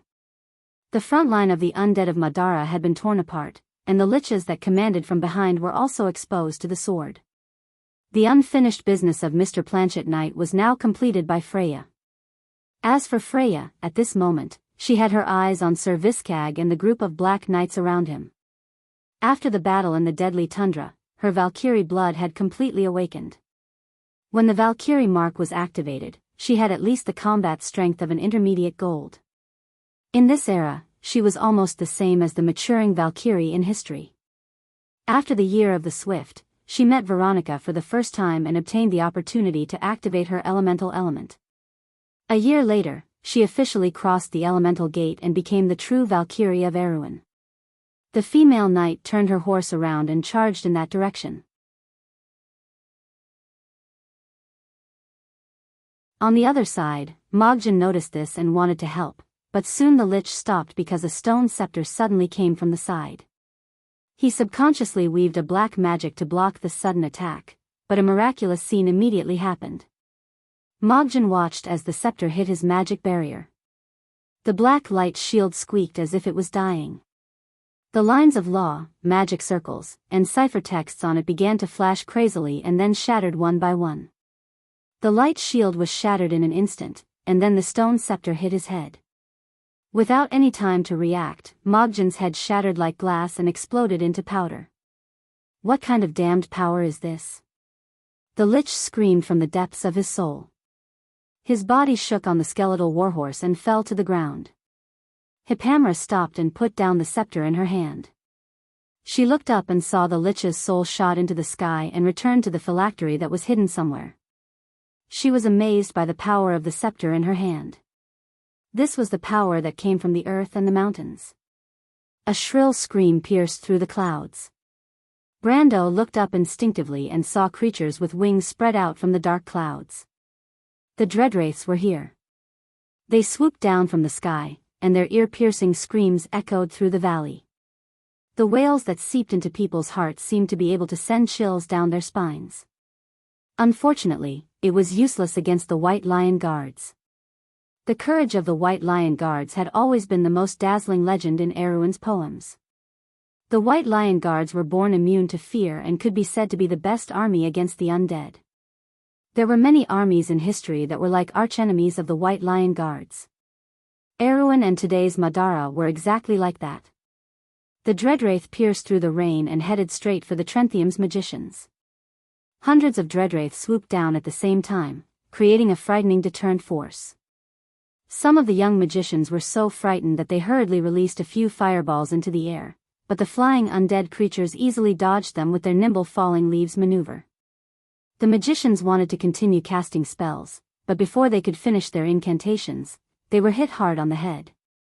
They turned around and saw Lord Mordenkainen and his duck familiar glaring at them sternly. Don't get the wrong target. Mordenkainen was no longer the unlucky apprentice he used to be. After the battle in the Loop of Trade Winds, he grew rapidly and was now close to the strength of a gold. He was one of the few wizards in the Shire who had this level of strength and was now the captain of the Mage Legion. Scenes like this were happening everywhere in the Mage Legion. However, in the eyes of the outsiders, the Magi had changed their target after a few fireballs. They continued to focus on bombarding the skeleton swordsmen on the riverbank.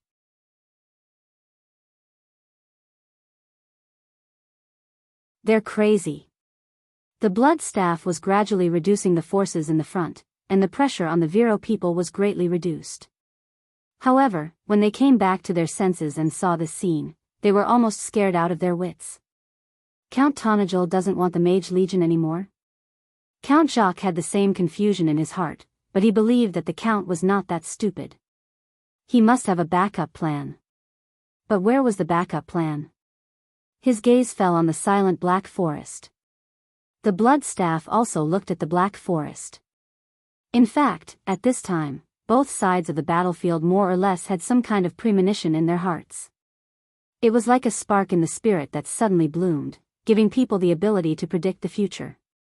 Sure enough, in an instant, the forest threw an arrow high up into the air. The battlefield seemed to have come to a standstill. Everyone saw the arrow fly up slowly, drawing an ugly parabola. It did not hit any of the auroras, but it flew halfway before it ran out of energy and fell on Brendel's shoulder. Brando glanced at the arrow, then looked back at the dark linden forest behind him in confusion. Sorry, my hand slipped. Finny stuck out her tongue. The tree elf archer looked at her commander in embarrassment. It's all because of the monster's cries. They scared me. Medisha looked at her, not knowing whether to laugh or cry. She shook her head, then turned around and raised the wind archer longbow in her hand. But this crooked arrow was like a signal on the battlefield. The next moment, a sharp whistle rang through the sky. In front of everyone's eyes, a wall rose up from the forest. It was a dark green wall. This wall was made up of countless green dots, and each green dot was a shining arrow. They're planning to use archers to deal with the feared spirits? The blood staff heaved a sigh of relief when it saw this. The Viro people had once used crossbowmen to fight against its dreadwraiths, but after 2 volleys of crossbowmen with thousands of elite crossbowmen, only 2 of the dreadwraiths were slightly injured. The dreadwraiths were too fast and flew too high. They also had arrow resistance like the skeletons, so they were not afraid of the soft attacks. Needless to say, in this weather, the archers were more affected than the crossbowmen. The scornful sneer on its skull did not have time to expand further before it froze on its face. That was because it saw that the arrows did not fly in a parabolic trajectory like the arrows shot by ordinary archers, flying high into the air, passing through the feared wraiths before falling. Instead, the green wall was like a hurricane that swept through the formation of the flying feared wraiths. It flew for 3 to 4 miles before it gradually ran out of momentum and began to fall from the highest point. But all this was not important.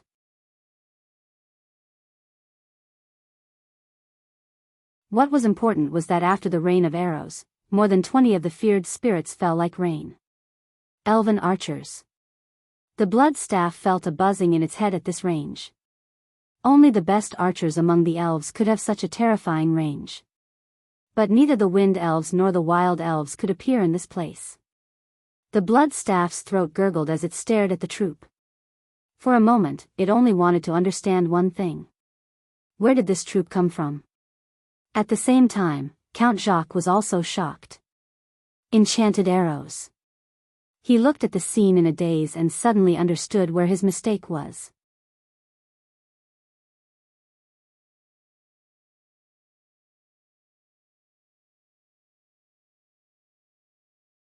Chapter 873.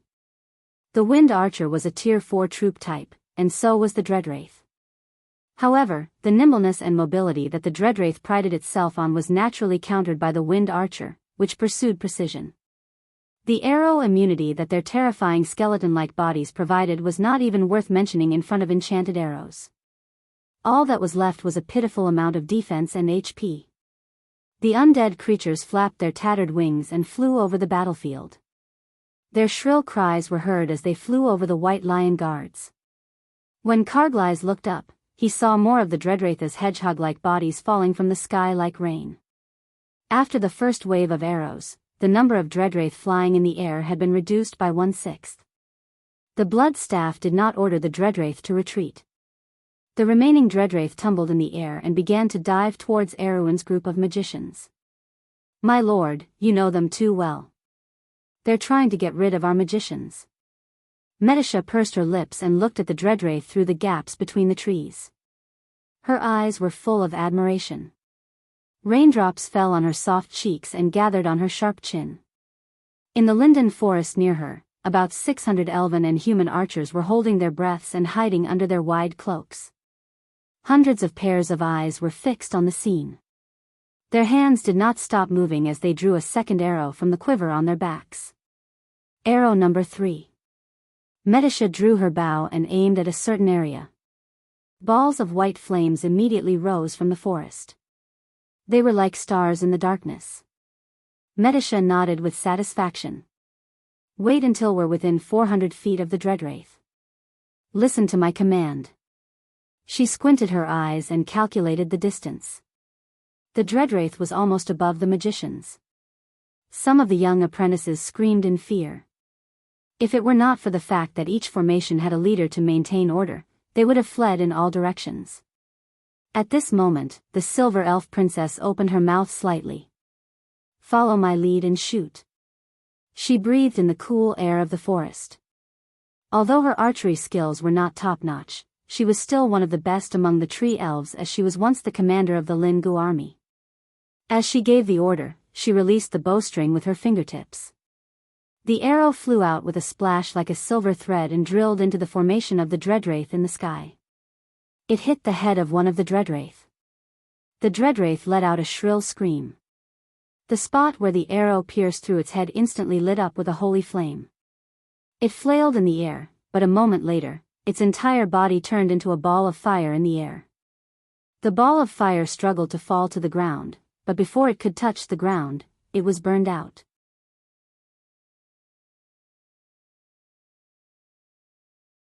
Then, like a storm, with the sound of the bowstring, balls of white flames rose from the forest and shot densely at the dreadwraith that was diving down. From Madara's side, the scene in front of them was a disaster. Almost 100 dreadwraiths seemed to have collided head-on with a holy storm. They were shot one by one in the storm and then burned up.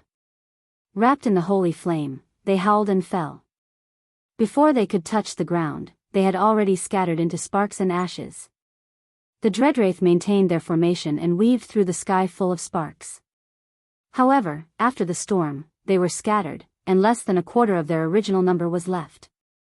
Beside the blood staff, the high-level liches who summoned the dreadwraith were almost stunned.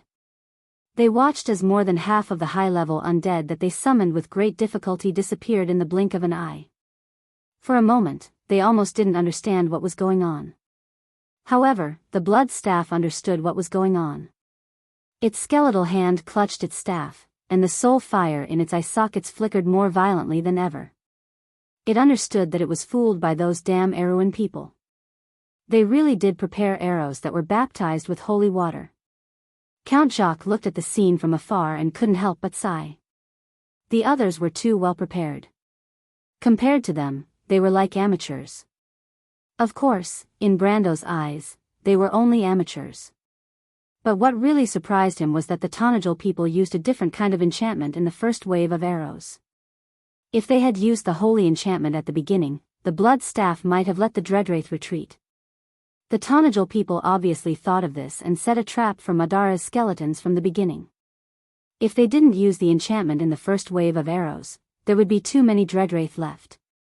This means that they had already guessed that the blood staff would use the dreadwraith and how it would use the dreadwraith. The Tanajul people had even arranged the fate of these dreadwraith. Count Jacques couldn't help but wonder. How did the Count guess all this?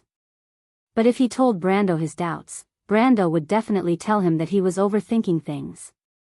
The blood staff was like a big open book to him, and the contents were written clearly in it. It was like cheating. In history, the blood staff was cautious and courageous, and was good at seizing fleeting opportunities. But when it faced the Erewhon people, it was very arrogant and conceited. With its personality, it would definitely take advantage of Benjamin's mistake in judgment. But if Benjamin didn't show enough sincerity in the first wave of the ambush, it would definitely alert the cautious fellow. So he used the wind archer and another enchantment, but he didn't use the holy enchantment, which was the most destructive against the undead.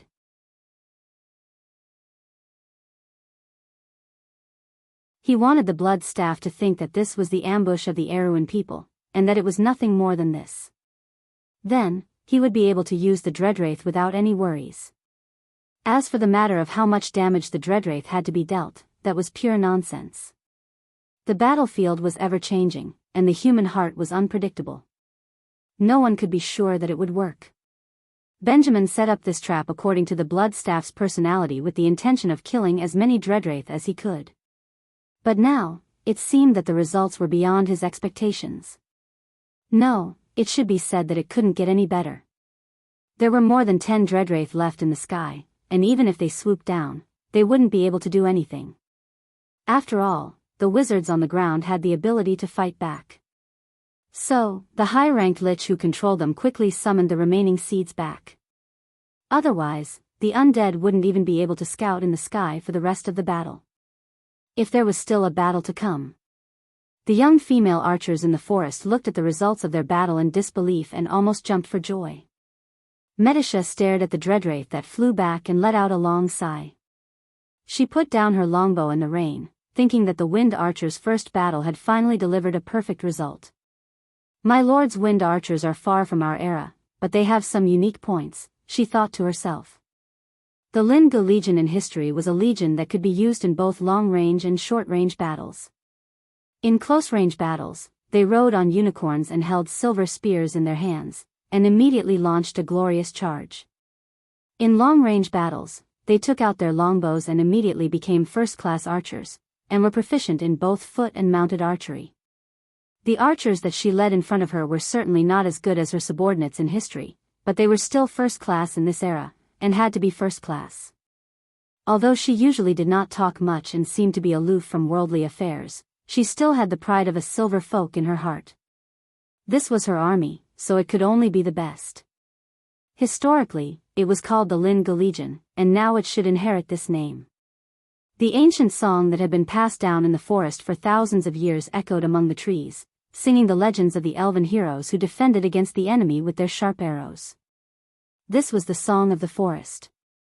She looked at Brando standing in the rain outside the border of the forest and was full of admiration. Brando had equipped the wind archers with 3 types of enchanted arrows. The first arrow was enchanted with wind wings, which could increase the distance of the arrow. The second arrow was enchanted with rock edge, which was used to deal with heavy cavalry. The third arrow was specially prepared to deal with the war in Madara.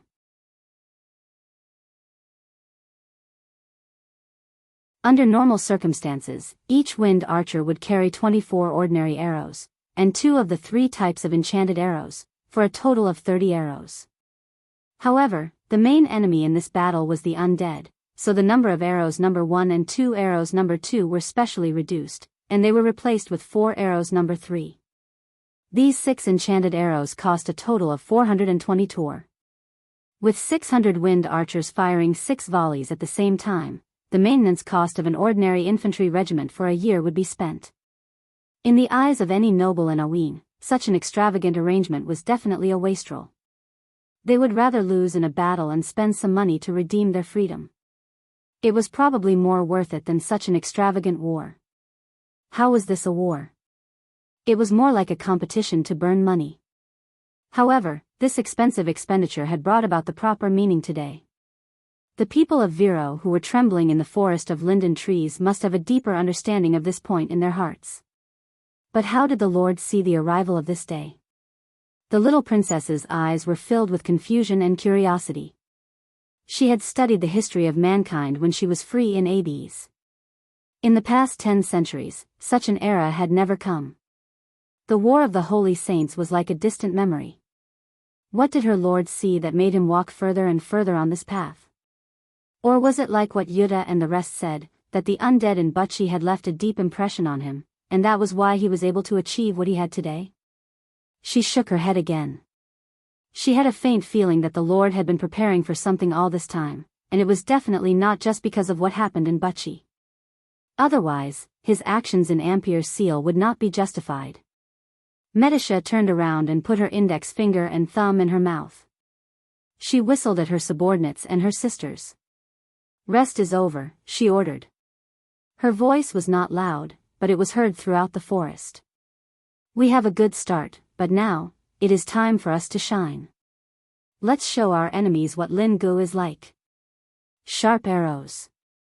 The girls replied in unison. Medisha nodded. Brando stood on the high ground on the riverbank and looked at the changes in the situation in the hilly area.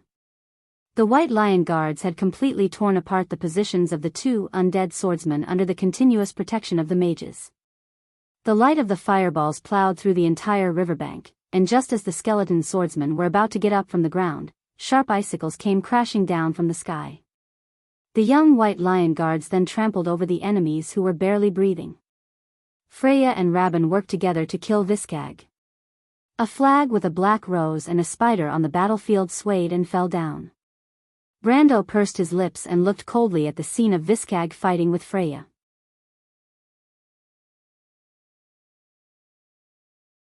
One of his hands was chopped off, and one of his legs was barely able to maintain balance on the warhorse. He was secretly shocked. If there were humans fighting under such conditions, they would have gone crazy and fought with their last bit of faith. However, Viskag was still relatively calm. This was the undead. There was no fear, fanaticism, or impulse in their empty chest. They were still terrifying poisonous snakes at the last moment of their death, and could bite a hole in your body with their poisonous fangs at any time. Fortunately, they had underestimated their enemy. Viskag fell, following in the footsteps of Mogjan. The former died too aggrieved. Under the buff of the mountain's will, Hiphammer displayed a terrifying strength that even he could not imagine. After the battle in the deadly frost forest, Hiphammer was already a priest with elemental awakening. Now, she had the same level and combat experience as a warrior, which was basically equivalent to a double elite class in the game. Brando had only heard of this from a few important storyline NPCs. For example, the Sage of the Earth in the north, Eloranta, was one of them. Now, there was a ready-made legend in front of him. What was even more terrifying was that Brando now finally understood what the description of the mountains will meant. She can integrate the blessings from the earth into her fighting style. The more blessings she receives, the higher the attack power and attributes of the scepter. It turned out that this scepter had a chance to add buff spells to the wielder when attacking, and these spells would in turn strengthen the attributes of the mountain's will. It was a classic example of getting stronger as the battle went on. Moreover, Gaia's buff spells were very different from that of the Holy Cathedral of Fire. Most of the spells of the Holy Cathedral of Fire targeted the user, so the Holy Cathedral of Fire had the world's strongest battle priest and Knight of Flame. However, Gaia's buff spells were the opposite. It had the world's strongest buff spells. Brando now saw the White Lion infantry surrounding Hipamra. Each of them was almost as strong as a mini-boss. The White Lion guards had only been formed for a short time, and now the officers in the army were only at the silver level. There were also many soldiers who were still at the peak of the iron level after taking the dragon's blood potion. However, at this moment, under Hipamra's blessing aura, each of them faintly had the combat power of the peak of the silver level. Brando himself felt that this was a little too ridiculous. Therefore, the left wing where Hipamra was at was advancing very quickly. They had almost killed their way through the front line of the two undead swordsmen. According to the original plan, they did not stop to surround the remaining forces of Viskag and Mogjan with their allies. Instead, they continued to attack the Bloodstaff's main camp.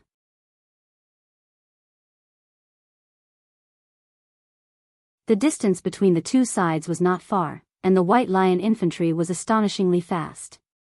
At this moment, the Bloodstaff was redeploying the few regiments that were previously used to besiege Viro's people. The rear formation was extremely weak. Once it was broken, the Necromancer's phalanx in the center of the formation would be destroyed. Brando looked a little further away. On the other side of the river, the undead were indeed retracting the skeletal cavalry. However, the Lantern Islands and the Highland Knights cavalry that they were entangled with earlier were now entangled with them. The two light cavalry were locked in a fierce battle in the direction of the valley. It was obvious that the Bloodstaff could not count on their skeletal cavalry for a while. Of course, Brando also could not count on the Lantern Islands to help him attack the flanks of the Bloodstaff. At this point in the battle, in fact, both sides of the battlefield had already grasped the opponent's weakest point. On Erwin's side, the Viro people were still trapped in the Linden Forest. Although they still maintained their morale, they still did not dare to act rashly in the face of the only remaining regiment of skeletal warriors. Their biggest problem was that their only complete second-grade elite crossbowmen were almost useless in this battle. The Lantern Islands had no choice but to help Brando entangle the skeletal cavalry of the Bloodstaff, which was equivalent to nothing. The main battlefield was almost a game between Brando and the Bloodstaff's army. Now, the only advantage for Brando was that the Bloodstaff's army had their backs to him, and the two elite regiments that covered their flanks had already been breached. As long as Tanajal's army could deal a fatal blow to the enemy before the Bloodstaff could completely adjust their formation, then they could win the battle. On the other hand, although the Bloodstaff's army was attacked from the back, they had the advantage in terms of numbers. Behind them were only Brando's 5 regiments of White Lion infantry, 2 regiments of Wind Archers, and 1 mage regiment. The Wind Archers could not be used for a frontal assault, and the 5 regiments of White Lion guards would not be able to stop after breaking through Viskag's position. Of course, even if there were 1 or 2 regiments of White Lion guards, they would not be able to do much in the face of Madara's superior numbers. At this moment, both sides of the battle could barely free themselves to adjust their flanks.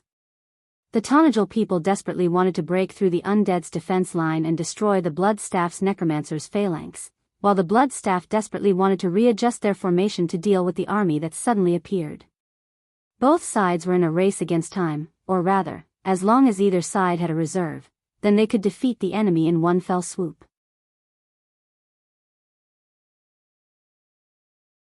But the problem was that both sides seemed to have no reserve.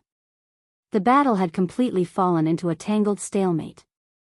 But this stalemate was something that the blood staff was happy to see. "You're courting death." It let out a sharp laugh. What it needed was time, and not to defeat the enemy as soon as possible. Although it was embarrassing to be tied down by these weak opponents, it was better than losing. Moreover, these humans were the kingdom's last military force in the south.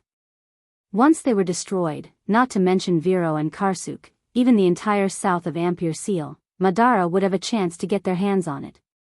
They had another ally, Count Randner, who ruled this vast area as a buffer zone between Madara and northern Erewhon. It was obviously something that the Supreme wanted to see. The blood staff finally breathed a sigh of relief, as if it could see victory waving at it. On the hill, in the linden forest, Count Jacques' face was also gloomy. The Tonajul people were making a mistake. But perhaps it should not be called a mistake, because it was unavoidable. Count Zelene had previously asked him if he should blow the horn to warn Count Tonajul, but he refused because he knew that it would be meaningless. Count Tonajul's choice was actually the right one, but it was still a mistake. The so-called opportunity did not appear on the battlefield. There were still too few troops. He regretted it. If he did not destroy the Viro army, the situation would be different now. The Count subconsciously gripped the hilt of his sword, and his knuckles turned white from nervousness. It was as if he had never held his breath like this when he first went to the battlefield. But no one on the battlefield knew what Brendel's mood was at that moment. He was actually a little relaxed as he stood in the drizzle, because he saw that the blood staff was making a mistake, just as he had imagined it to be. This mistake was fatal. Because it actually believed that Tonajul no longer had any reserves to attack its flank. He turned his head, and in the forest, Medisha nodded at him from afar. Then the silver elf princess untied the horn from her waist. It was the dragon horn trombone of the Fran Knight. The pitch-black horn had silver rose patterns on it, and the horn depicted scenes of past wars, recounting a legend. In that legend, it described the sky-blue flags of the plains of Malald fluttering like the sea, described the cold gleam of the Fran lances, described the long sound of the horn, and described the courage of the ancient spirits. It described the scene of the Silver King leading his knight in a charge against the Myernas. The silver elf princess put the horn to her mouth and blew it hard. The long sound of the horn resounded through the mountains. In everyone's eyes, it was as if snow had fallen. Thousands of silver horses rolled over from the horizon. At that moment, the earth rumbled, as if the mountains were resonating. The staff in the blood staff's hand fell to the ground with a clatter.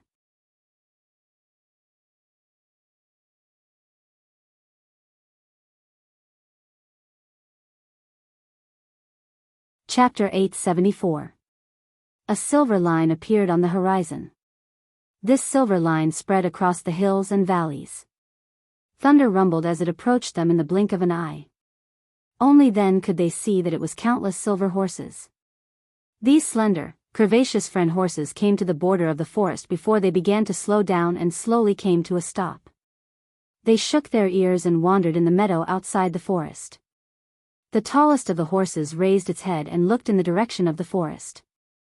The Wind Sagittarius girls who witnessed this scene were all stunned. They all looked at Medisha curiously, their hearts filled with admiration for this princess commander. Medisha blushed slightly, but she quickly calmed down. She ordered calmly, "Lin Gu guards, listen to my command. Get on the horses." When the girls heard the order, they quickly put their longbows on their backs and walked out of the forest one by one. They carefully came to the side of the unusually beautiful warhorses.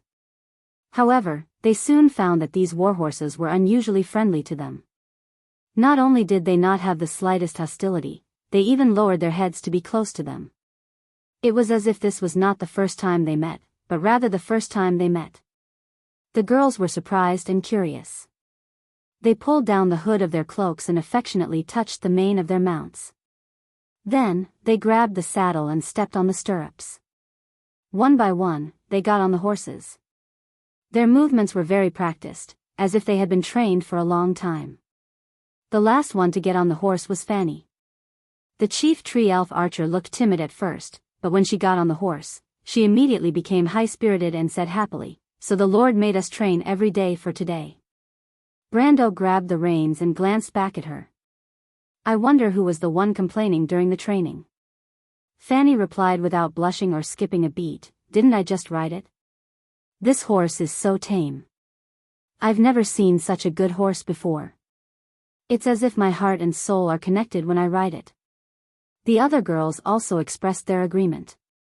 Brando knew that the effect description of the Fran Knight's cavalry equip card was pay X wealth. The Fran Knight will turn X followers into cavalry. If they are already cavalry, they will gain the ability to fly.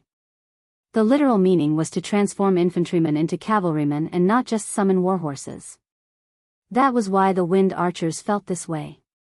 However, for a person who had never ridden a horse before, even if they suddenly obtained the horsemanship skill, they would still be shocked when they first sat on a horse.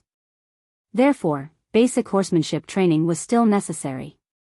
Even if it wasn't effective in a short period of time, at least they had to familiarize themselves with the feeling of riding a horse. It was all for this moment.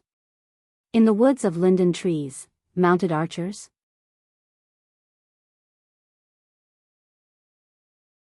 Count Lin asked in disbelief.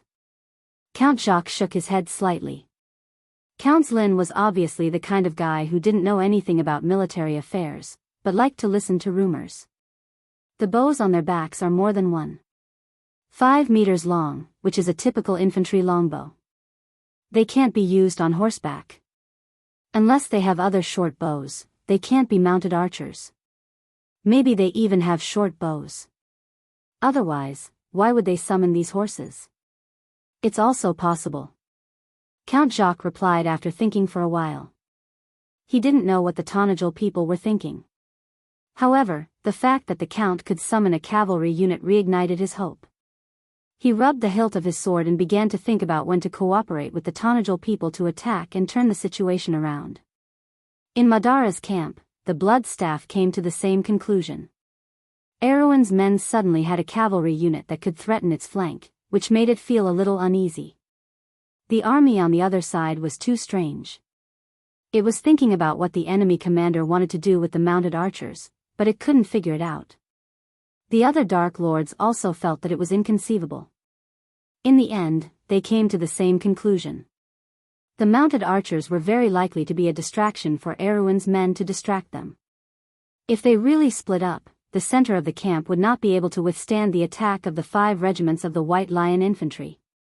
But it didn't seem like a good idea to let the mounted archers wander around.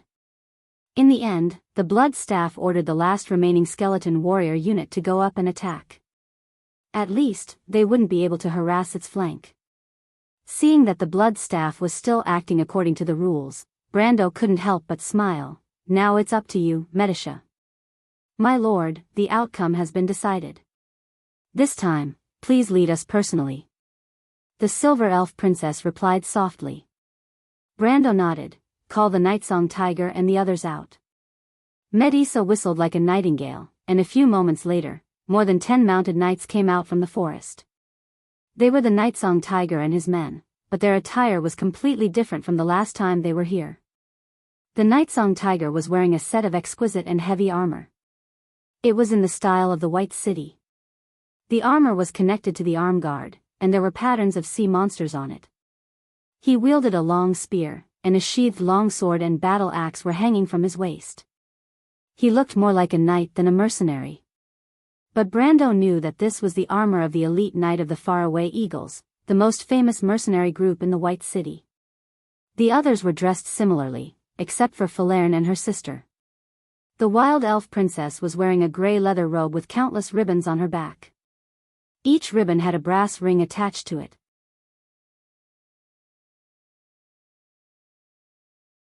This strange robe was a sorcerer's robe, and each brass ring was engraved with a corresponding spell that could be used in battle. It was the standard attire of a combat wizard. On the other hand, the younger sister of the Wild Elves, Tia, was wearing a loose white robe and a pointy wizard hat. She had already become an official elven envoy. At this moment, she was looking at her lord with a smile on her face. The Nightsong Tiger greeted Brando with a smile. "My lord, long time no see." We've been training for so long, and we've been bored to death. The Shire of Rhodes is prosperous and beautiful in the evening, but it can't compare to the real world. Besides, we're looking forward to a life of fighting. When did you become so polite, Nightsong Tiger? Brando was a little apologetic. I won't be like this in the future. Really? Tia asked happily. Of course. In fact, the White City Vanguard only cost 5 wind and 20 Medisa MP per day. Brendel nodded, but Falerne snorted softly and looked over in surprise. The wild elf turned her face away, and only her pointed ears were visible to him. She's really angry. Brando thought to himself. Card creatures all had emotions, and he wondered how Mephistopheles and Endrique were doing. The former was fine, but the latter probably wanted to kill him. He looked at the river bank and saw that the battle was progressing very slowly. Madara's army was like a giant turntable that was slowly turning in the rain. Freya was commanding the White Lion Guards to break through the Spider Swordsman's broken defense line. But the undead were different from humans. Even in such a situation, they still caused a lot of trouble for Freya. Brando tightened his grip on his horse and rode it to the front of Lin Ge's guards. He turned his horse around and faced the direction of Madara's army. Go around the White Lion Guards and follow me. The army began to move. Close to 1,000 silver warhorses and the archer girls on their backs slowly circled around the White Lion Squad's frontal assault and circled around the flanks of the Bloodstaff's army. The Viro people and Madara's undead were watching this scene closely. Even though they knew that these were not terrifying mounted archers, allowing such an army to directly threaten their empty flanks made the Bloodstaff feel slightly uneasy. Let our archers keep an eye on that side, the Bloodstaff said to the Lich beside him. Don't let Erwin's people go too far. Our archers may not be their match, a dark noble said with a hoarse voice. Of course not. Those are elven archers. Our archers are just decorations in front of them. But if they really have short bows, then they will be at a disadvantage in front of our longbows. Do you understand, idiot? Brando looked at the Bloodstaff's movements and thought that this old lord of Madara's had a watertight plan. But unfortunately, some things were destined to be beyond his imagination.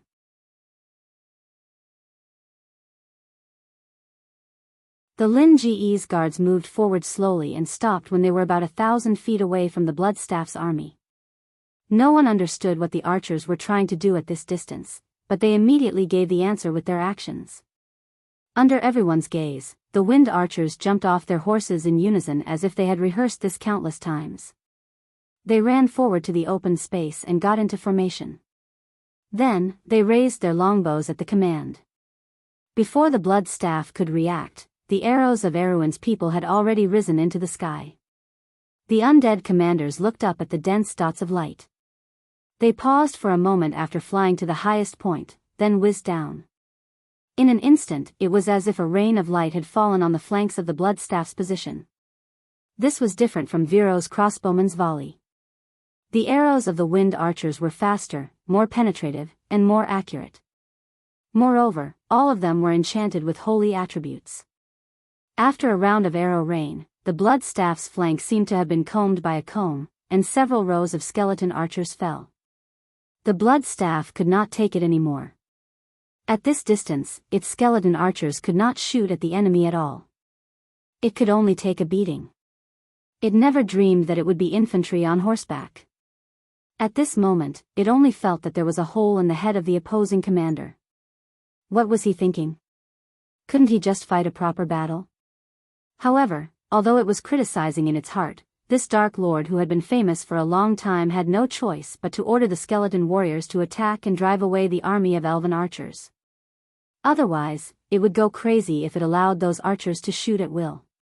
When the wind archers under Brando saw the skeleton army attacking, they did not panic and returned to the formation in an orderly manner. They mounted their horses and galloped away, leaving the skeleton army far behind. After they had run for a distance, they stopped their horses under Brando's command and got into formation again to fire at the skeleton army. This time, the undead commanders were dumbfounded. What should they do? They could not chase after them. They could not shoot at them. If there were still dreadwraiths, they could let the dreadwraiths entangle the enemy and then send the skeleton army to chase after them and destroy them in one fell swoop. However, the dreadwraiths were already exhausted. The remaining dozen or so would not be enough for a round of volley. Of course, they still had cavalry. The problem was that if they transferred the cavalry over, it would be equivalent to letting the Lantonians attack their flanks as they pleased.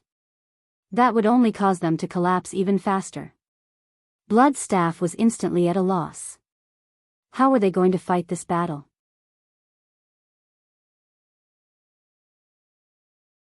If the opponent was just a normal cavalry, it could still rely on the undead's almost unlimited stamina to wear down the opponent's mounts.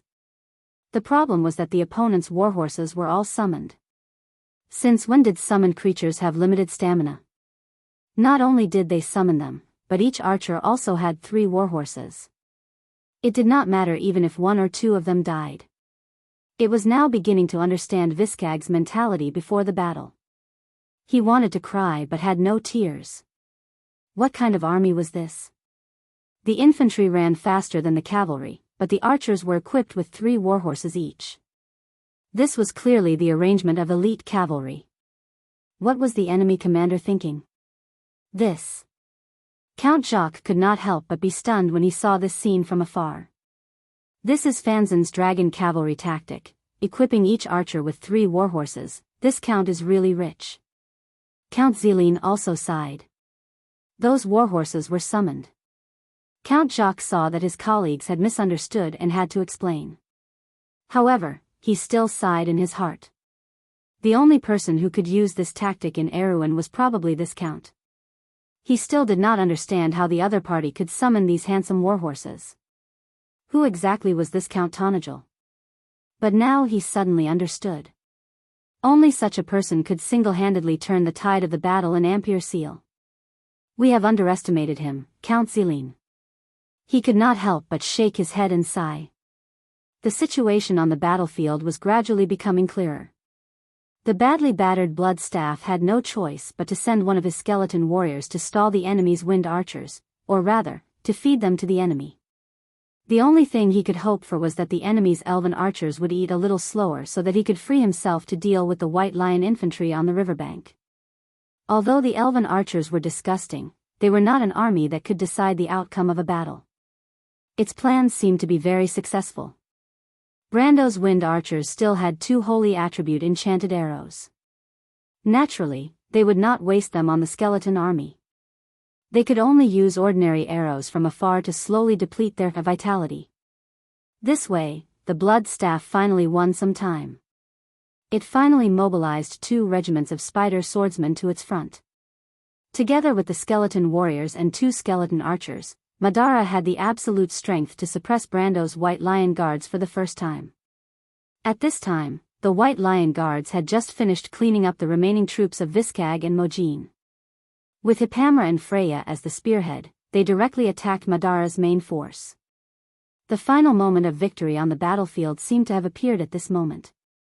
The 2 armies were entangled at a single point. Erewhon's mages once again unleashed their fireballs across the entire valley and landed on Madara's army.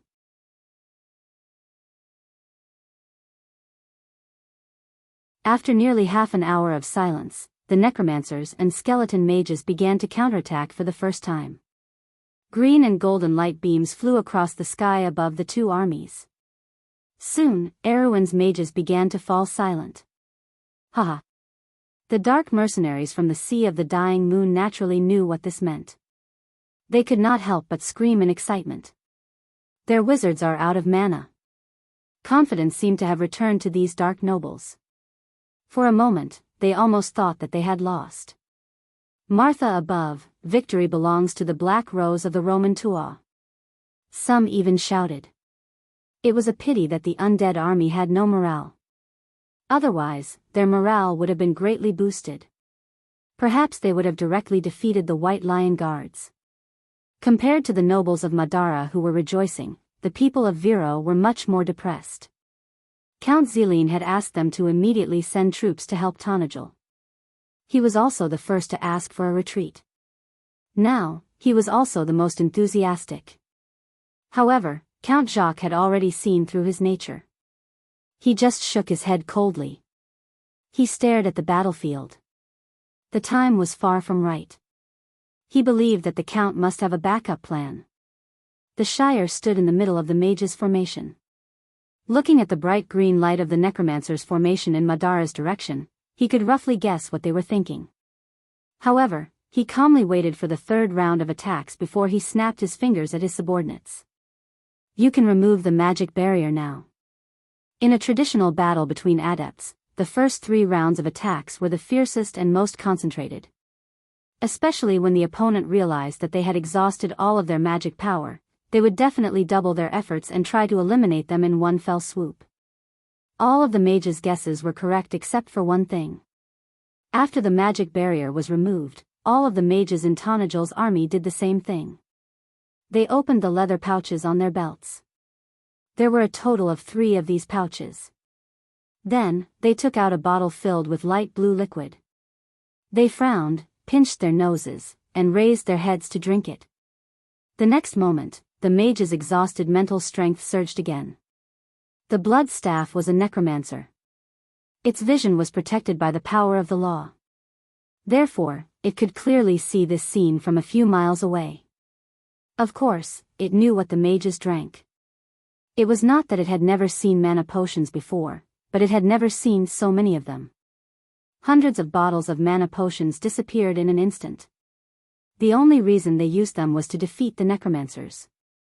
Only those who had dealt with magic would understand what this meant. At that moment, the blood staff only wanted to cry out loud. If it could, it would have run over to the enemy's commander and punched him in the face.